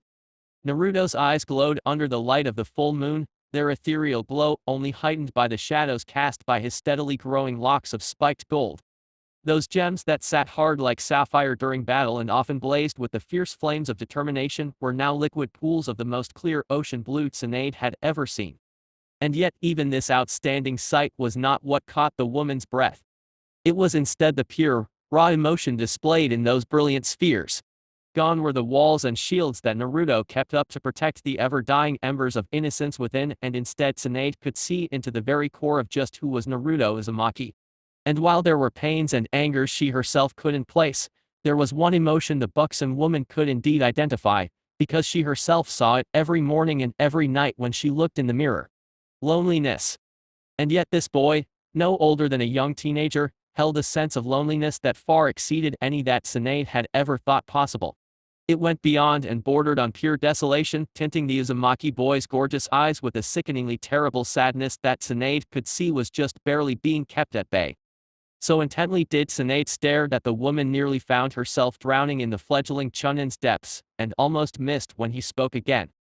"I know you never told me about just what it was you and the snake talked about, but it wasn't too difficult to figure out after I thought about it. A woman like you, Lady Tsunade, there's only one thing I could imagine your old teammate could offer you that would have you even considering his proposal. And while I can't tell you what to do or how you should decide, I do want to say just one last thing. Hate Konohagakure if you must, Lady Tsunade. All I ask is that you don't let it blind you to the very real fact there are still innocent people within its walls who only want the same thing you did. To be happy with the ones they love." End flashback. Swan wasn't sure at the time, her mind far too buzzed at seeing such serious young man still so new to the world of shinobi, but after being left alone to think she garnered a small intuition about her fellow blonde's words. Naruto hadn't just been talking about the villagers when he'd spoken, he was also including himself in his final plea. So while the mere thought of her old home still left a horribly sour taste in her mouth, and she had no actual intentions of staying around should she even choose to return and heal, Naruto's teammate and sensei Tsunade did decide the boy was right. She couldn't just stand by and allow the vile man before her cause anyone else the same level of anguish she had suffered for so many years. Not because she was a shinobi of the leaf, but because she wanted to honor the memories of those she loved. It was this desire that fueled the fire in Swan's eyes as she crouched into a fighting stance and glared at Orochimaru. I hope you've made your peace with whatever devil it is you pray to, you slimy snake, because after today there'll be one less sannin in the world. Not bothering to wait for Jiraiya or for Orochimaru to offer any sort of comeback, Swan launched herself forward with the strength of her powerful legs and rushed the pale rogue ninja in a show of speed that easily eclipsed any Naruto himself had ever seen. Orochimaru, angered by his female teammates' refusal to aid him, had kept his eyes sharp and was able to keep up with her though even in his crippled condition. So when the slug princess came at him with a vicious haymaker, the villainous scientist was able to lean back just in time to dodge before lashing out with a kick that turned into an aerial axe kick once his first leg was stopped by Swan's forearm.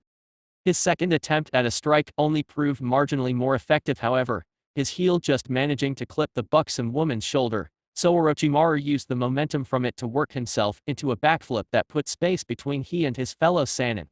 Never taking his eyes off the woman in front of him, the pale ex-leaf ninja shouted to his right-hand man. Don't just stand there looking foolish, Kabuto. Finish off Tsunade's puny apprentice and that brat. Right away, Lord Orochimaru. The bespectacled teen bowed quickly before turning his attention on his targets and reaching into his hip pouch. Naruto by himself, while impressive, is still something I'm sure I could take care of. It's this other woman I'm concerned about. I don't have any real data on her. If I am to defeat them quickly and help my master, then I'll need to use it. Pulling his gloved hand from the small, round pouch, Kabuto revealed that he was holding a small black pill between his fingers. However, the smug young spy didn't have the chance to use it like he thought, as Naruto noticed the act quickly and chose to rush him despite Shizune's warning. Naruto had seen what taking a pill had done for Kiba and Akamaru back during the preliminaries, so there was no way the young blonde was going to give his enemy the chance to pull a similar stunt. Using his new bit of speed, the last Uzumaki of Konoha swiftly closed in on his silver-haired opponent, and unleashed a dangerous beta-jutsu with the ninjato strapped to his lower back, the Chunin opting to capitalize on precise speed rather than the bulky power of his Zanbato at the moment. This proved the right choice, as Kabuto nearly dropped his secret weapon while dodging Naruto's initial strike before he managed to pull out a kunai and engage the younger boy in a clash of steel. Orochimaru saw this as he ducked another of Swan's punches before contorting his body so as to avoid a flying spin kick from Jiraiya. The prodigious former Leaf Jounin smirked as he managed a sweep of his old female friend's legs before smashing his forehead into the nose of his old rival. It was just as he thought. They were fighting him two on one, sure, but they weren't working together. The years apart had inevitably destroyed their sense of teamwork, and it clearly showed in how they each seemed to either get in the other's way or miss opportunities altogether simply because they were so focused on landing their own attack. It was becoming so easy to predict their moves it was almost laughable, yet Orochimaru held himself back as the ridicule could wind up helping them get their acts together, and then he'd actually need Kabuto's help. So instead, Orochimaru allowed himself to silently bask in the glory that was perceived victory while easily avoiding one of Jiraiya's fire-style techniques. I'd be careful of that if I were you, fool. Did you forget what those kinds of attacks do to the area around you? Both of the other sannin halted in their incoming assault and took notice of just what their former friend was opening his mouth about now. However, as they looked around, Tsunade quickly became angered at the sight that met her. Small fires and started in the field, and were holding steady. Feeling a vain pulse in her forehead, the beautiful Kunoichi turned her hazel eyes on the one who'd cast the jutsu and began to shout. You idiot, watch where you're throwing those kinds of attacks. We're trying to kill Orochimaru, not the wildlife. Ugh, leave it to the class clown to make a move without thinking. Just stay out of my way, Jiraiya, I'll handle this myself. With that, Tsunade lunged forward again to re-engage their shared foe. Still standing back with a look of shock on his middle-aged face, Jiraiya quickly shook his head to clear his thoughts before rushing after his old flame. Maybe if you'd keep him still long enough my attacks would hit instead of tear into the field, Tsunade. What good is all that super strength if you can't even lock the bastard down with it? Orochimaru had been given more than enough time to mold enough chakra before his fellow sannin were upon him again, So when the pair closed in, the man's mouth swelled to near bursting before a wave of fang-bearing serpents spewed from Orochimaru's open maw. The overflow of snakes shot like a mass of slimy missiles, and almost completely overtook the other two sannin before they managed to each evade the attack.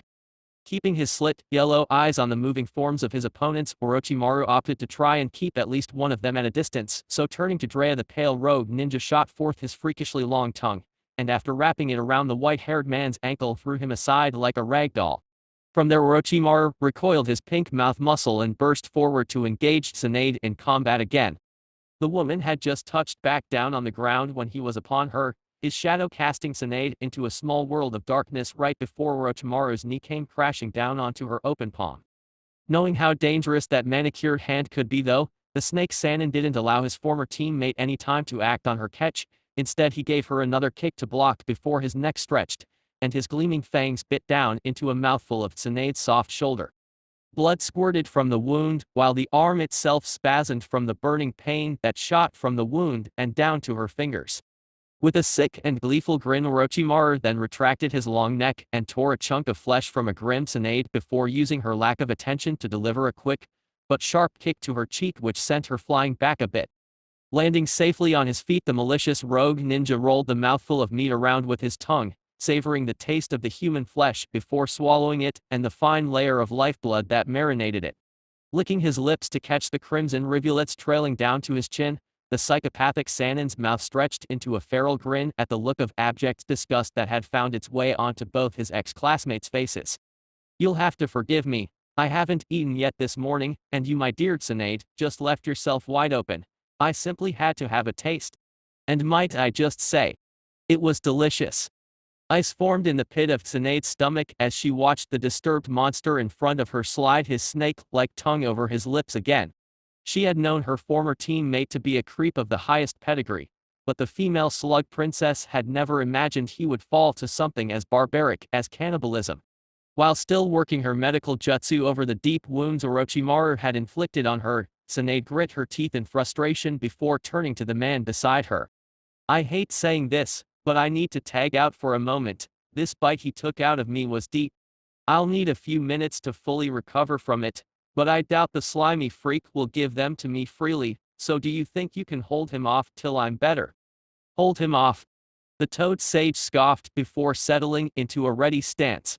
"Now that you aren't gonna be getting in my way, I'll do a whole lot more than just hold him off. I'm gonna finish him. I let that bastard get away all those years ago, but not this time, not after what he did to old man Sarutobi." With that, the oddly dressed man rocketed from his spot in the field to meet his enemy head-on. Fists and feet flew in a veritable whirlwind of movement as the toad sage tried to land any sort of blow against his old classmate using his frog kumite.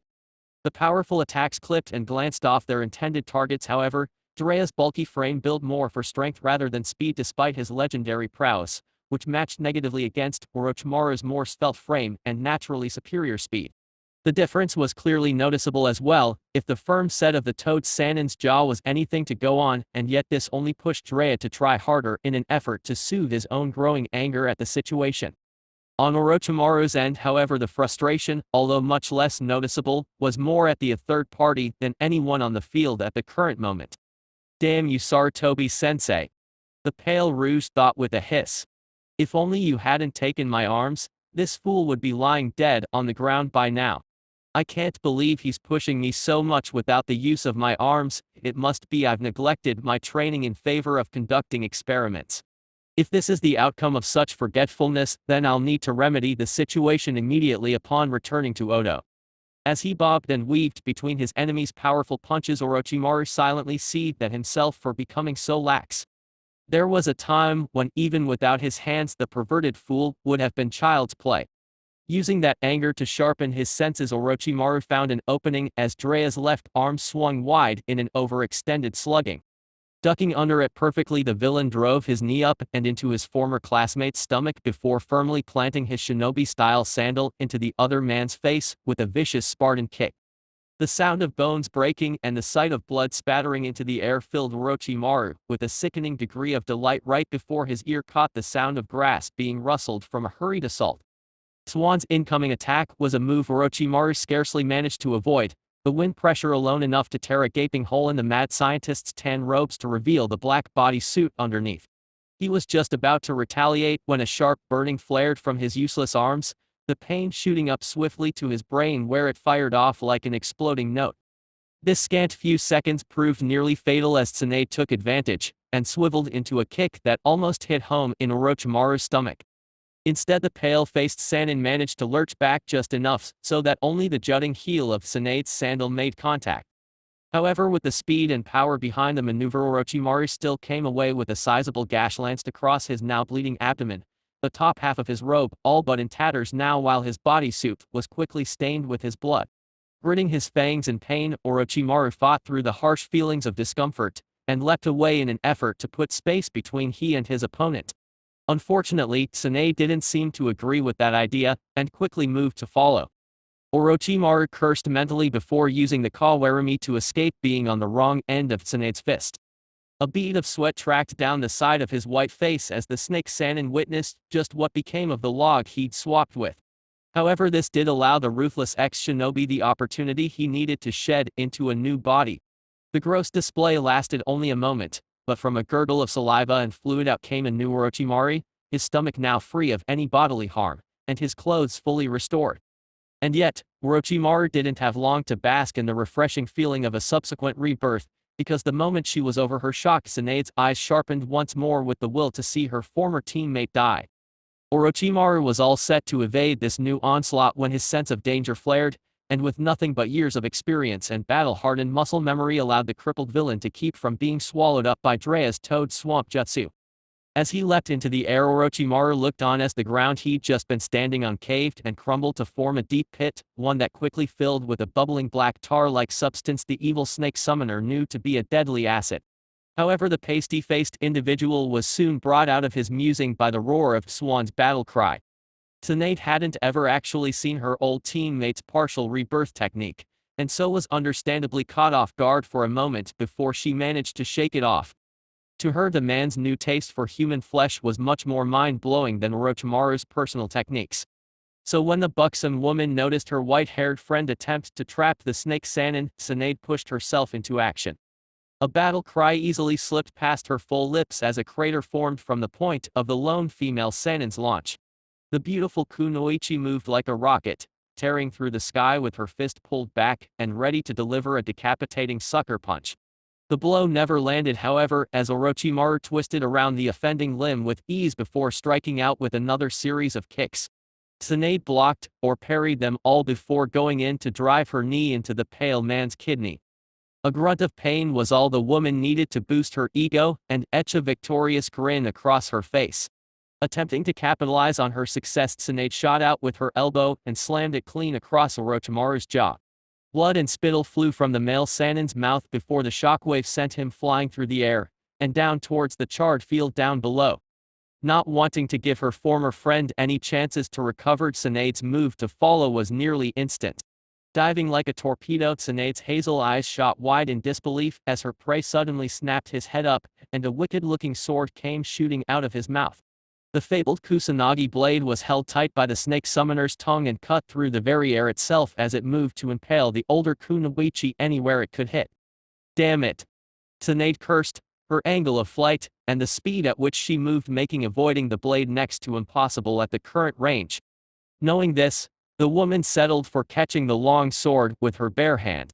Tsunade being extra careful so as to not leave behind any open wound for the blade's poison to enter through.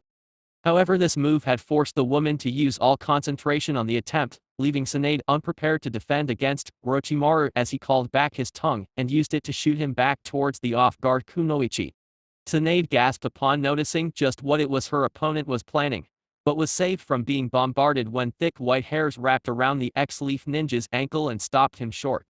"Let's see how you like being treated like a child's plaything, Orochimaru," Jiraiya called out before whipping his head back and around. Letting go of the blade in her hand just in time, Swan watched as her fellow sannin swung their former teammate around in the air before bringing the pale man down hard into the dirt. A resounding smack filled the open air as Orochimaru's face met the ground, and any who saw it would be awed at the level of brutality the normally jovial Toad Sage was capable of. Even Tsunade found herself impressed with the level of strength put behind that attack, although that soon turned to worry, as she watched the seemingly lifeless form of Orochimaru melt away into mud. Jiraiya, look out, it was a mud clone. The call came just in time, as Orochimaru's spelt frame erupted up from the underground. The tip of Kusanagi poised to drive straight through the other man's shoulder. Even with the close proximity, Jiraiya normally would have been able to avoid such an attack, but an earth-rumbling expulsion of dark power threw the man off-center and allowed Orochimaru's stolen weapon to pierce flesh and muscle in a bloody fashion. Howling in pain, Jiraiya launched a desperate attack to remove the long sword from its place in his shoulder, only to watch as his ex-comrade disappeared via substitution. Reappearing some ways away, Orochimaru grinned wickedly upon recognizing just where that foul chakra was coming from. Turning this same grotesque smile on his former friends, the mad scientist began to gloat. I certainly hope you've taught those two everything you both know, because if not, then there's no escaping what's to come. What do you mean? What the hell was that just now? Jiraiya seethed while clutching at his damaged shoulder. It was another one of your sick experiments, right? What did you do with that boy? Tsunade only looked from Orochimaru to the building mass of black chakra that birthed at the same spot she knew her apprentice and Naruto were currently battling Kabuto in. Worry began to settle into her features as the level of power steadily continued to grow, easily eclipsing what she'd known many jounin to ever be capable of. The female sannin was brought back to the field by the sound of Orochimaru's twisted laughter. It's not about what I've done, you fool, but rather what little Kabuto has allowed done to himself.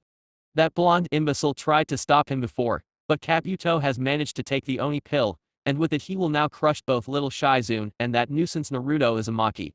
Sick of hearing the man's fiendish laughter, and silently desperate to make sure nothing happened to her apprentice, Tsunade channeled chakra to her legs and moved to separate Orochimaru from her path to Naruto and Shizune. I just hope I can make it in time. XXX.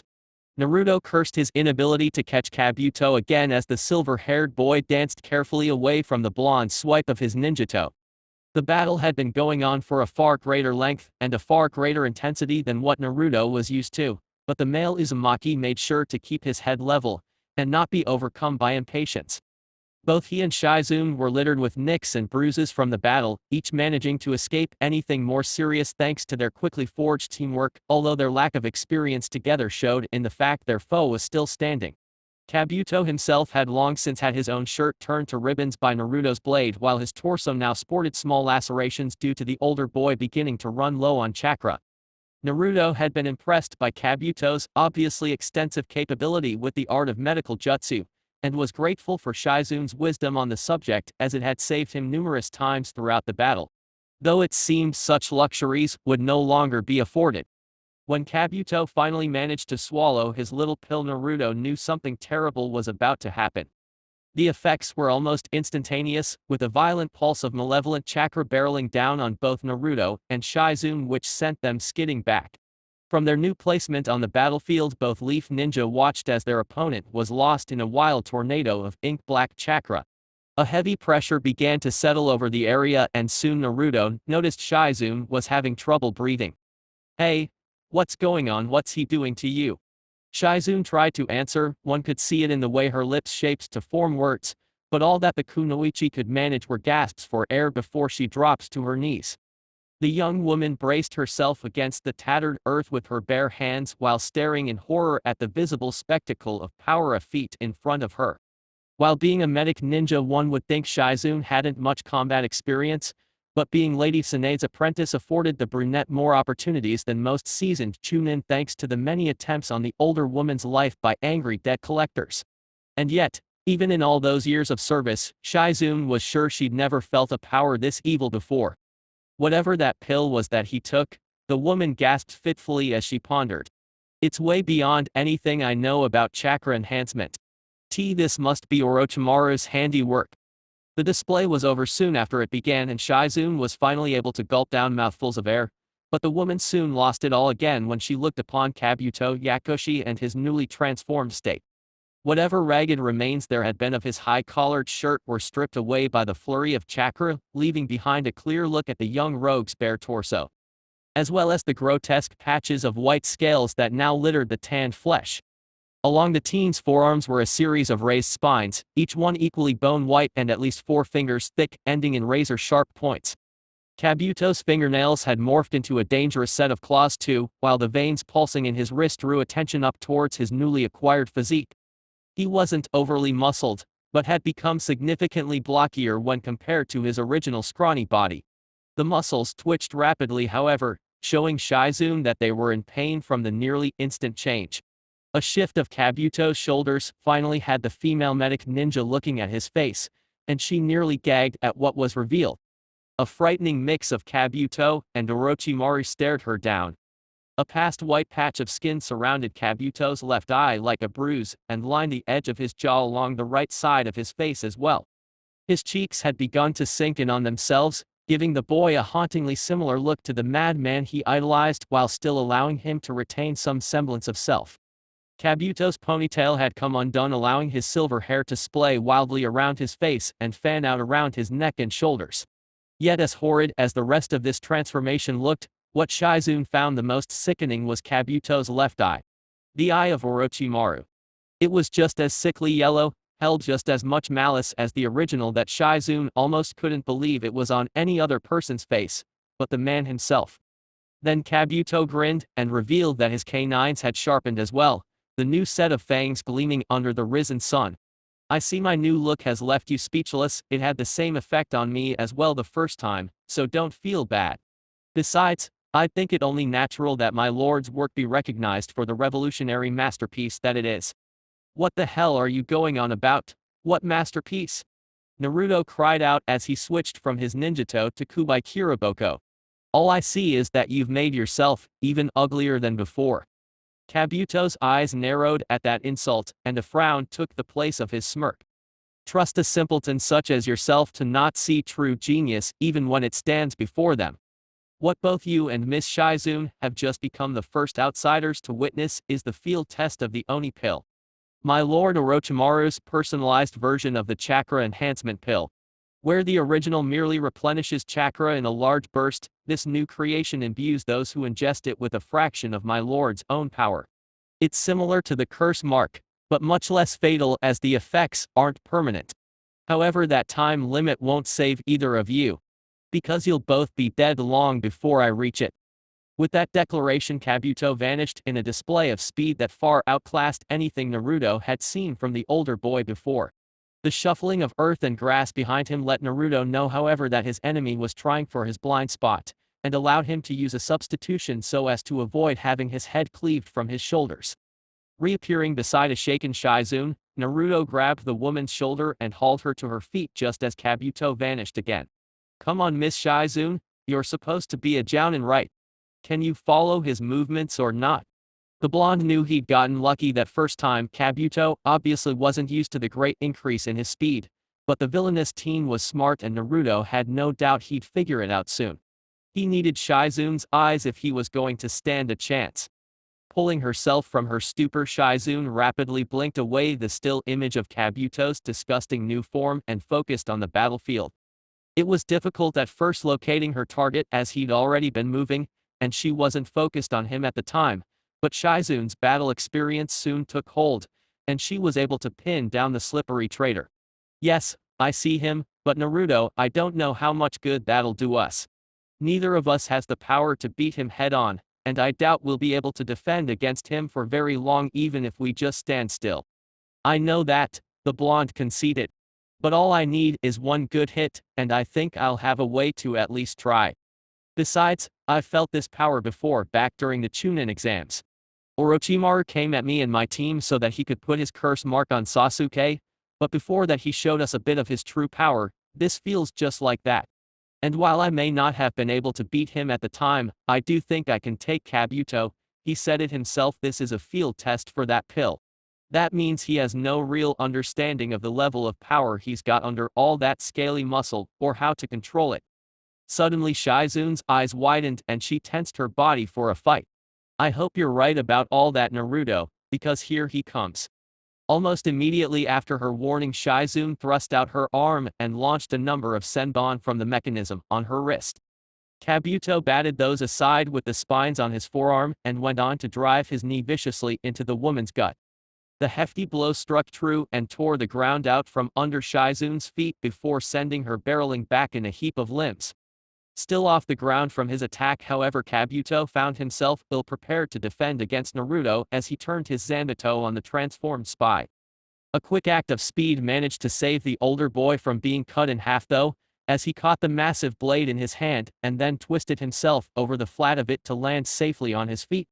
Blood dripped from the open wound in Kabuto's hand, but the team paid it no mind as he pivoted to deliver a furious spin kick to Naruto's chest, the sound of ribs breaking under the weight of his strike filling Kabuto with immense twisted satisfaction. Or at least it would have, if it wasn't revealed Naruto had made use of the substitution technique once again. Growling in outrage at being deceived, Kabuto almost went to take his frustrations out on the still-down Shizune. But then a shadow from above alerted the older boy that his enemy was trying for an aerial attack. Turning his head up, Kabuto watched as Naruto came down fast, like a hawk swooping in to claim its prize, only this time when the blonde went to swing his mighty sword, the bespectacled traitor simply raised his arm and blocked it with the spines jutting from his skin. The sense of satisfaction didn't last long, however, as Kabuto watched his opponent make a single-handed sign. And a second Naruto appeared on the ground in front of him. "You've really gotta stop thinking you're the smartest guy in the room, you freak," the clone taunted as he thrust his own Kubai Kiriboko forward in an effort to impale the transformed Kabuto. However, even caught off guard, the older boy's new speed allowed him to block this attempt as well, trapping the copied blade in between two of the protrusions on his other arm. "And you've really gotta stop believing that you're any match for a shinobi of my caliber, Naruto," Kabuto hissed back before he jerked his left arm forward, bringing the clone in close enough so that he could dispel it with a well-placed kick to the sternum, before swinging his newly freed arm up to swipe his claws at the Naruto he still stood in a stalemate with. The blow hit home this time around, but only so as to reveal this other Naruto to be an exploding clone, the blast being powerful enough to rock Kabuto into a stumbling flyback that left his ears ringing and his vision white. This was all the time Naruto needed to help Shizune recover before activating his hidden mist technique. The shroud settled slower than the blonde would have liked, but he assumed quickly that it was due to the lack of moisture out in such an open field, much like back during his battle with Tenten. Yet despite this drawback, both Naruto and Shizune were saved from being seen by Kabuto before it was completed, and so the pair were safe long enough for the blonde Uzumaki to enact the next part of his plan.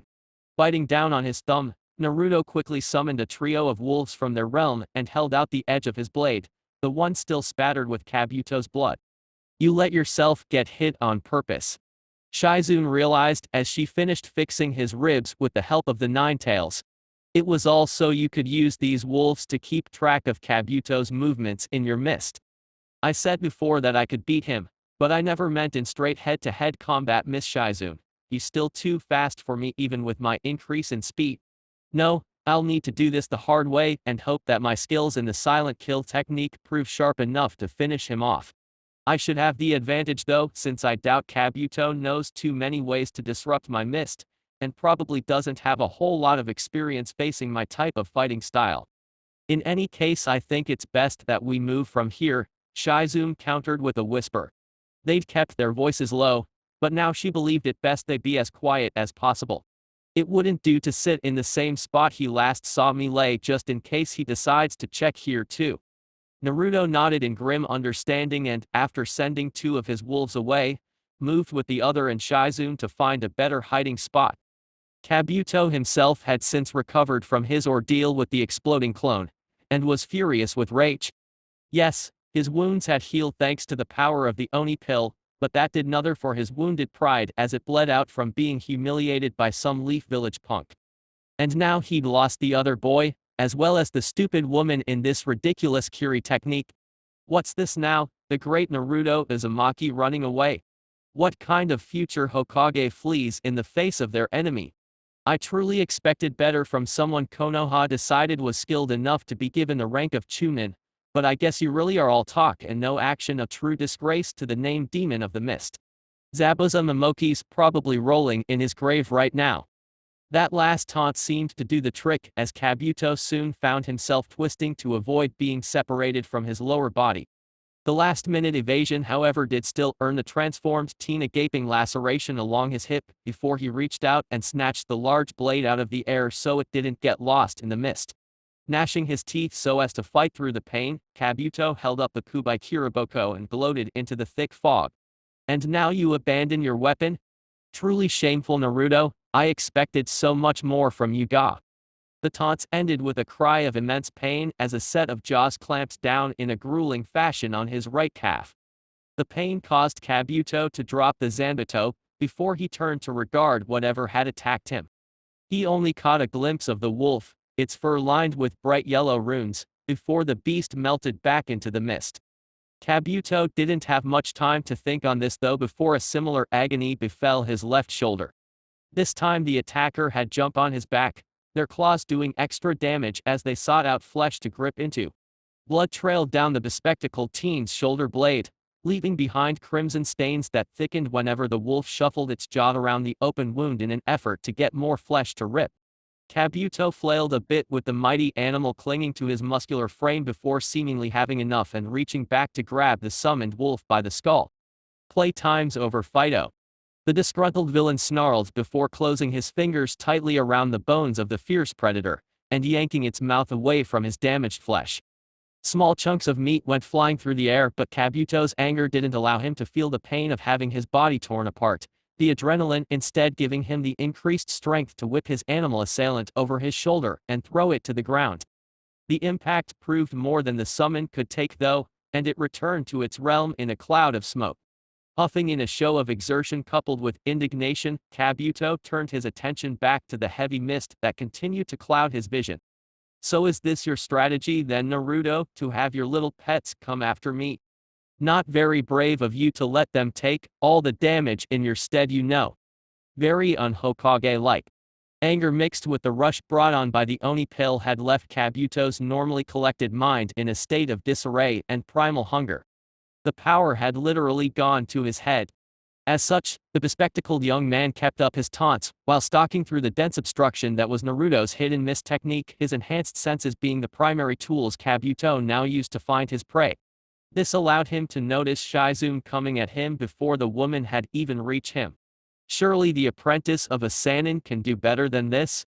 Kabuto struck out in the direction he'd both heard as well as smelled the brunette coming from. A grin stretched across his face in show of malicious glee, and was thoroughly surprised to find that what he hit was not Shizune, but Naruto's ninjato as the blonde raised the finely crafted blade to block his claws. Eyeing his unexpected adversary, Kabuto quickly realized why he'd been confused. Naruto was draped in Shizune's Haori top. The ash-colored cloth reeked heavily of the owner's scent, easily masking that of Naruto's own, and giving him an edge of surprise with this latest attack. Somewhere in the analytical part of Kabuto's newly warped brain, the older boy had to give his foe a grudging bit of respect for the plan. But wait, the silver-haired youth realized as he pressed firmly against Naruto's attempt to break his guard. If her Haori is here, then where is Shizune? The feeling of senbon needles impacting perfectly with his still wounded calf answered the rogue ninja's mental question in a painful way. While the demon pill allowed for enhanced regeneration, it wasn't as fast-acting as that belonging to a Jinchuriki, and thus there were still open wounds for Shizune's weapon of choice to penetrate and begin spreading the poison coating the tips. Kabuto felt his leg burn immensely before his nerves flared in true agony. The poison seemed fast-acting and held in the small realm of rare toxins the pill did not grant immunity to. Something personally concocted by either the woman herself or her sannin master, no doubt. However, Kabuto didn't allow this to stop him, and he grit his teeth before bearing down on Naruto with his full strength. Despite his intense training, the blonde found himself starting to buckle under the power of Kabuto's new form. Naruto's muscles screamed at him to get away with every inch. Those claws grew closer, and that's when he recalled his training session from a few days ago. Letting his defenses fall and his body to go slack, Naruto twisted away from the oncoming set of razor-sharp daggers that were Kabuto's nails. Searing pain let Naruto know that he hadn't managed the maneuver unscathed, but the free shot it gave him at Kabuto's entire torso more than made up for the temporary damage. Pulling his Zanbato from its sheath against his back, Naruto whipped the large blade around and sliced a clean diagonal line from the older boy's right shoulder all the way down to his opposite hip. Blood sprayed from the wound like the spigots he'd seen water lawns back in Konoha, and Naruto quickly found himself spattered with the crimson life liquid. However, the blonde didn't let this shake his composure, knowing that balking at the grueling display could cause an immediate shift in the tide of battle, and so when his blade met with the ground like he intended, Naruto performed one of his favorite moves by using the handle of the large Zanbato as a springboard that allowed him to land a viscous kick to the very center of Kabuto's sternum. And while the older boy's new form obviously granted him a new sense of durability, Naruto's full-powered attack proved just strong enough to send the muscular boy flying off his feet and stumbling back while howling in pain. But Naruto wasn't done just yet. Thrusting out his palm, the blonde Uzumaki unleashed his seal-less ninjutsu, whose barreling power blasted Kabuto back to just where Naruto wanted him. Shizune now. On it, Naruto. The woman acknowledged.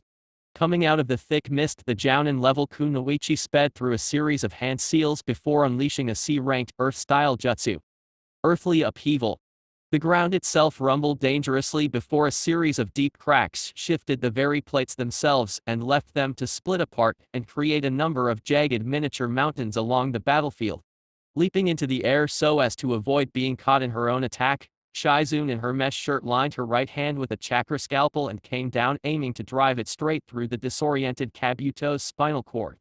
Unfortunately, the pair allowed themselves to get caught up in their perceived victory, and so neither of them noticed that Kabuto had actually regained his footing just as Shizune had made it into the air. So, just when the medic ninja was within reach, the bespectacled villain turned on a dime and caught her by the throat.